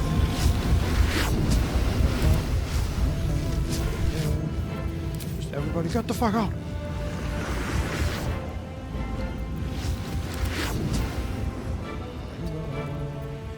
I wonder if this is worth the cost. Everybody run! This place about to blow! Have to keep going. Yes. Okay. Deva is standing there? Never a dull moment. Heating up. Okay. I wish the game now just makes a cut and you just see an image of an actual nuclear bomb explode Yeah, just over Baldur's Gate, and it's like, game over! The Elder Brain has been defeated. Congratulations. Game over, but you also win. Yeah. Well, it was a big explosion. Oh yeah? That was it? Yeah. Oh, it didn't have a big sound effect. No, also there was a red circle around it to show yeah. how big the explosion actually would be. So how big is it? Roughly, what would you say? About like 20 feet in diameter, maybe? Diameter. Yeah, or radius. Alright, okay. Yeah, that makes sense. Okay. Wow. And of course, looting them is a crime. Yeah, go fuck them. I don't know. What's in here? Like, what would they even that's have? Illegal. They weren't even like wearing their armor. Metal shield, scale mail, warhammer, a couple of javelins on that one. Trash. Yeah, not even magical weapons. No wonder they were not charged. Yeah, what the fuck? Did somebody rob this city of all their... well, actually, yeah, okay. Dresden's chest key. We'll take Oh, that. yes. No way. And a cinnamon roll. We'll take that. I Pale actually mint, like a whole chicken. Okay, I'm gonna leave the rest here. Yeah. Oriona's chess key. Yeah. Bakshi's chess key. Give me more. Blaze it, just a simple rope. Fist Devon. Devon's chess key. Oh, that one has 300 gold. That's the wizard. Oh, and a pear and silver. And Cerek's chest. Wonderful. Can't slow down. I feel bad for killing all these people, but they gave us no choice. They kind of attacked us. Yeah. Enriched infernal iron on the Watcher. Ah, okay. That's one reason not to yeet him in the river. But Mhm. honestly, though, like, what do we even use this for at this point? I don't know. The standard piece of black metal has a red shine to it, no matter the lighting. Faint screams echo through your mind whenever you touch it. Okay. Sure. What have we done? Like, we made Karlak's heart upgrade out of it and stuff, but we haven't just, it hasn't come up. We also, we just lost the debuff. Pursuit Protocol. You attacked the Steel Watcher. The Steel Watcher searching for you across the city. And we lost that. Oh, okay. So I didn't guess even know this we is had it. No, me neither. A bunch of chests here. Who would have thought? Oh, nice. Let's see. Light blue dye, 28 gold. Okay. Devon's chest. Arrow of fire. And 40 gold. Yeah, it's just random loot. Yeah. But the thing is, in this game, you never know. Like, one of them might have, like, oh, Devon's journal or whatever, and then it's actual story content. That one is still locked. Alright. Loudstone's chest. Yeah, we didn't see that guy. Oh, that one. Bakshi's chest has a stuffed bear. And Oh, that's one of those. That's a clue, right? And a note. See? That's what I just said. Stealing from your comrades, are you? Shame on you. If the fists can't trust each other, we stand no chance against our enemies. Okay, maybe it's just a bear. No. This is a mini story. I tell you what happened here. Right? Because these bears, they're like traps. They explode, right? Like, that was... Remember back in Rivington, they were making these horrible bears? And what happened here is that this guy was, like, caught by another person stealing, or it was discovered, and then the person who was stolen from went back to this guy's chest, took the stolen goods out, and replaced them with the horrible bear and the note, right? As a fuck you. So when the owner would open the chest and see, oh, my stolen goods are gone, but what is this bear? And then it would explode in his face, and then he would read the note and feel humiliated. I think that's what happened here. After the bear exploded in his face. Well, I assume he would survive the explosion, would just be horribly scarred. Okay, yeah, sure. Like, for a laugh, you know? Yep, exactly. Just a normal flaming fist hazing. It's a normal, another day at the fist, you know? You did say they were assholes, so... They are. We have a list of missing goods here. List of missing goods. Ring, redstone embedded. Devon thinks it could be carnelian. I don't know why that sounds so funny. Devon thinks it could be carnelian. Yeah, and Devon is never wrong, you know? He's got a nose for those things. Second thing is a magic dagger, a music box, and a scroll of Tasha's Sidious laughter. Yeah, okay. And it says 1 missing item, the fluke. 2, concern. 3, flagrant thievery. There you See go. something amiss? Report to me at once. Bakshi. Well, we fixed plot that problem. thickens, yes. And then we have home post dispatch. Fist krill. Ma'am. Been sleeping... Well, M-A-M? So mum, maybe? M-A-M is ma'am, right? Been sleeping worse since my last letter. These bleeding headaches rack me from set till rise. Worse and worse each time. I don't help neither that works right off. And which of the 9 hells do they imagine us menfolk being any use with these big metal bastards blundering about? They don't even do the job better all the time, just louder. One of them picked up a bloke yesterday. Weren't guild or sent as far as I could see, just a regular bloke. Just pissed off. Wouldn't say where it was going, and I'll be twice damned before I get in the way of one of those things. Sorry to be all dooming and glooming. The grubs got better, if you want a silver lining. Love you, Mum. Krill. P.S. If you got any of that sleep tea kicking about, could you send some over? It'd be lush to get some proper rest. Huh. Should we know this guy? I mean, I think we Krill? just... Didn't we just kill him? We just, yeah, this is Wasn't that one of them? Yeah. Great. You know, we were probably supposed to talk to them or something. Maybe, yeah. But you no. never know in this game. I don't see him here. Is that the one locked? Sarek, Reynard, Devon, Zavora, Oriono, Manabakshi, Dresden, and Larius. I don't see him. How curious. Okay, and then we have a recruitment poster, which is probably exactly what it says. A man and woman stand side by side, in armor emblazoned with a red fist surrounded by flames. Find pride and purpose in the flaming fist. Join today and protect Baldur's Gate. Yeah. I think we've read that before. Did I make this joke before that I wish they would make another D&D movie, but like about the Flaming Fist, but in the style of Starship Troopers, where they like recruit a bunch of young fists whose like stories we follow, and then they like you need to find the corniest like D&D enemy they need to fight. Like maybe they assault a Sahagin stronghold or something. Yeah. They're all like doing Murloc sounds and stuff, but the fists are like very heroic, and it's super campy and takes itself extremely seriously, right? Yeah. And you get all the propaganda and stuff of the fist, and I would enjoy it. We do probably. There are 2 more books here.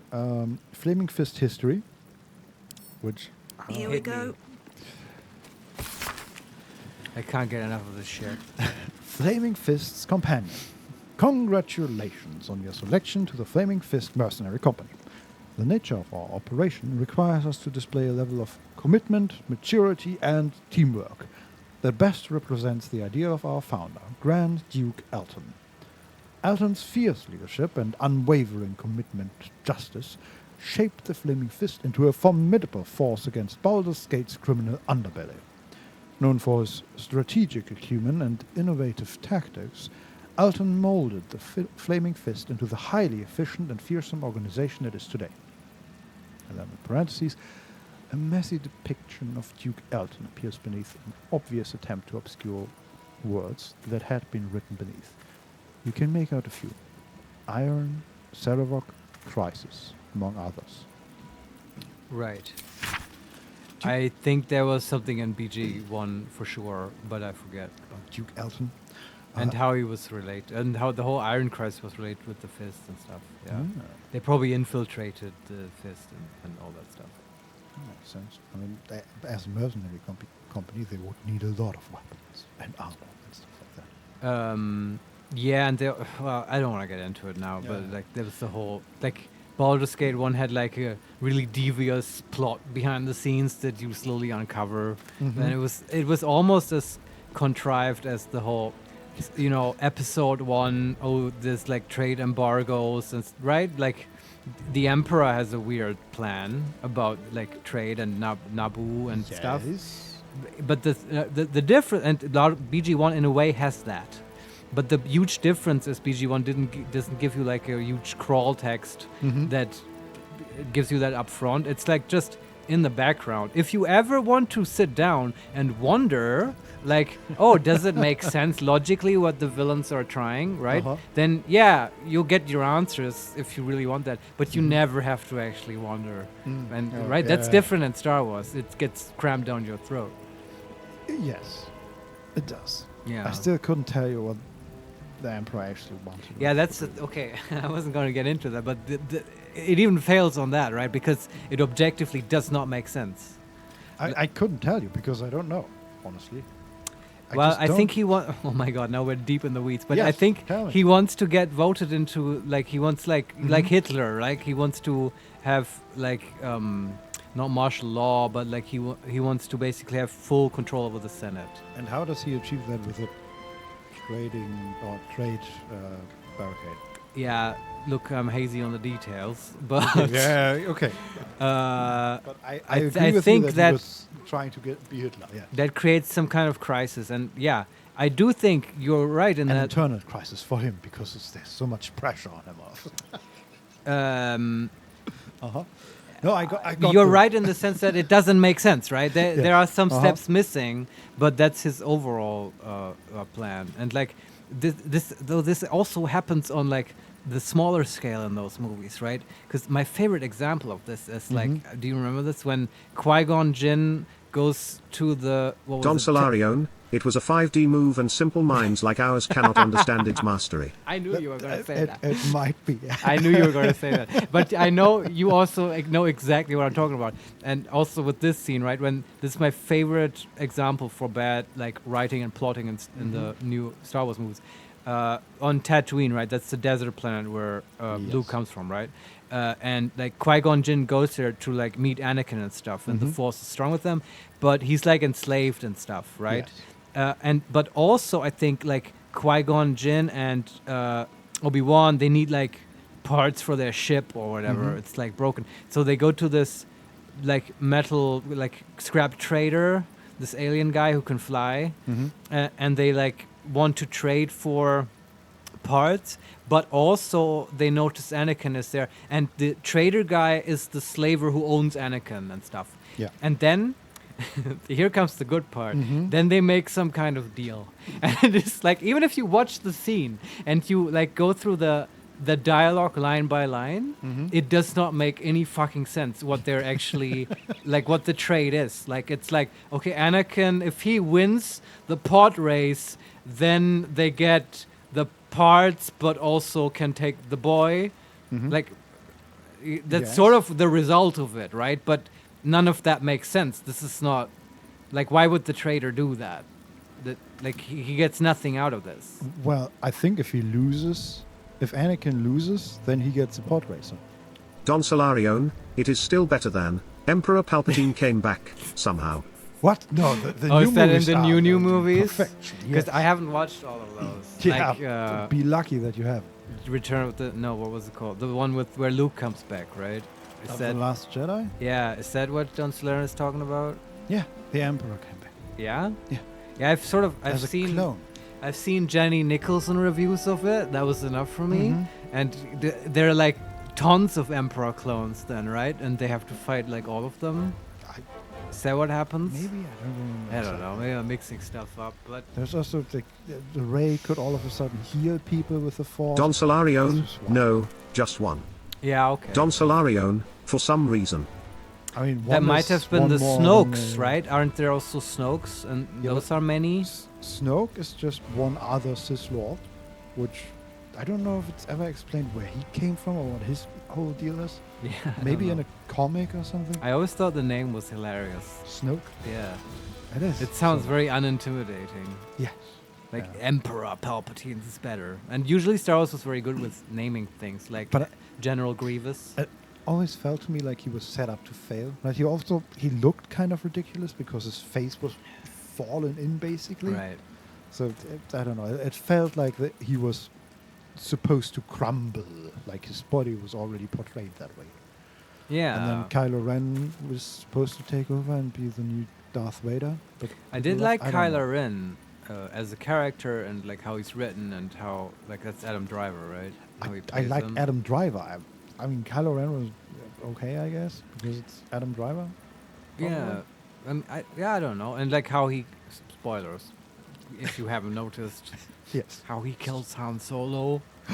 Yeah. What? Spoiler over. That was really impactful, right? I thought that was good.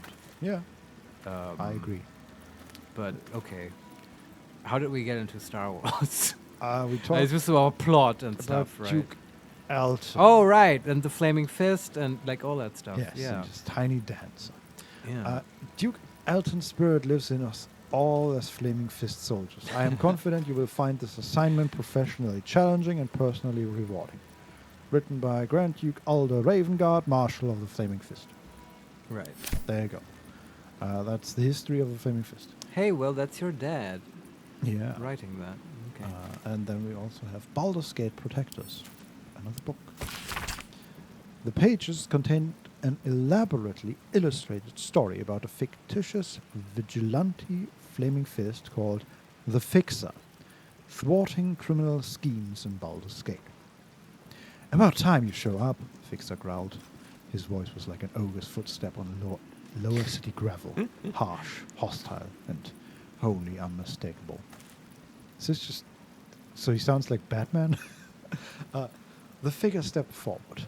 Another member of the Fist, an elf known only as Ghost. A master of stealth, forever one step ahead, yet 10 leaps behind. His left eye was missing. His right eye was haunted by horrors that would leave an ordinary thief raving mad. Don't act like I kept you waiting, Ghost whispered. The guild snapped Lady Duranbold's daughter. Word from the inside is Nine Fingers demanded ransom, and she's planning on just returning the guild's head when Duranbold forks the gold over. The Fixer nodded, his eyes ablaze with a fire that would have scorched even an archdevil. Let's pay them a little visit, he said, a hint of a sadistic smile playing on his lips. Just like so romantic. This is so campy and like the Lord similes Carvalho, in this. I need to go. Good Dragon Quest for you too. Bye. Yeah, thanks. I don't think we'll get that. If we get there today, even so, don't worry. I don't think you're gonna Yeah. miss much. But yeah, goodbye. Goodbye. Also, this text is glorious in its use of similes and stuff.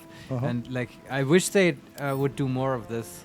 I feel like there was much more stuff like this at the start of the game. I mean, like with in-world fictional narratives that people of Baldur's Gate might read.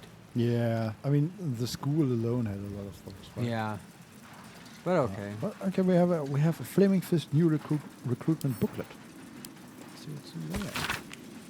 To all members and associates of the Flaming Fist, from Gauntlet Edvinia. You've read the Flaming Fist Companion. You've had your welcomes, learned your histories. You might think you are here to uphold justice, to protect the meek and the innocent, to follow in the footsteps of the great Elton. Forget all of it, every damned word. Baldurians are not meek and innocent, and the only justice most of them deserve is a blunt end of a club. Every last one is either a criminal already, or one theft away from becoming one. Don't trust a soul, because they sure as hells don't trust you. And to that I say, good. They shouldn't. They should shiver when they see you coming. Keep their eyes on the ground when you pass. Fear leads to order. Order leads to peace. This is your duty, no matter what Older Ravengard, Liara Portier, or any other supposed bastion of justice might tell you. Yeah, it's Gortash talking, right? Spoken like a true Bay Knight. Yes. The god of tyranny and strife. Let's have a look. Whoa. Yeah, I do. Oh, someone woke up, Vincent. Because you banged some plates, not because we detonated half the steel watch. It did sound like that, didn't it? There's just like pieces of a chair laying about because it detonated. Oh. Oh boy. Okay, we're done with the room. Here come more steel watches, I guess. Alright, yeah, I guess we're doing this. We might be able to skip that one, maybe. Can you like fog cloud and sneak past? and definitely won't be able to sneak past those people. So we need to run all the way to the other end of the castle, basically. And then there's a room with a whole bunch of fists. And the Flaming Fist Quartermaster. And at least one more steel guy. Let's see if we can actually sneak. Better be cautious. Okay, that's already a good sign. Can we just close these doors? So to our left here, we want to go south, and to the east is an open door. And there's a steel watcher immediately behind the door. Yeah. So I'm wondering, can we just sneak up and close the door? Oh yeah. Worked? Yes. Okay, nice.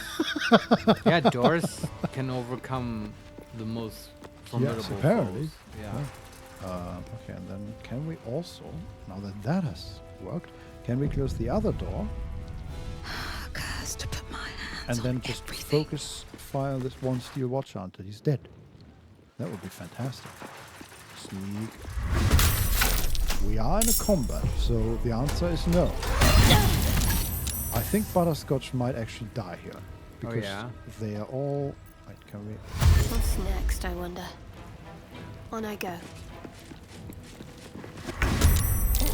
Fire, baby. Are we all... Okay, now we're all in initiative. That's better. Who are we fighting now? A whole bunch of people and 2 metal guards. Steel watchers. Okay. So, Butterscotch tried to close this door, failed, was caught, and immediately was attacked by a steel watcher and is now down to 40 HP. And because I sneak with just her, the rest of the group is on the other side of the castle. But we're all in combat. We're all in combat. Wait, how many turns will they need to get there? She is 60 feet away. Oh, okay. Let's end this. But there is one massive steel watcher between us. Which is sort of annoying. And in addition to the steel watchers, there are 5 humans. One of them is level 1 at 7 HP. Right. And it looks like there's one wizard. Yeah. So whose turn is it now? It is the Devas, Jason, the Water Elemental, Karlach, and Baldur. Can't even catch my breath. Okay. Yeah, I'm not quite sure about the positioning now. Like, if you want to just move Butterscotch back to the others. Oh, I could do that, yeah. Or, like, if she can put down a cool spell, I don't know. We're immobile because Butterscotch is maimed. Movement speed reduced to 0 and has disadvantage on dexterity saving throws. Oh, wow. Removed by healing. She could down a potion, but then she can't teleport, but maybe that's okay. I don't know. She is in melee range with the steel watcher. That one might knock her prone because we already did that once. Yeah, the normal melee attack knocks you prone. Sometimes. I don't know how exactly that works.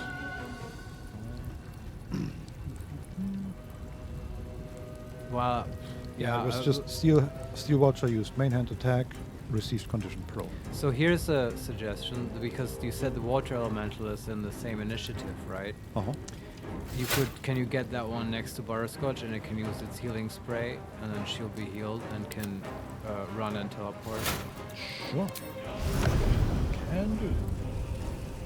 Also, then maybe the steel watcher will just beat on the water elemental, which is fine.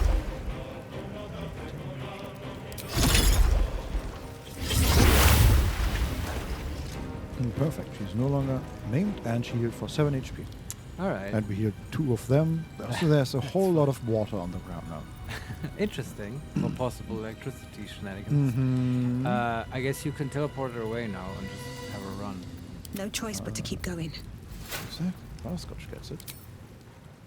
So we teleport there. That seems good. Counterspell. Oh, okay. Well, now you just run, I guess.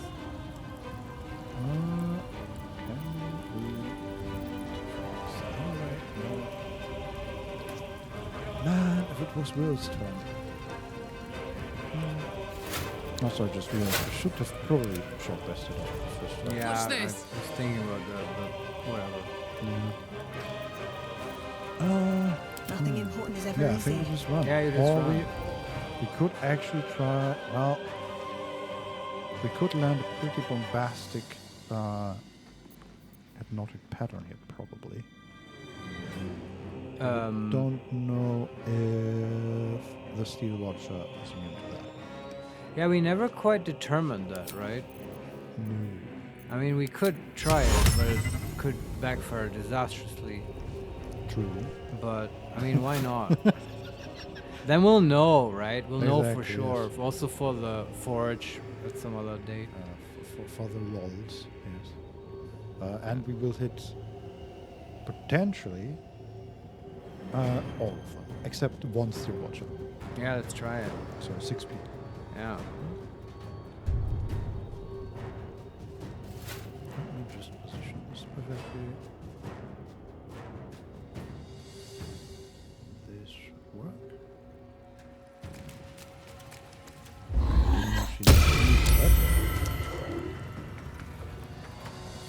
I don't know. Maybe I didn't see it. But apparently she needed to move for that. So she moved into her own circle of hypnotic pattern. She's not hypnotized. Everything went well. But fuck me, Butterscotch. Why would you do that? Wow. That's, yeah, okay. She hit every human or humanoid enemy. You mean they failed their save? Yeah. And the Watchers? Did they have to save, or does it like say, oh, immune? Nothing as far as I can see. Nope. So I guess that means they're just immune. Apparently, yeah, okay. Yeah, okay. Well, let's hope she survives. Like, she goes down, and that's also the end of the hypnotic pattern. True. But I guess we can we bait it out? Like, we can put other summons next to the Watcher. Maybe we'll choose a different target. Sure. We can put the water elemental on the other side of him. And also in a way where hopefully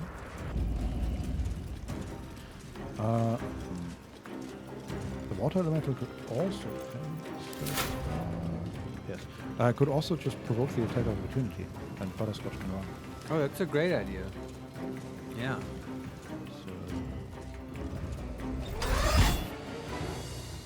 Minimum water maneuver needs 16 to save. Do not react. Distraction. Okay. Water elemental is immune to prone, but is maimed. Right. But who cares? Okay, but run. Just run. Well, okay. After the stint with the hypnotic pattern and the great movement debacle there, she cannot run very fast. She can run about 5 feet away. Wow, okay. Hey, anything is better. Sure. Okay, let's, I don't know, blast some people.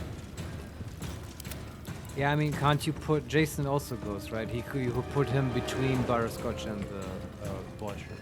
It's like 80 feet for him. He could dash, I guess. Yeah, why not? Like, everyone's hypnotized. What else are we gonna do?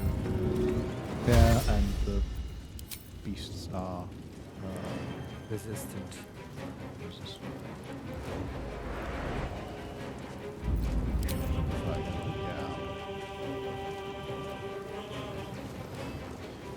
But I can.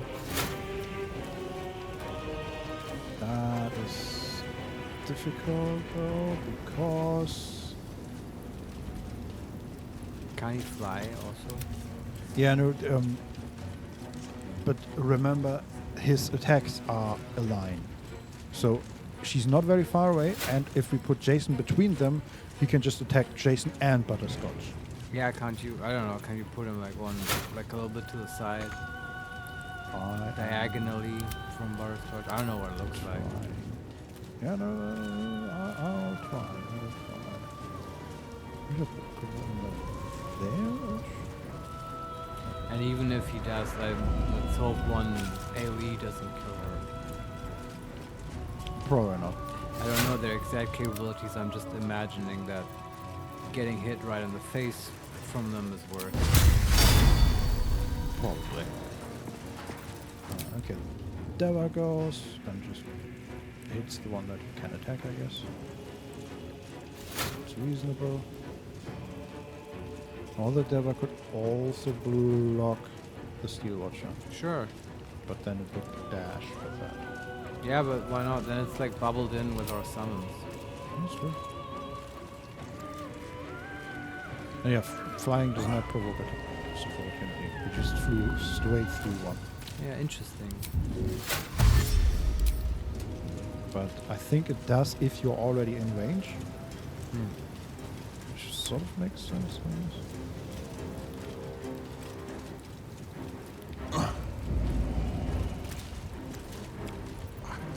I've got this. Best we can do, I think. Okay. And then Karlach goes, and she probably can't reach her, right? She is how far away? More than 90 feet.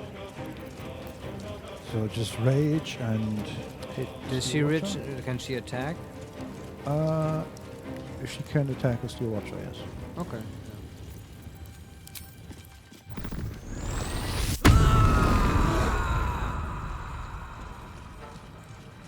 Got it.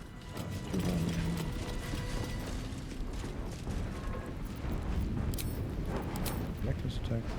Yeah. For one hit. Time per second. Very good. That's like 50 damage. Okay. I won't give in.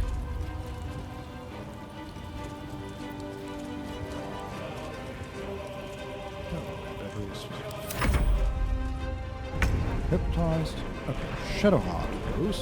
Alright. How far can she get? She's standing immediately with the Steel Watcher closest to the starting point, basically.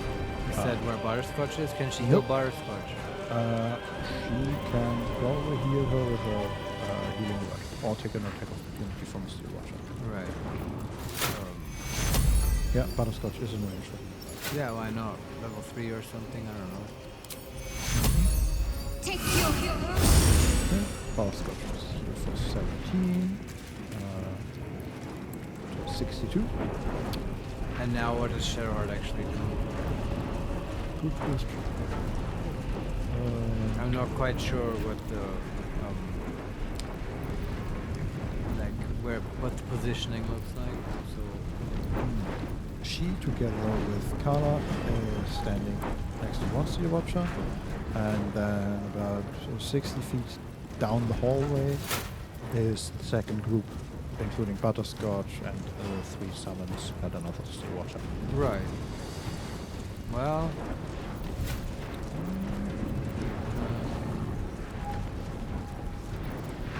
I'm not sure. Do we want to use just another spirit guidance for this? I mean, yeah, it's a good spell. Why not? Just does something every round. True. Right, and if she keeps it, then later she can just run into all those fists and we get. Like, let's use it. It speeds up the fight. All right. It's the highest slot we have. Level 4. Yeah. 50 damage. Flank. Not that bad, just the thing. Okay, hypnotized. Will goes. Will. Hex and shoot a watcher. Can last.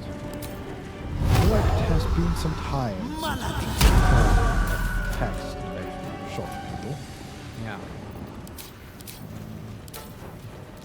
Not want to knock him back. 75% chance to hit, and with the graphs, Gloves or no gloves? I would turn them off, I think. I feel like if it's above 50, then you can... 3 hits for like a lot of damage. Nice. 13, 28, 43, 42, 46 damage. It's pretty good. Alright.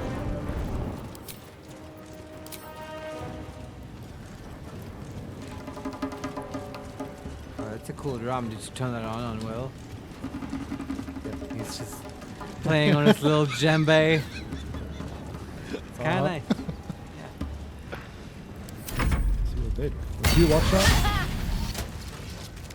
Attacks Butterscotch. Misses. Oh, really? Yeah. Wow. Steel Watcher uses main hand attack on Shadowheart. Needs 21 to hit, they roll 24. Do you want to shield that? Yeah, sure. Steel Watchers hate this one trick. Steel Watcher uses main hand attack on Kara. Needs 16 to save, they roll 12. How are these attacks? Like I think the hitbox for the attacks is just wild. Because they are striking the ground away from both Shadowheart and Kara and hitting them both. Maybe they can just hit everyone around them. Yes, kind of.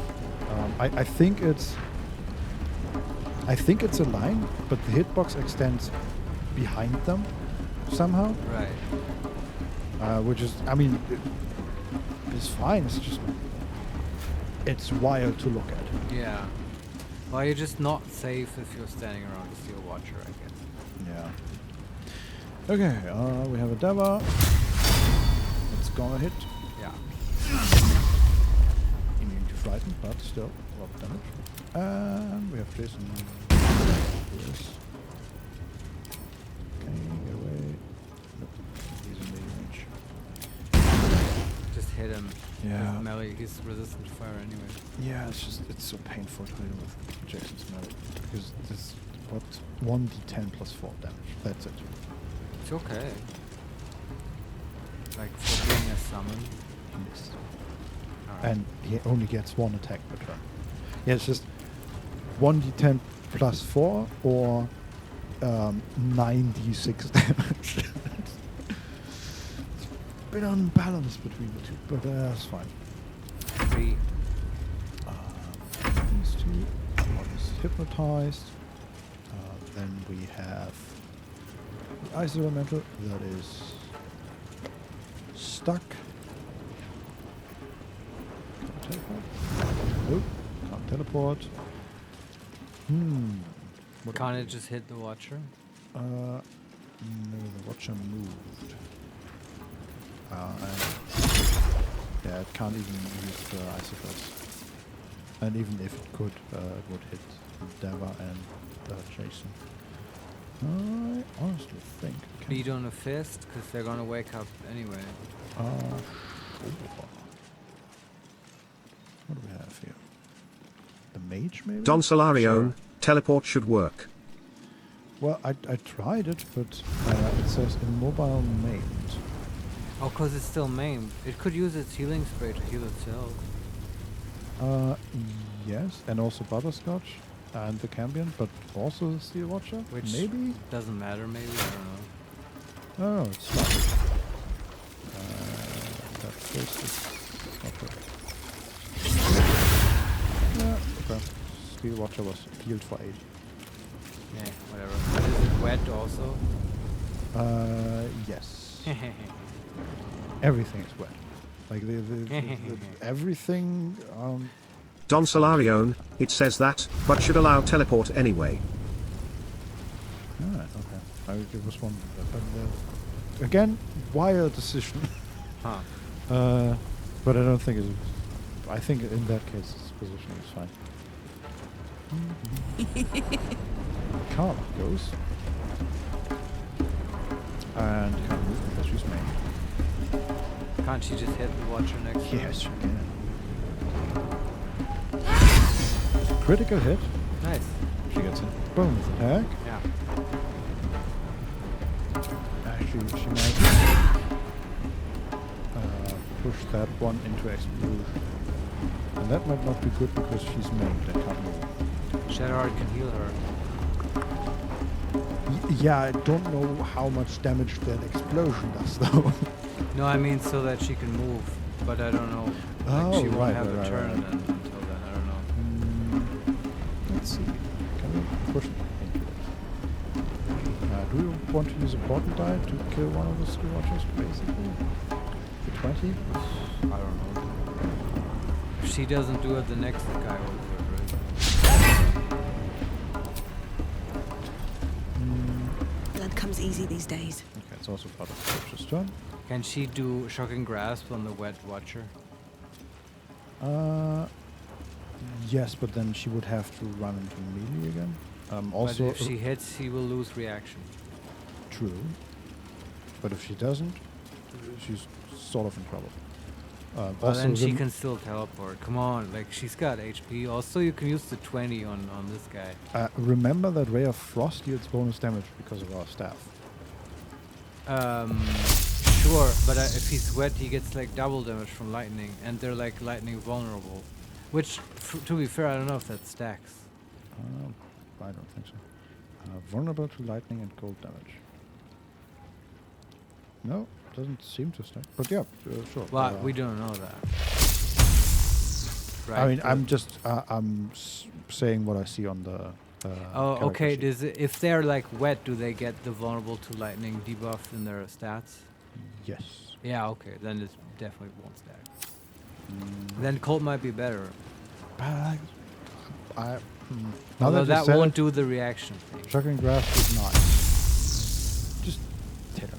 He deserves. Will this and shock we have everyone? 98% chance to hit. I've never cleared this up. If if you do this, will it shock everyone who's standing in water? How about we save and find out? Yeah, we've never really. I would like to know this. You picked the wrong fight, friend. Well, I see a lot of lightning in the ground. Oh, but it's like, did everyone get damaged already? Electrified water. I don't know. No. So if maybe if you keep standing in it, you'll get that. Yeah, deals 1d4 lightning damage per turn. Ah, yeah, okay. Okay. Interesting. Good to know. Can we just run out now? How do we get?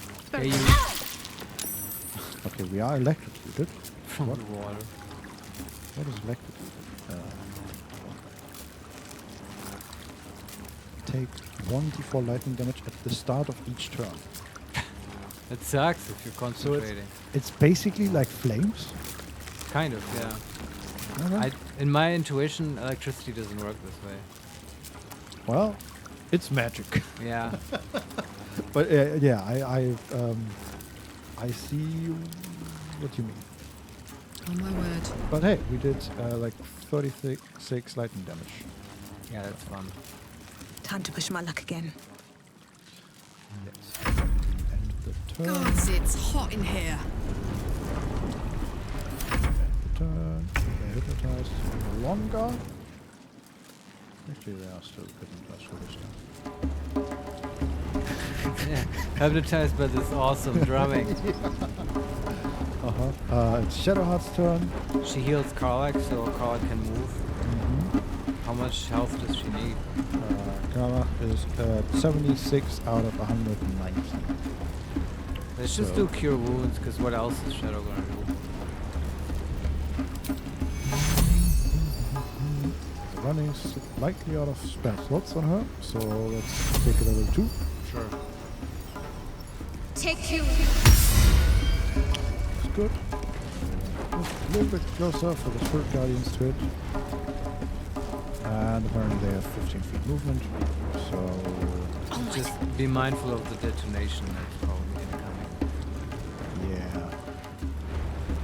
Yeah. I've just... The issue is I ran up just so that Spirit Guardians were barely in range to hit it. Yeah.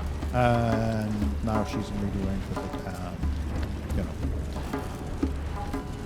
But it's gonna get its turn next, and after that we should be able to kill it. Right. Let's see. Hypnotized.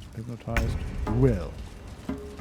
enough drumming, boy. But he can't, like, turn it into detonating mode now, right?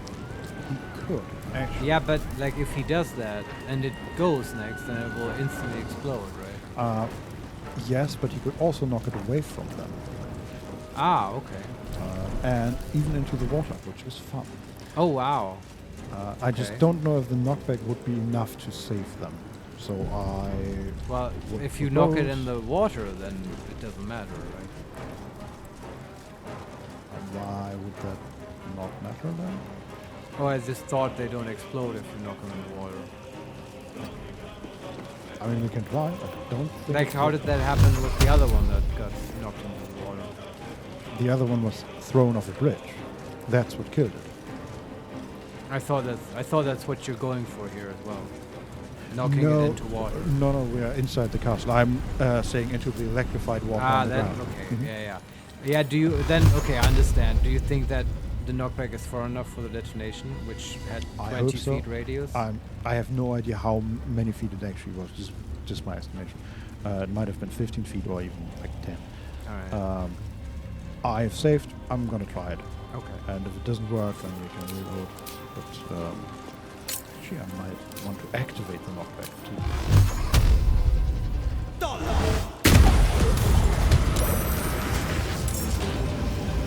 So it's active.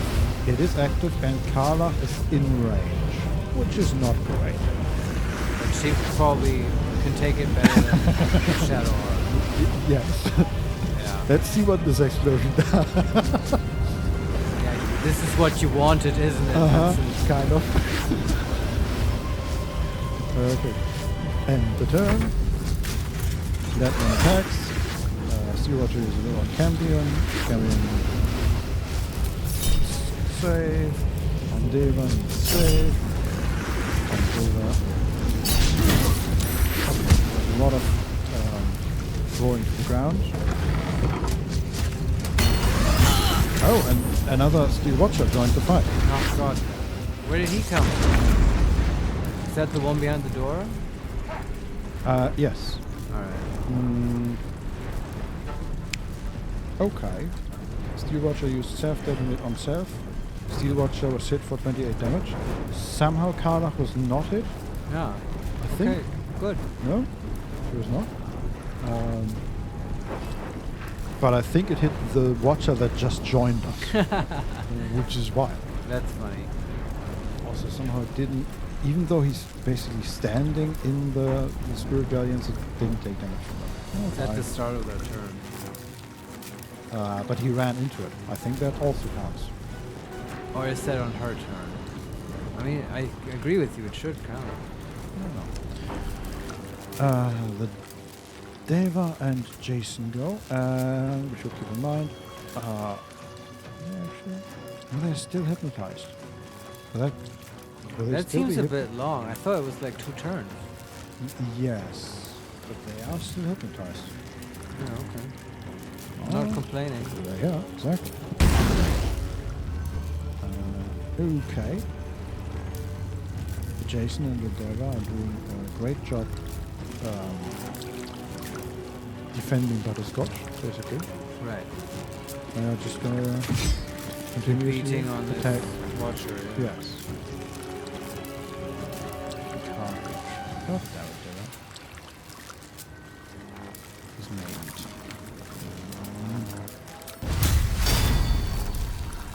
That is a shame. He can't teleport? Nope. Well, you can again use the Watcher to heal everyone. I don't know. The water is not going. It's just Jason and the Deva, and the Deva is immobilized, and neither of them can do it. So I guess the Deva just wastes. Sadly.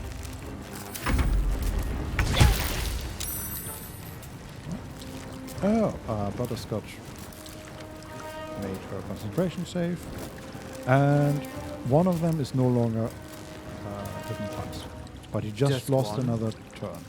Okay, interesting. No, actually, okay, no, they all are no longer. Okay, that checks out. Okay.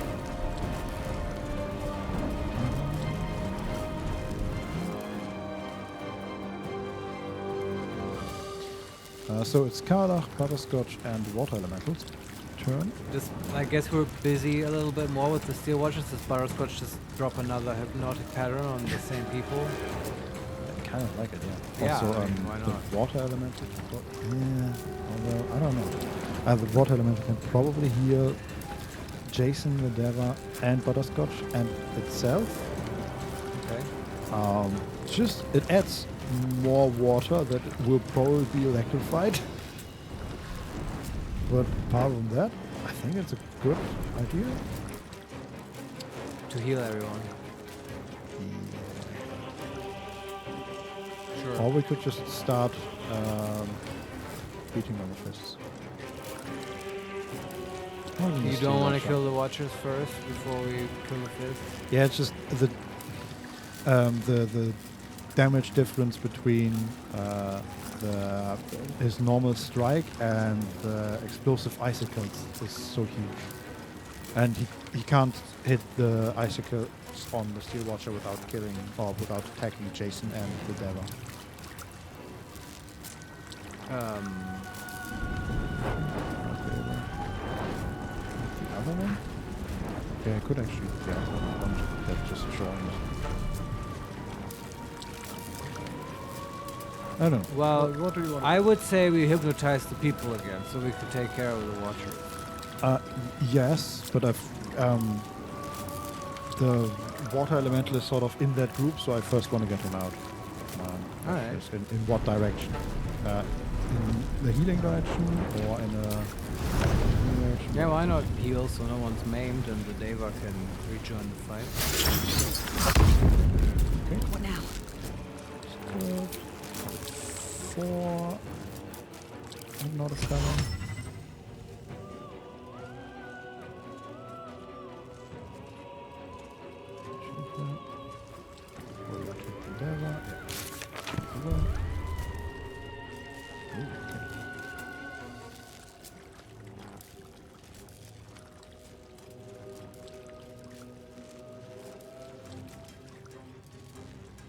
That looks good. Five people hypnotized. That's so easy. Butterscotch. They don't even know what's happening. Such a monster. Alright. Okay. So Water Elemental.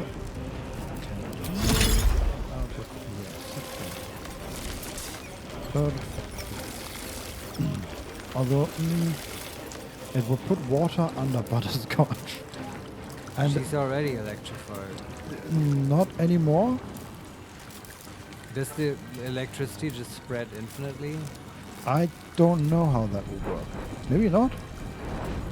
I would also assume that, like fire, it's gonna disappear in a round or two. Yeah, just heal. Okay. We'll find out. So it does spread. Alright.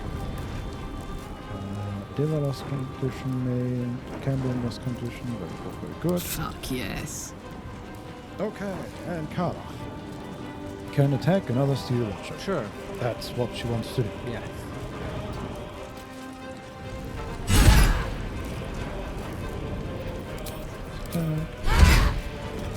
Perfect. Okay. Can she shove them into the water? Too heavy to shove. Damn it!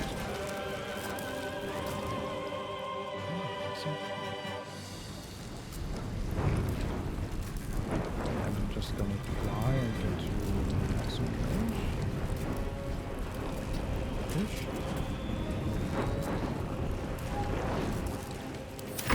Okay. Nothing will stand in my way. They're hypnotized. And Shadowheart's turn. She still has the Guardians, right? She Yeah. just walks next to... I guess if she really has no one to heal or do anything, she can just hit the guy. Like with her mace. I know Yes. it's wild, but... I am why not not? against it. Yeah. I love it. Clonk. Divine Strike Radiant. One of the 6 damage. Nice sound. Very good. Can heal somebody for level 1 healing word. Will is down to 23 HP. Carla is down to 77. She could even heal Butterscotch. Does that get rid of electrocuted? I don't think so. I wish it would. Could just heal Will if you want. He needs a bit. Sure. Take your heal.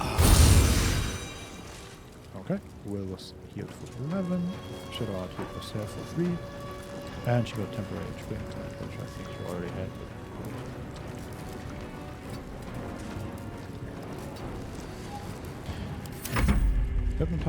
Hypnotized. Will's turn. Yeah, just shoot the big bag of HP. Yes. This time without a knockback, but with hacks.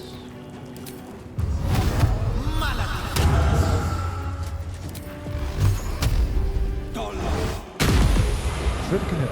Oh, that was a lot of damage. That was 27, 45, 56, 60, 63 damage. That's not bad. Hey Vincent, you got this, right? I need a quick bio break. What? We've only been fighting for like 6 hours. I know it's sort of unfair. I'm leaving you sort of hanging here, but I feel like this is not the point to call a 5-minute break. Unless you want one. If I die, it's your fault. Yeah, exactly. You just quick save, I'll be right back. Yeah.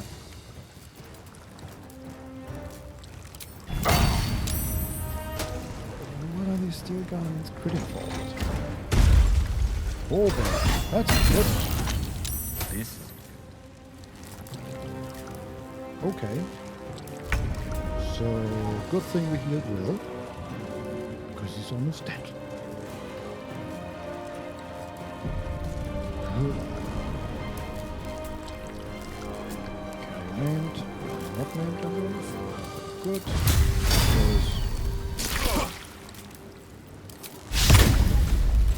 Don Solarion, it was going okay, until Marius left. Yeah, sure. It's all Marius. I'm just here to... Yeah. I think it's still fine. We can make him better. Not Marius. What? Okay. Watch this.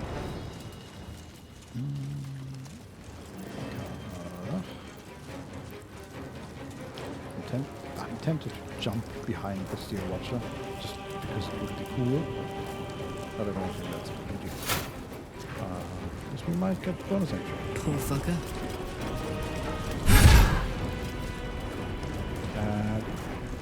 If I understand correctly, if we get him doing 75 or lower, he will explode and will be able to teleport out, right? Perfect.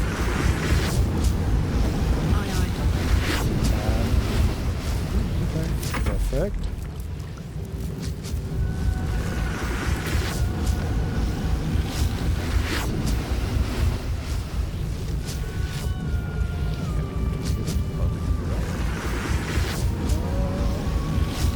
This is main and he's prone. And he should just be able to walk out. I hope.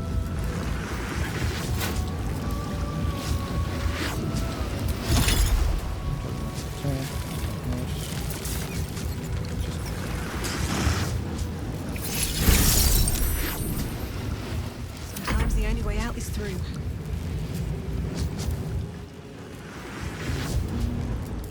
Alright, what did I miss? I hear detonation sounds. Well, carnage. The moment you left, the Steel Watcher next to Carla, Shadowheart at Will, looked at Carla, decided she's way too tanky, and jumped to Will and hit him.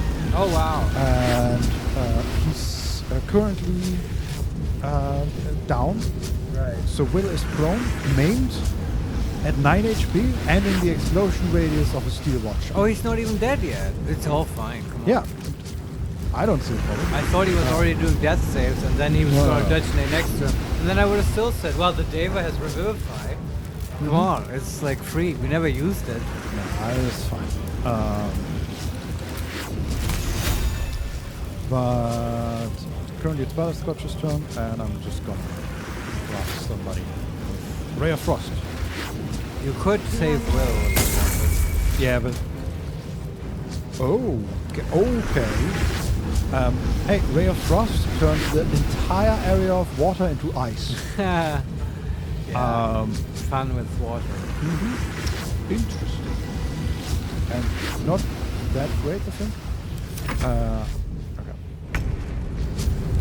Shadowheart's turn. Shadowheart. Heal word. Well, to get him out of that pickle. Right. He's no longer main. Will be able to stand up in a moment. Question is what we should do next. There's a lot of ice between her and everybody else now. Damn it. She just runs in that direction. Doesn't she have the armor that she can activate? But that's against pushback, right? Yeah.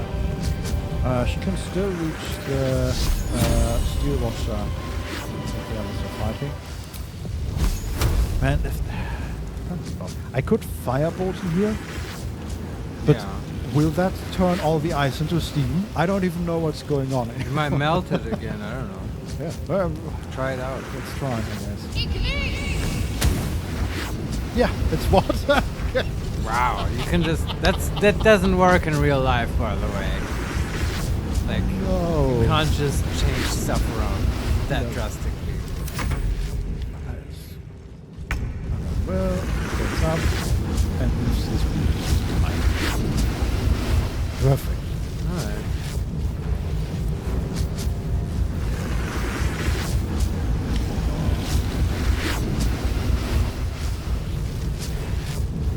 That's it. Water Elemental and Cambion.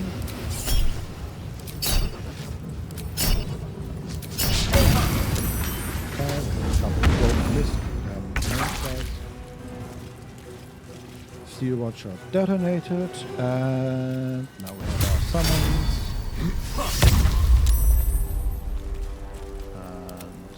And this Steel Watcher is also about to explode.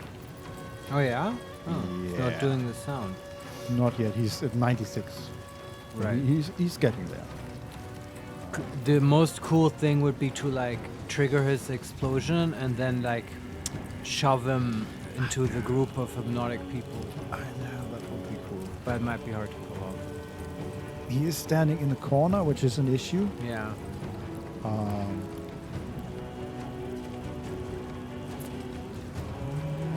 Yeah, I don't see a way, except Dimension Door and jump with him, but that's a bit too much effort. Yeah.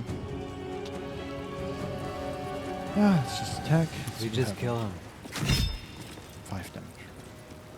Good job, Jason.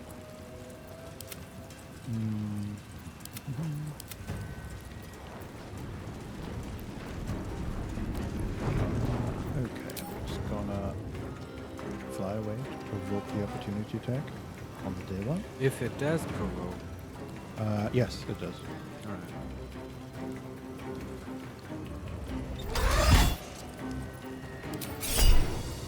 Okay. I guess the Deva is strong. We might lose the Deva to an unfortunate explosion.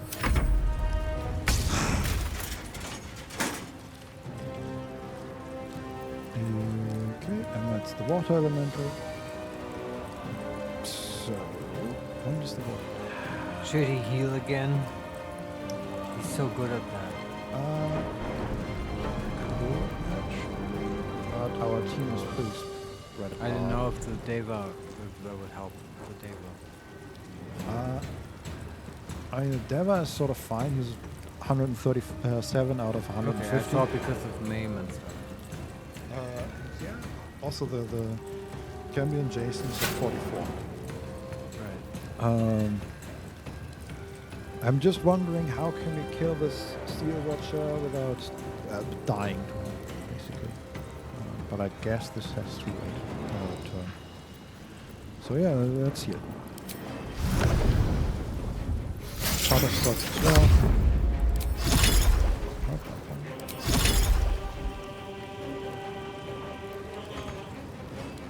Oh, and he's also male. Well, I'm gonna heal the Steel Watcher as well. Sure.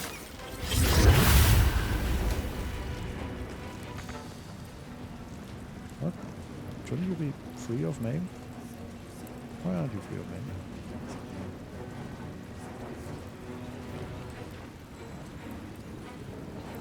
Remove by healing? Oh, healing himself. Okay. Ah, I the guess. Watcher. Ready for another round? Apparently it doesn't work on itself. How curious. The more you know. And they are...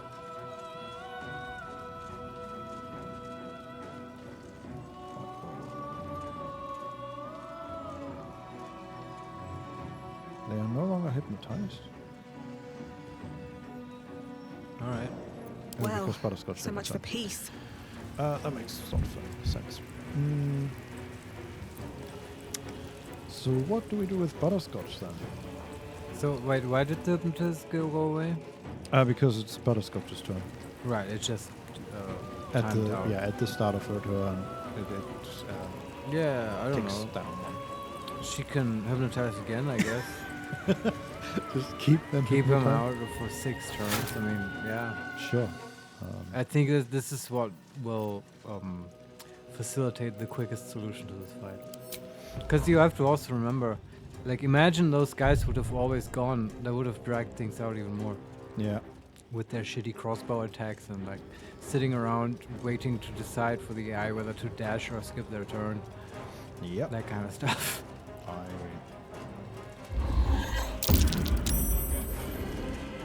Oh, we have people actually able to act. Wow. Maybe that's fine. 2 of them. Yeah. The wizard and a shitty crossbowman. Alright. Well, in that case, I'm going to move Butterscotch out of this water.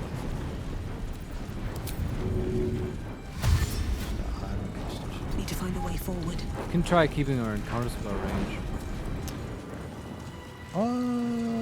Well, that's not possible with getting out of the water because the water is everywhere. Then I would keep her in the water. Okay. Let's see if we can actually do that thing more. Just like they did. Because how is he gonna use the water? If the Oh, forever, pal.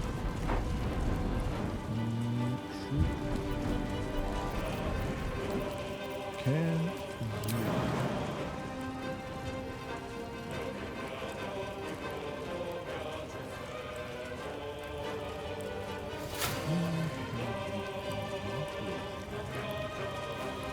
I think Karen is just gonna have to bow attacks. Sure.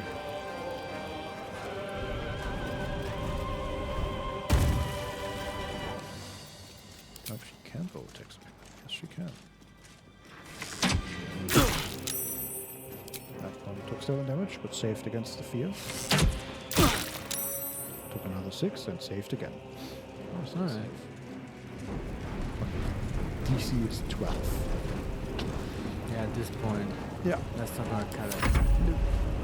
That's better than nothing. The fist. The mage fist goes. Aha. Slow on 6 targets. Okay. Where does it? Upcast. So there is. It says that it can upcast, but I don't know if that means that this one is upcast. So it hits 6 targets, right? It tells you that. The normal slow hits 3. I'm assuming that per level adds 1 more target. So that would be, what, a level 6 slot? Nope, it always hits 6 because the upcast it says does? casting this spell at a higher level doesn't grant any additional benefits. Wow. Okay. I guess except that counterspelling it is harder. Yes. Which is true for all spells. So we literally, like, is this what Larian wants? That this becomes a kind of Yomi layer mind game, guessing game? You know what I mean? Maybe. Where you have to, like, bait out a spell. Yeah, okay. We can choose between the 4th and the 5th level spell slot. How many 5th level do we have left? I won't give in. 2 and 1/4. Let's use the 5th level. It Yep. worked? Well, okay, well that's good. She said something about we're coming with her. Not sure what that means. Well, it's into prison. Makes sense. To be arrested. Mm-hmm. Exactly. Yeah. Okay. Bless you. Excuse me. The Warden of Worms Rock, Manip Crackbender. Great name. Yes, is blocking the door, but he is hypnotized, so I don't want to bring Shadowheart too close. Also hit the Steel Watcher. But well, we don't know exactly when it starts with the explosion, and it's basically about to take its turn. So I'd rather not do that. Can we just go like there and on the move? Yeah, okay. I can hit the mage. Don Solarion, stealing a teddy bear. You will be punished severely. We did. We took it from the chest. They counterspelled the firebolt. Oh, really? Wow. They're desperate to matter. Yeah. They have been watching for weeks. Yes. Finally they can act. We've trained for this. Now's our time. No time to waste. Exactly. Yes. No time to waste. Except, yeah, you can't really do anything to fire. But next turn you can You definitely. can't shoot a mage or something? No. Alright. The only one that he could shoot is the hypnotized Warden of Worms Rock. Manip Crackbender. Now let's wait for Crackbender. But that means you can dash. If I can find the button. It's gonna make a really dumb joke. I'm not gonna say it. What? No, I'm not gonna say it. What? I got nothing else to do. More like ass Crackbender, am I right? See, I told you, it's not even funny. It is a terrible joke. Yes, it is! You made me say it! But thank you for sharing this with the group. Anyway, I'm going to say more after the fight. Yeah, so in about 1.5 hours. Uh-huh. Okay. We're being attacked. I've got Watchers hitting people. It's kind of hilarious. The Steel Watcher ran up to Shadowheart and hit her pretty hard. Yeah. And knocked her prone. And then his friend, the 5th Loudstone, came and shot 2 volleys and did a total, hitting three targets each. And in a total of 6 hits, he dealt 7 damage. Oh, that's actually pretty impressive how little that is. Yes. Listen, I feel like we need to blow this Watcher up no matter what now. Yep. There we go. It's blown up, Marius. It's blown up. Well, it is blowing up. Yes. Excellent. And now we have enough time to get people as far away as we can. Yep. Our summons can get in there. Yes. Wreak havoc among the humans now. I feel like such a villain invading this castle of the fists with like all of our demon summons and stuff. I mean, yes, but at the same time, like the first time we came around, they arrested us on the spot. I know. And the second time, they attacked us. I know. They're so uncivilized. Yes. We even we totally complied. Mm-hmm. Yeah, and we had to break out. Yeah, I mean, Gortash was expecting us, right? Yeah. It would have been impolite not to show up to his coronation. Absolutely. I wonder if we can we now hear the Steel Watcher? No, let's not find out. No, it's fine. I just wonder. It's a legitimate question, yes. Mm-hmm. Just porting in all our summons. And hopefully quickly destroying this mage. Still immobile.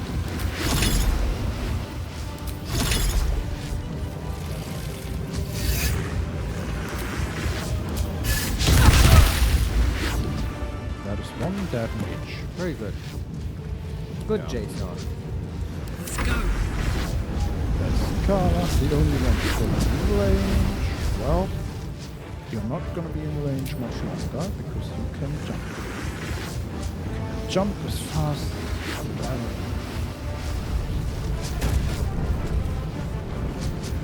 Not sure what the camera did there, but it worked. There's ice. See the ice. But we're fine. 6 HP and the rest of the it's 4. Damn it! Still breathing, despite everything.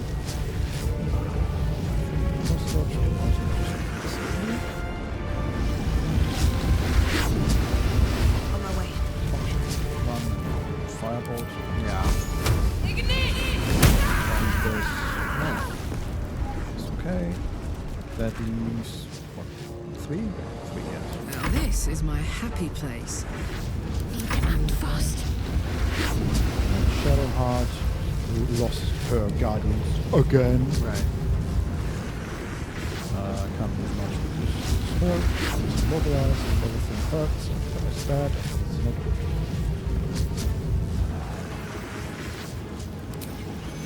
Healing that will again, everyone. Take 2. And she herself, so she's no longer made. Pretty good. And then she can run. Got to move.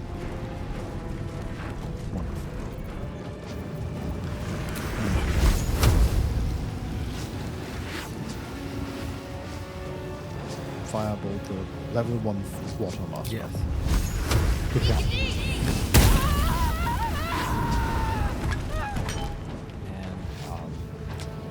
That one I kind of feel bad about. Yeah. Also, it said temporarily hostile, so maybe if we killed everybody else... Well, now she's not hostile anymore, so... That is true. That is very true. Well said.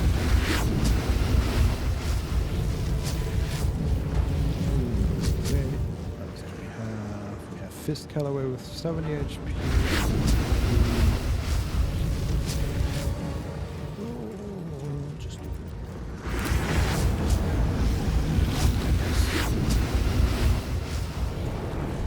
Fleet of foot.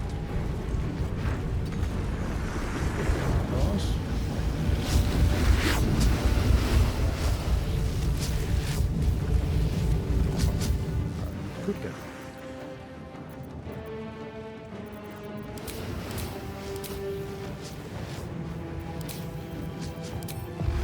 Just 2 more.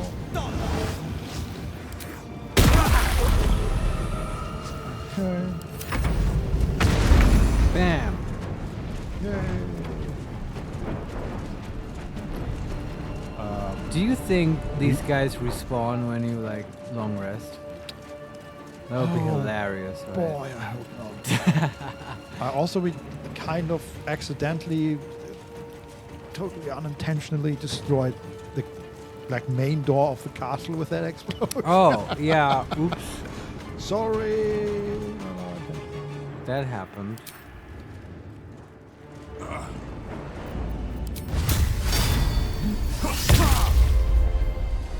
Oh, and he's frightened. I would be too. Yeah.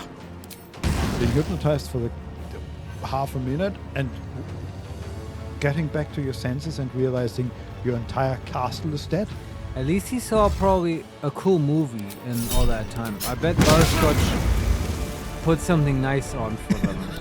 Oh, yeah, that's like nice. the movie they play inside of Alan Wake. Uh-huh. She probably put that on. Come on. Can't stay Here's a movie from a game that got best direction. Unlike this game. Uh-huh. On the move. The people dying to fire deaths are always the worst. Mhm. They sound horrible. No surrender. Okay, last one. Practice attack. No. Wow, that was like 3 misclicks in a row. Okay, get back into melee range, turn off Weapon Master. I have the Commander. That's better.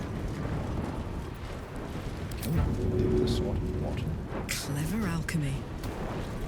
Yes. Make it rusty. What does that do? With water, probably nothing. But I like, mean, if now it's it's wet. poison or whatever on the ground, then you can poison it, right? Yes. But why water? Well, maybe there's something on it and you can wash it off. I don't know. Yeah. It's probably just, you know, they did it for every liquid. Probably. Yeah. Oh, we should use... Do we want to use ice here? Probably not, because everywhere is water, so just keep blasting with fire.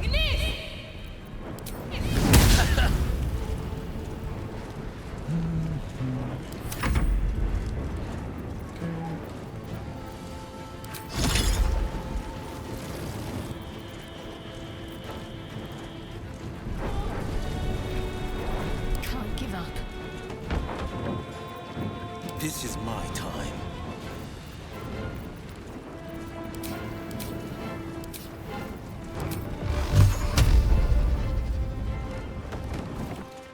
That's disadvantage because it's too close. Damage.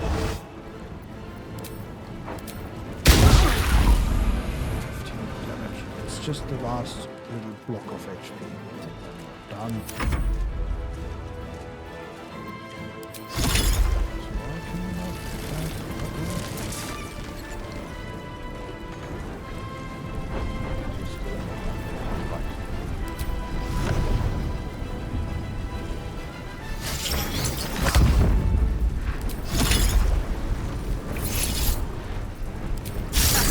This is gonna feel good.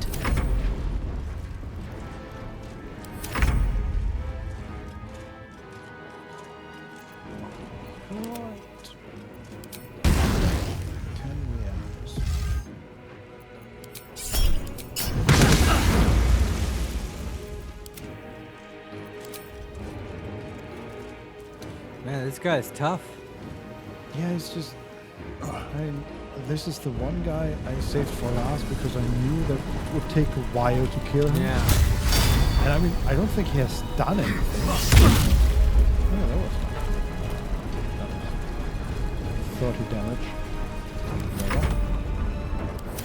And now he goes. And he's frightened. And he's a menacing Pegakara. Now she's frightened. And hits her again. Action surge. Menacing attack again. Wow. This guy gets after it, man.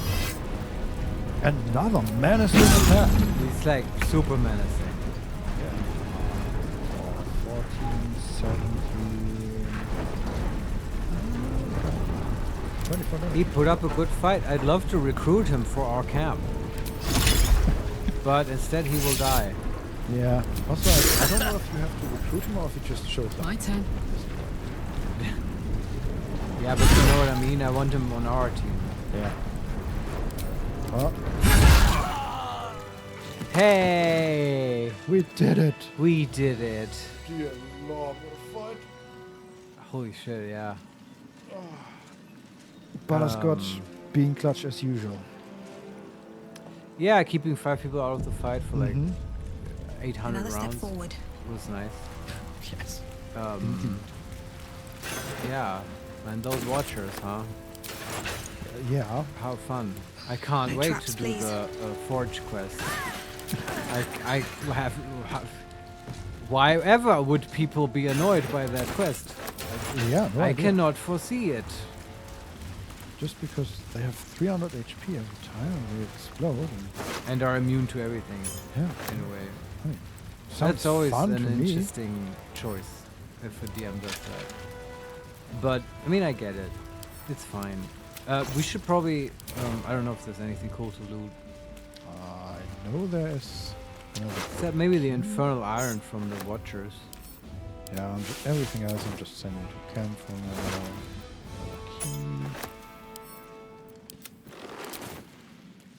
Also, Let's talk. No, but I was looting.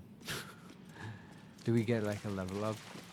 I feel like we should be getting pretty close. For all those Watcher kills. Yeah, I think 500 XP per. Have we killed 5? Yeah. Yeah, okay, we need 233 HP. God damn it. I can't even do that. Can we activate that? Procedure. Have we already activated the procedure? Oh, that's for teleporting? Yeah, but I think this whole area is blocked for TPing. Oh, okay. So that kind of makes sense, yeah. When he raises the bridge, but he doesn't deactivate the teleporter. I should have thought of that. Well, blast it. Oh, we've lost the pursuit protocol again. What was that? That was Fist Laris. I think we were too far away, and she sort of, like, she's still dead. But the game does this that I assume they just are normally in the T-pose or something, and when you get close, they fall down again. Oh. Or if you reload or something like that. Interesting. Yeah. Okay. Do you want a short rest? Yes. Right after I open this loud sounds chest. Oh, scroll of slow. How fitting. And was there one more? Or was it all? Let's see what. Sharp as ever. Perfect. Will has no slots. Still alive, so that's progress. Best be on my way. What's hiding here? And that's short rest. Alright. Awake and alert. Okay, that's a lot better. Everybody is basically at full HP. It's good. Though we are missing a lot of specials. Yeah, I know. Wanted posters. Are Let's we on see. any of these wanted Oh, posters? I would enjoy that. Let none transgress on this blessed day. Lord Gortash's ceremony will proceed without hindrance. Non-compliance will be punished. Yes, about that. Sorry. Yeah, that already happened. Okay. Well, then does it work? And she can't reach the wanted posters. Well, well, well. Wanted, the Stone Man, leader Ah. of a dangerous criminal enterprise, reported to travel with a mouse. He's called Stone Lord, and it's a hamster. Yeah, but then again, he was sort of working for them, so I guess this was mostly to keep up appearances. Well, actually, he was working for what's her name? Oh, Oren. Yeah, Oren. That's right. Yeah, I guess. You know, and they don't seem to be really on the same team very much. I guess you're right. Probably not a lot of communication between them. We also have Wanted, party of adventurers with designs against the city. Armed and dangerous, approach with caution. That's us. He means us. And to be fair, Yeah. they did not approach us with caution. They should have, but they didn't. Well, they shouldn't have approached us at all. They Yeah. should just not do what Gortash tells them to. That's the mistake number one. Uh-huh. And hey, if they make that mistake, they die. Yeah, we can't help them. They, Yes. We burn them to a crisp. That's my dark urge. And what's the third wanted thing? Wanted, Iron Hand Gnomes. Yeah, they're his. all of them. They're his Achilles heel, man. Uh-huh. Like that's why. Like I think if you save the gnomes to the maximum degree, right, you also get the gnome leader from the Moonrise Towers. You can like bypass the horrible Forge These quest. boots have seen everything. That's a good reason Like to do that, completely. I guess. And I think this is Larian's secret plot to make us love gnomes. By being so awful in the Steel Watcher design. Oh. I don't know. I guess they're fine. I don't want to be too negative about it. I mean, it fits for you, but you know. It's important that games have like strong, frustrating enemies, right? It's important that we hate gnomes. Well, that too, but for different reasons.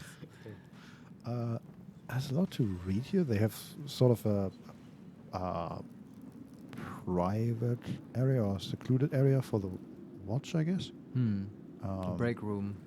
Yes. And there's also a sort of storage area for magical items and oil barrels, apparently, behind Iron Gate. Why don't get in there? Where's the way to the dragon? We are standing right next to it. All right. The passageway is... we can click it and we're back down in the dungeon. Does that go back into the prison? Yes. So that's the way to the dragon, huh? Yes. Fascinating. This is that way. Is it? Yes, but also... Oh, the other... Okay, there's also... I was looking at the map and it said get Gortash Netherstone and confront Lord Gortash, but I think that is the level above us. So we are standing exactly below Lord Gortash. Interesting. So in theory... We cast Call Lightning yes. here. And like exactly. Sneak kill him. Or like shatter on the ceiling and yes. he falls through and we beat him to death. We have like an arcane gate below him that goes to the river because that's how you insta-kill people in this game. Yeah. Goes back to the Shadow-cursed lands. Back to Act 1 with you. Yeah. Like put him in a chest and yeet him out of the clipping box of the map. I don't know. Yeah. Hey, with it. Can you bring Gortash back? I want to kill him again. Yes. And what do you mean, no? And it bugs the game out so much. In our Dark Urge run, we just start the game with Gortash as the player character. We have to see his fucking face all the time. Yeah. And like, that would be fun though to play as one of the Dead 3. That would be a fun mod, don't you think? Oh, absolutely, yeah. I completely mess up the whole story, and like. Yes. Play as Catherick. How does that work? I don't know. Yeah, but that would be really fun. You're just immortal. No, you like fun. It's like you play one of the Dead 3, but you've like seen the error of your ways or something, and you know you want to make things right now. Right. And then you play them, but you know the mod has to go really deep. And if you play Catherick, you get like all new dialogue options with all of his followers at Moonrise Towers. All completely voiced, of course. Yeah, and you can like convince them to kill themselves or whatever, or like give them bullshit orders just so they get out of the way, so you can like get to the Elder Brain or whatever. Oh, yeah, and then of course, it has to be well written, so you still, you know, they end up fleeing with the Elder Brain to like Baldur's Gate. I feel like it would be easier to play as Gortash or Orin, probably. Yeah. Because you don't have to rewrite all of Act 2. I still don't know what Gortash can actually like do. Yeah, nothing. I don't. I mean, apparently he's charismatic enough to pull all this off, but Orin would be fun, right? The shape-shifting. Yeah. I mean, I guess we can already do that with Disguise Self. Not at level 1, though. Yeah. We don't really use it because I don't know why we would. Yeah. But Orin is the best candidate because she feels like a Dark Urge already. Right? And Gortash not so much. He's more controlled. Yeah. But Orin is more the lawful that would work. evil. Yeah. But oh well. Okay, before we, because I like we're probably not going to do the dragon today for reasons. This took much longer. Both Vincent and I had a long day. But do you want to look at the like magic item storage or whatever? Sure. I mean, we can quick save it. You trigger more steel watchers. We have the key. All right. No, this is just a relatively small room. Also, do you think that before we go down to the dragon, we long rest one more time? And like, if we do, will we just reappear here? Is it possible to go to camp from this place? We cannot go to camp from here. Right. But how far do you have to move to go to camp? Like out of the castle? Probably. And then one would long rest, and then that's the big question for me. Do all the castle people respawn? I don't know. Yeah. Maybe. But honestly, I would be surprised Yeah, me too. Who knows? We can try it out next time. Ooh. So we have some basic armors, and we also have flame enameled armor, very rare, medium armor, AC 16. Seldom caught unawares. You gain a +2 bonus to initiative rolls. Oh, that's good. Endurance by fire. You have resistance to fire damage and a +2 bonus to saving throws. Wow. Disadvantage on stealth checks, and fire shield warm. Level 4 evocation spell. That's a pretty good armor. Scorching flames shed light in a 10 feet radius. You take only half the damage of all cold damage and deal 2d8 fire damage to anyone who hits you with a melee attack. That's the fire shield. Yeah, it's also... and it's not concentration? Don't know. Nope. Apparently not. Yeah, that's not bad. Doesn't Will wear medium armor? I think we have all three. We have Shadowheart is heavy, Karlach is medium, and Will is light. And then Will is light, okay. Butterscotch is nothing at all. Huh. I kind of would... It would make narrative sense to put Will in, like, Flaming Fist armor. That would be kind of cool. Yeah. But I guess you can't wear it. Do you want to look at Karlach, what she's wearing? Where am I needed? I don't think so, but...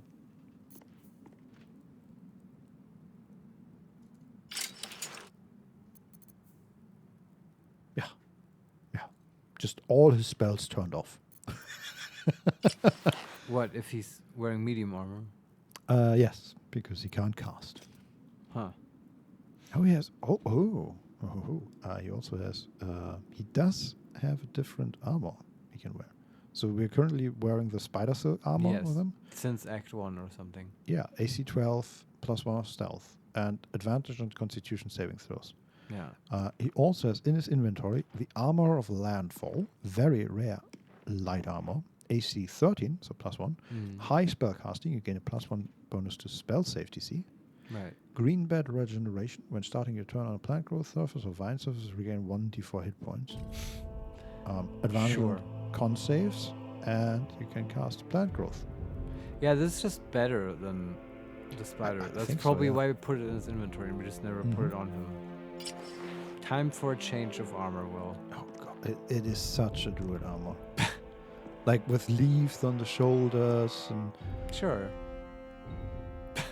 Wow, that is a different take on Will. Yeah, he's a hippie boy now. Still my with boy the Will. horns and the scars and all that. Like a hippie devil. But he does have the drum on his back, so it kind of fits. Yeah. Okay, let's see if we can do the same thing to Carla. What is she wearing? Adamantine scale. Oh, right, the one that we fought. Yeah. All incoming damage is reduced by 1. It has the same armor class as the Flame Enameled. Yeah. Adamantine Backlash. When a melee attack hits you, the attacker is sent reeling for 2 turns. Reeling, recovering from receiving a terrible blow or hitting a strong man. Has a -1 penalty to attack rolls for every turn remaining. Disadvantage on stat checks, which they both have. And attackers can't land critical hits on the wearer. Yeah. Adamantine is way better and will stay better probably throughout the game. Yeah. That's what I'm guessing. Yeah. It is very strong. Yeah. Like it's basically an armor that gets +1 AC every time people like hit you. Yeah. With the reeling. That's very strong. And you can't be crit, and all damage is reduced by 1, which is insane on a barbarian who already halves it. Well, just imagine, we've never actually used it in this way, but if it comes down to it, she could be surrounded by people beating on her, and after a while, she just becomes impossible for them to hit, right? Not even with the critical. And the numbers stack up too high. Well, yeah, but then for every turn that they do not hit her, they lose a stack, right? It evens out at some point. Does I guess the reeling only happens when they hit, right? Yes. I mean, at least that would make fictional sense. So, yeah, there's a kind of reeling equilibrium that they're going to be sort of trapped in. But, like, by that point, she will have murdered all of them. Yes. Just going one by one by one by one. Yes. It is very strong, but remember she also had to like baseball throw down an 800 HP Guardian to get it, so it's sort of fair. Yeah, it is well. Yeah. Makes me wonder though, what is the heavy version that we never got? Yeah. Well, we'll find out next time. Yeah. I will say the flame enameled armor has a +2 bonus to saving throws, which is pretty good. Yeah, that's very strong. That's right. That's why that would be really strong on Will. Yeah. Does he get another feat on his next level? Maybe. I guess. Could just get him. What will be the sorcerer level that he gets? Right. That's the question. Oh God. Yeah. No idea. Isn't he level 5 warlock and level 6 sorcerer? Yeah, now? we did. Then he gets. He wouldn't get one. He doesn't get. Yeah, I don't think so either. He gets like what 7 sorcerer levels. I was just thinking of a feat. These things have stayed interesting. Medium armor efficiency or whatever. I don't think that would be a terrible choice. There are some potions here. It's a field giant. Or we just respec him to a fighter for a laugh. Put him on the flaming fist armor and send him on guard duty. Finally, he will actually be the blade of Frontiers. Yes. Scorpion Grasp, an antidote, some toolkits, pistols, and another heavy chest with 4 +1 weapons: hand crossbow, light crossbow, great sword, and hand axe. Cool.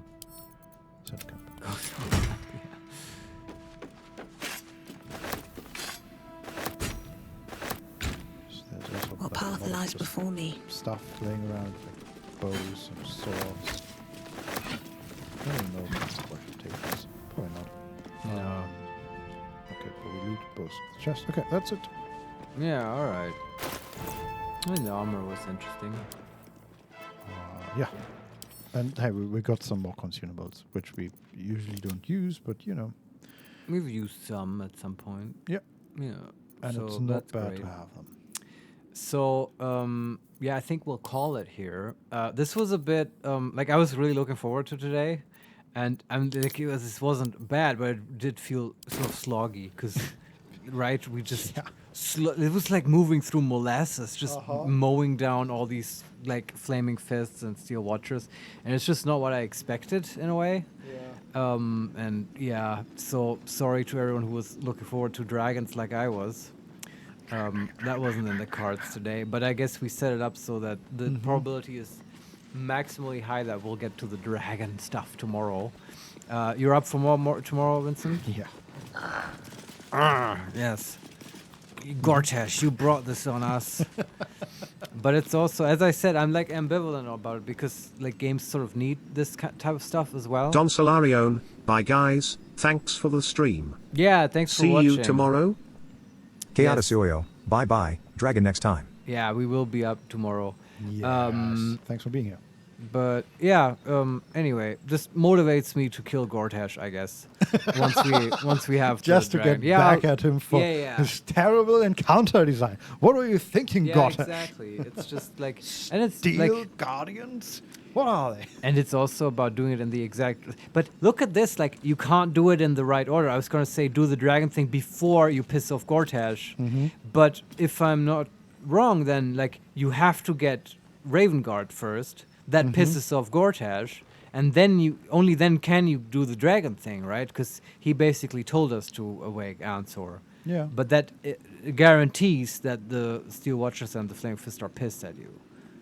Yes. So that's interesting. I guess you could you do the dragon without Ravenguard? That I don't know at all. Maybe. I feel like Will gave us all the information before we talked to Ravenguard. But no idea. I'm also wondering, could we have done the Steel Watchers first and then went here? I mean, I don't know course, what happens then. A lovely chat said, told us, probably rightfully so, to that will do that some later. Stuff. Yeah. So maybe the correct order is do all the side quests first, accept the dragon, then do parts of the main quest, and then do the dragon. Maybe. Which is stupid. I want to do the dragon now. Yeah. It might be that they've planned it this way, that maybe down with the dragon there's not much fighting, and then this is the fighting you have to do to get to the dragon. Yeah. And Once you get the dragon, you just get a button that's called Call Dragon, and you win every fight by just pressing it. And also remember that it's like for another group that is like more stealth able, or let's say stealthable at all, this may be very different, right? You can just sneak past these people and feel very superior and then get to the dragon. And like we just don't do that, and it doesn't work for us. So we just mode, like we've done this all game with everything, like from starting with the goblin camp, right? We are not stealthy. Yeah. If you tell us to infiltrate, we understand, go kill all of them. Which has worked out so far. It's also like for other playthroughs, right? Once you know how this is how the castle works, and that it's full of these people and several groups of them and stuff, this would totally, right? This would be a candidate for like sort of going in and stacking up like a kill zone somewhere and like lots of explosives and funneling all the, all the watchers and the flaming fist in there, and like maybe you shoot down one of the watchers first, and then you cause a chain reaction of detonations and stuff. That's kind of fun. I still wonder how much damage these detonations actually did, because we never quite found out, right? The most I saw was 20 fire damage. But I think there was it hitting itself. Yeah, and it has fire resistance, right? Yeah, and also it might just be some weird trigger set up to activate the... I don't know. I would assume by default that it's just like a fireball, right? Because that would make sense. But who knows? Yeah, it in would which also case, fit the 20 radius. Like, Karach can just ignore her. Yeah, that's like probably just a punch by the guy would deal her more damage. Yeah. But yeah, but still, anyway, today felt a little bit exhausting. We'll see how it goes tomorrow. Thanks for playing, Vincent. My pleasure. I still enjoy this very much, you know. Yeah. It would be... Yes, today was a slog, and that's not... Yeah, but sometimes that's how it is. Sometimes that's also how it is in the TTRPG version. But true, and usually we talk about that then afterwards, and all agree that was not... And I always come to the same conclusion. Oh, I need to play something else rather than D&D 5. Oh well, I've made that point plenty of times before. Thanks again for watching, everyone. I will now tell you where you can find us. We are on YouTube, youtube.com/@HeMakesMePlay. As of now, we also have our uncut versions of the stream, like the stream archive is now on youtube.com/@HeMakesMePlay_uncut. Right? We on the normal one, HeMakesMePlay, we only have high quality content that is heavily edited and excellent. You can find all our old playthroughs there, like Disco Elysium and like Inscription and other stuff. We are on Twitter. Follow us on Twitter @makes_play. We post when the stream goes live and when stuff gets cancelled and so on. And of course, we're on Twitch, twitch.tv/HeMakesMePlay_live. That's it. Thanks everyone. See you next time. Bye. Bye-bye.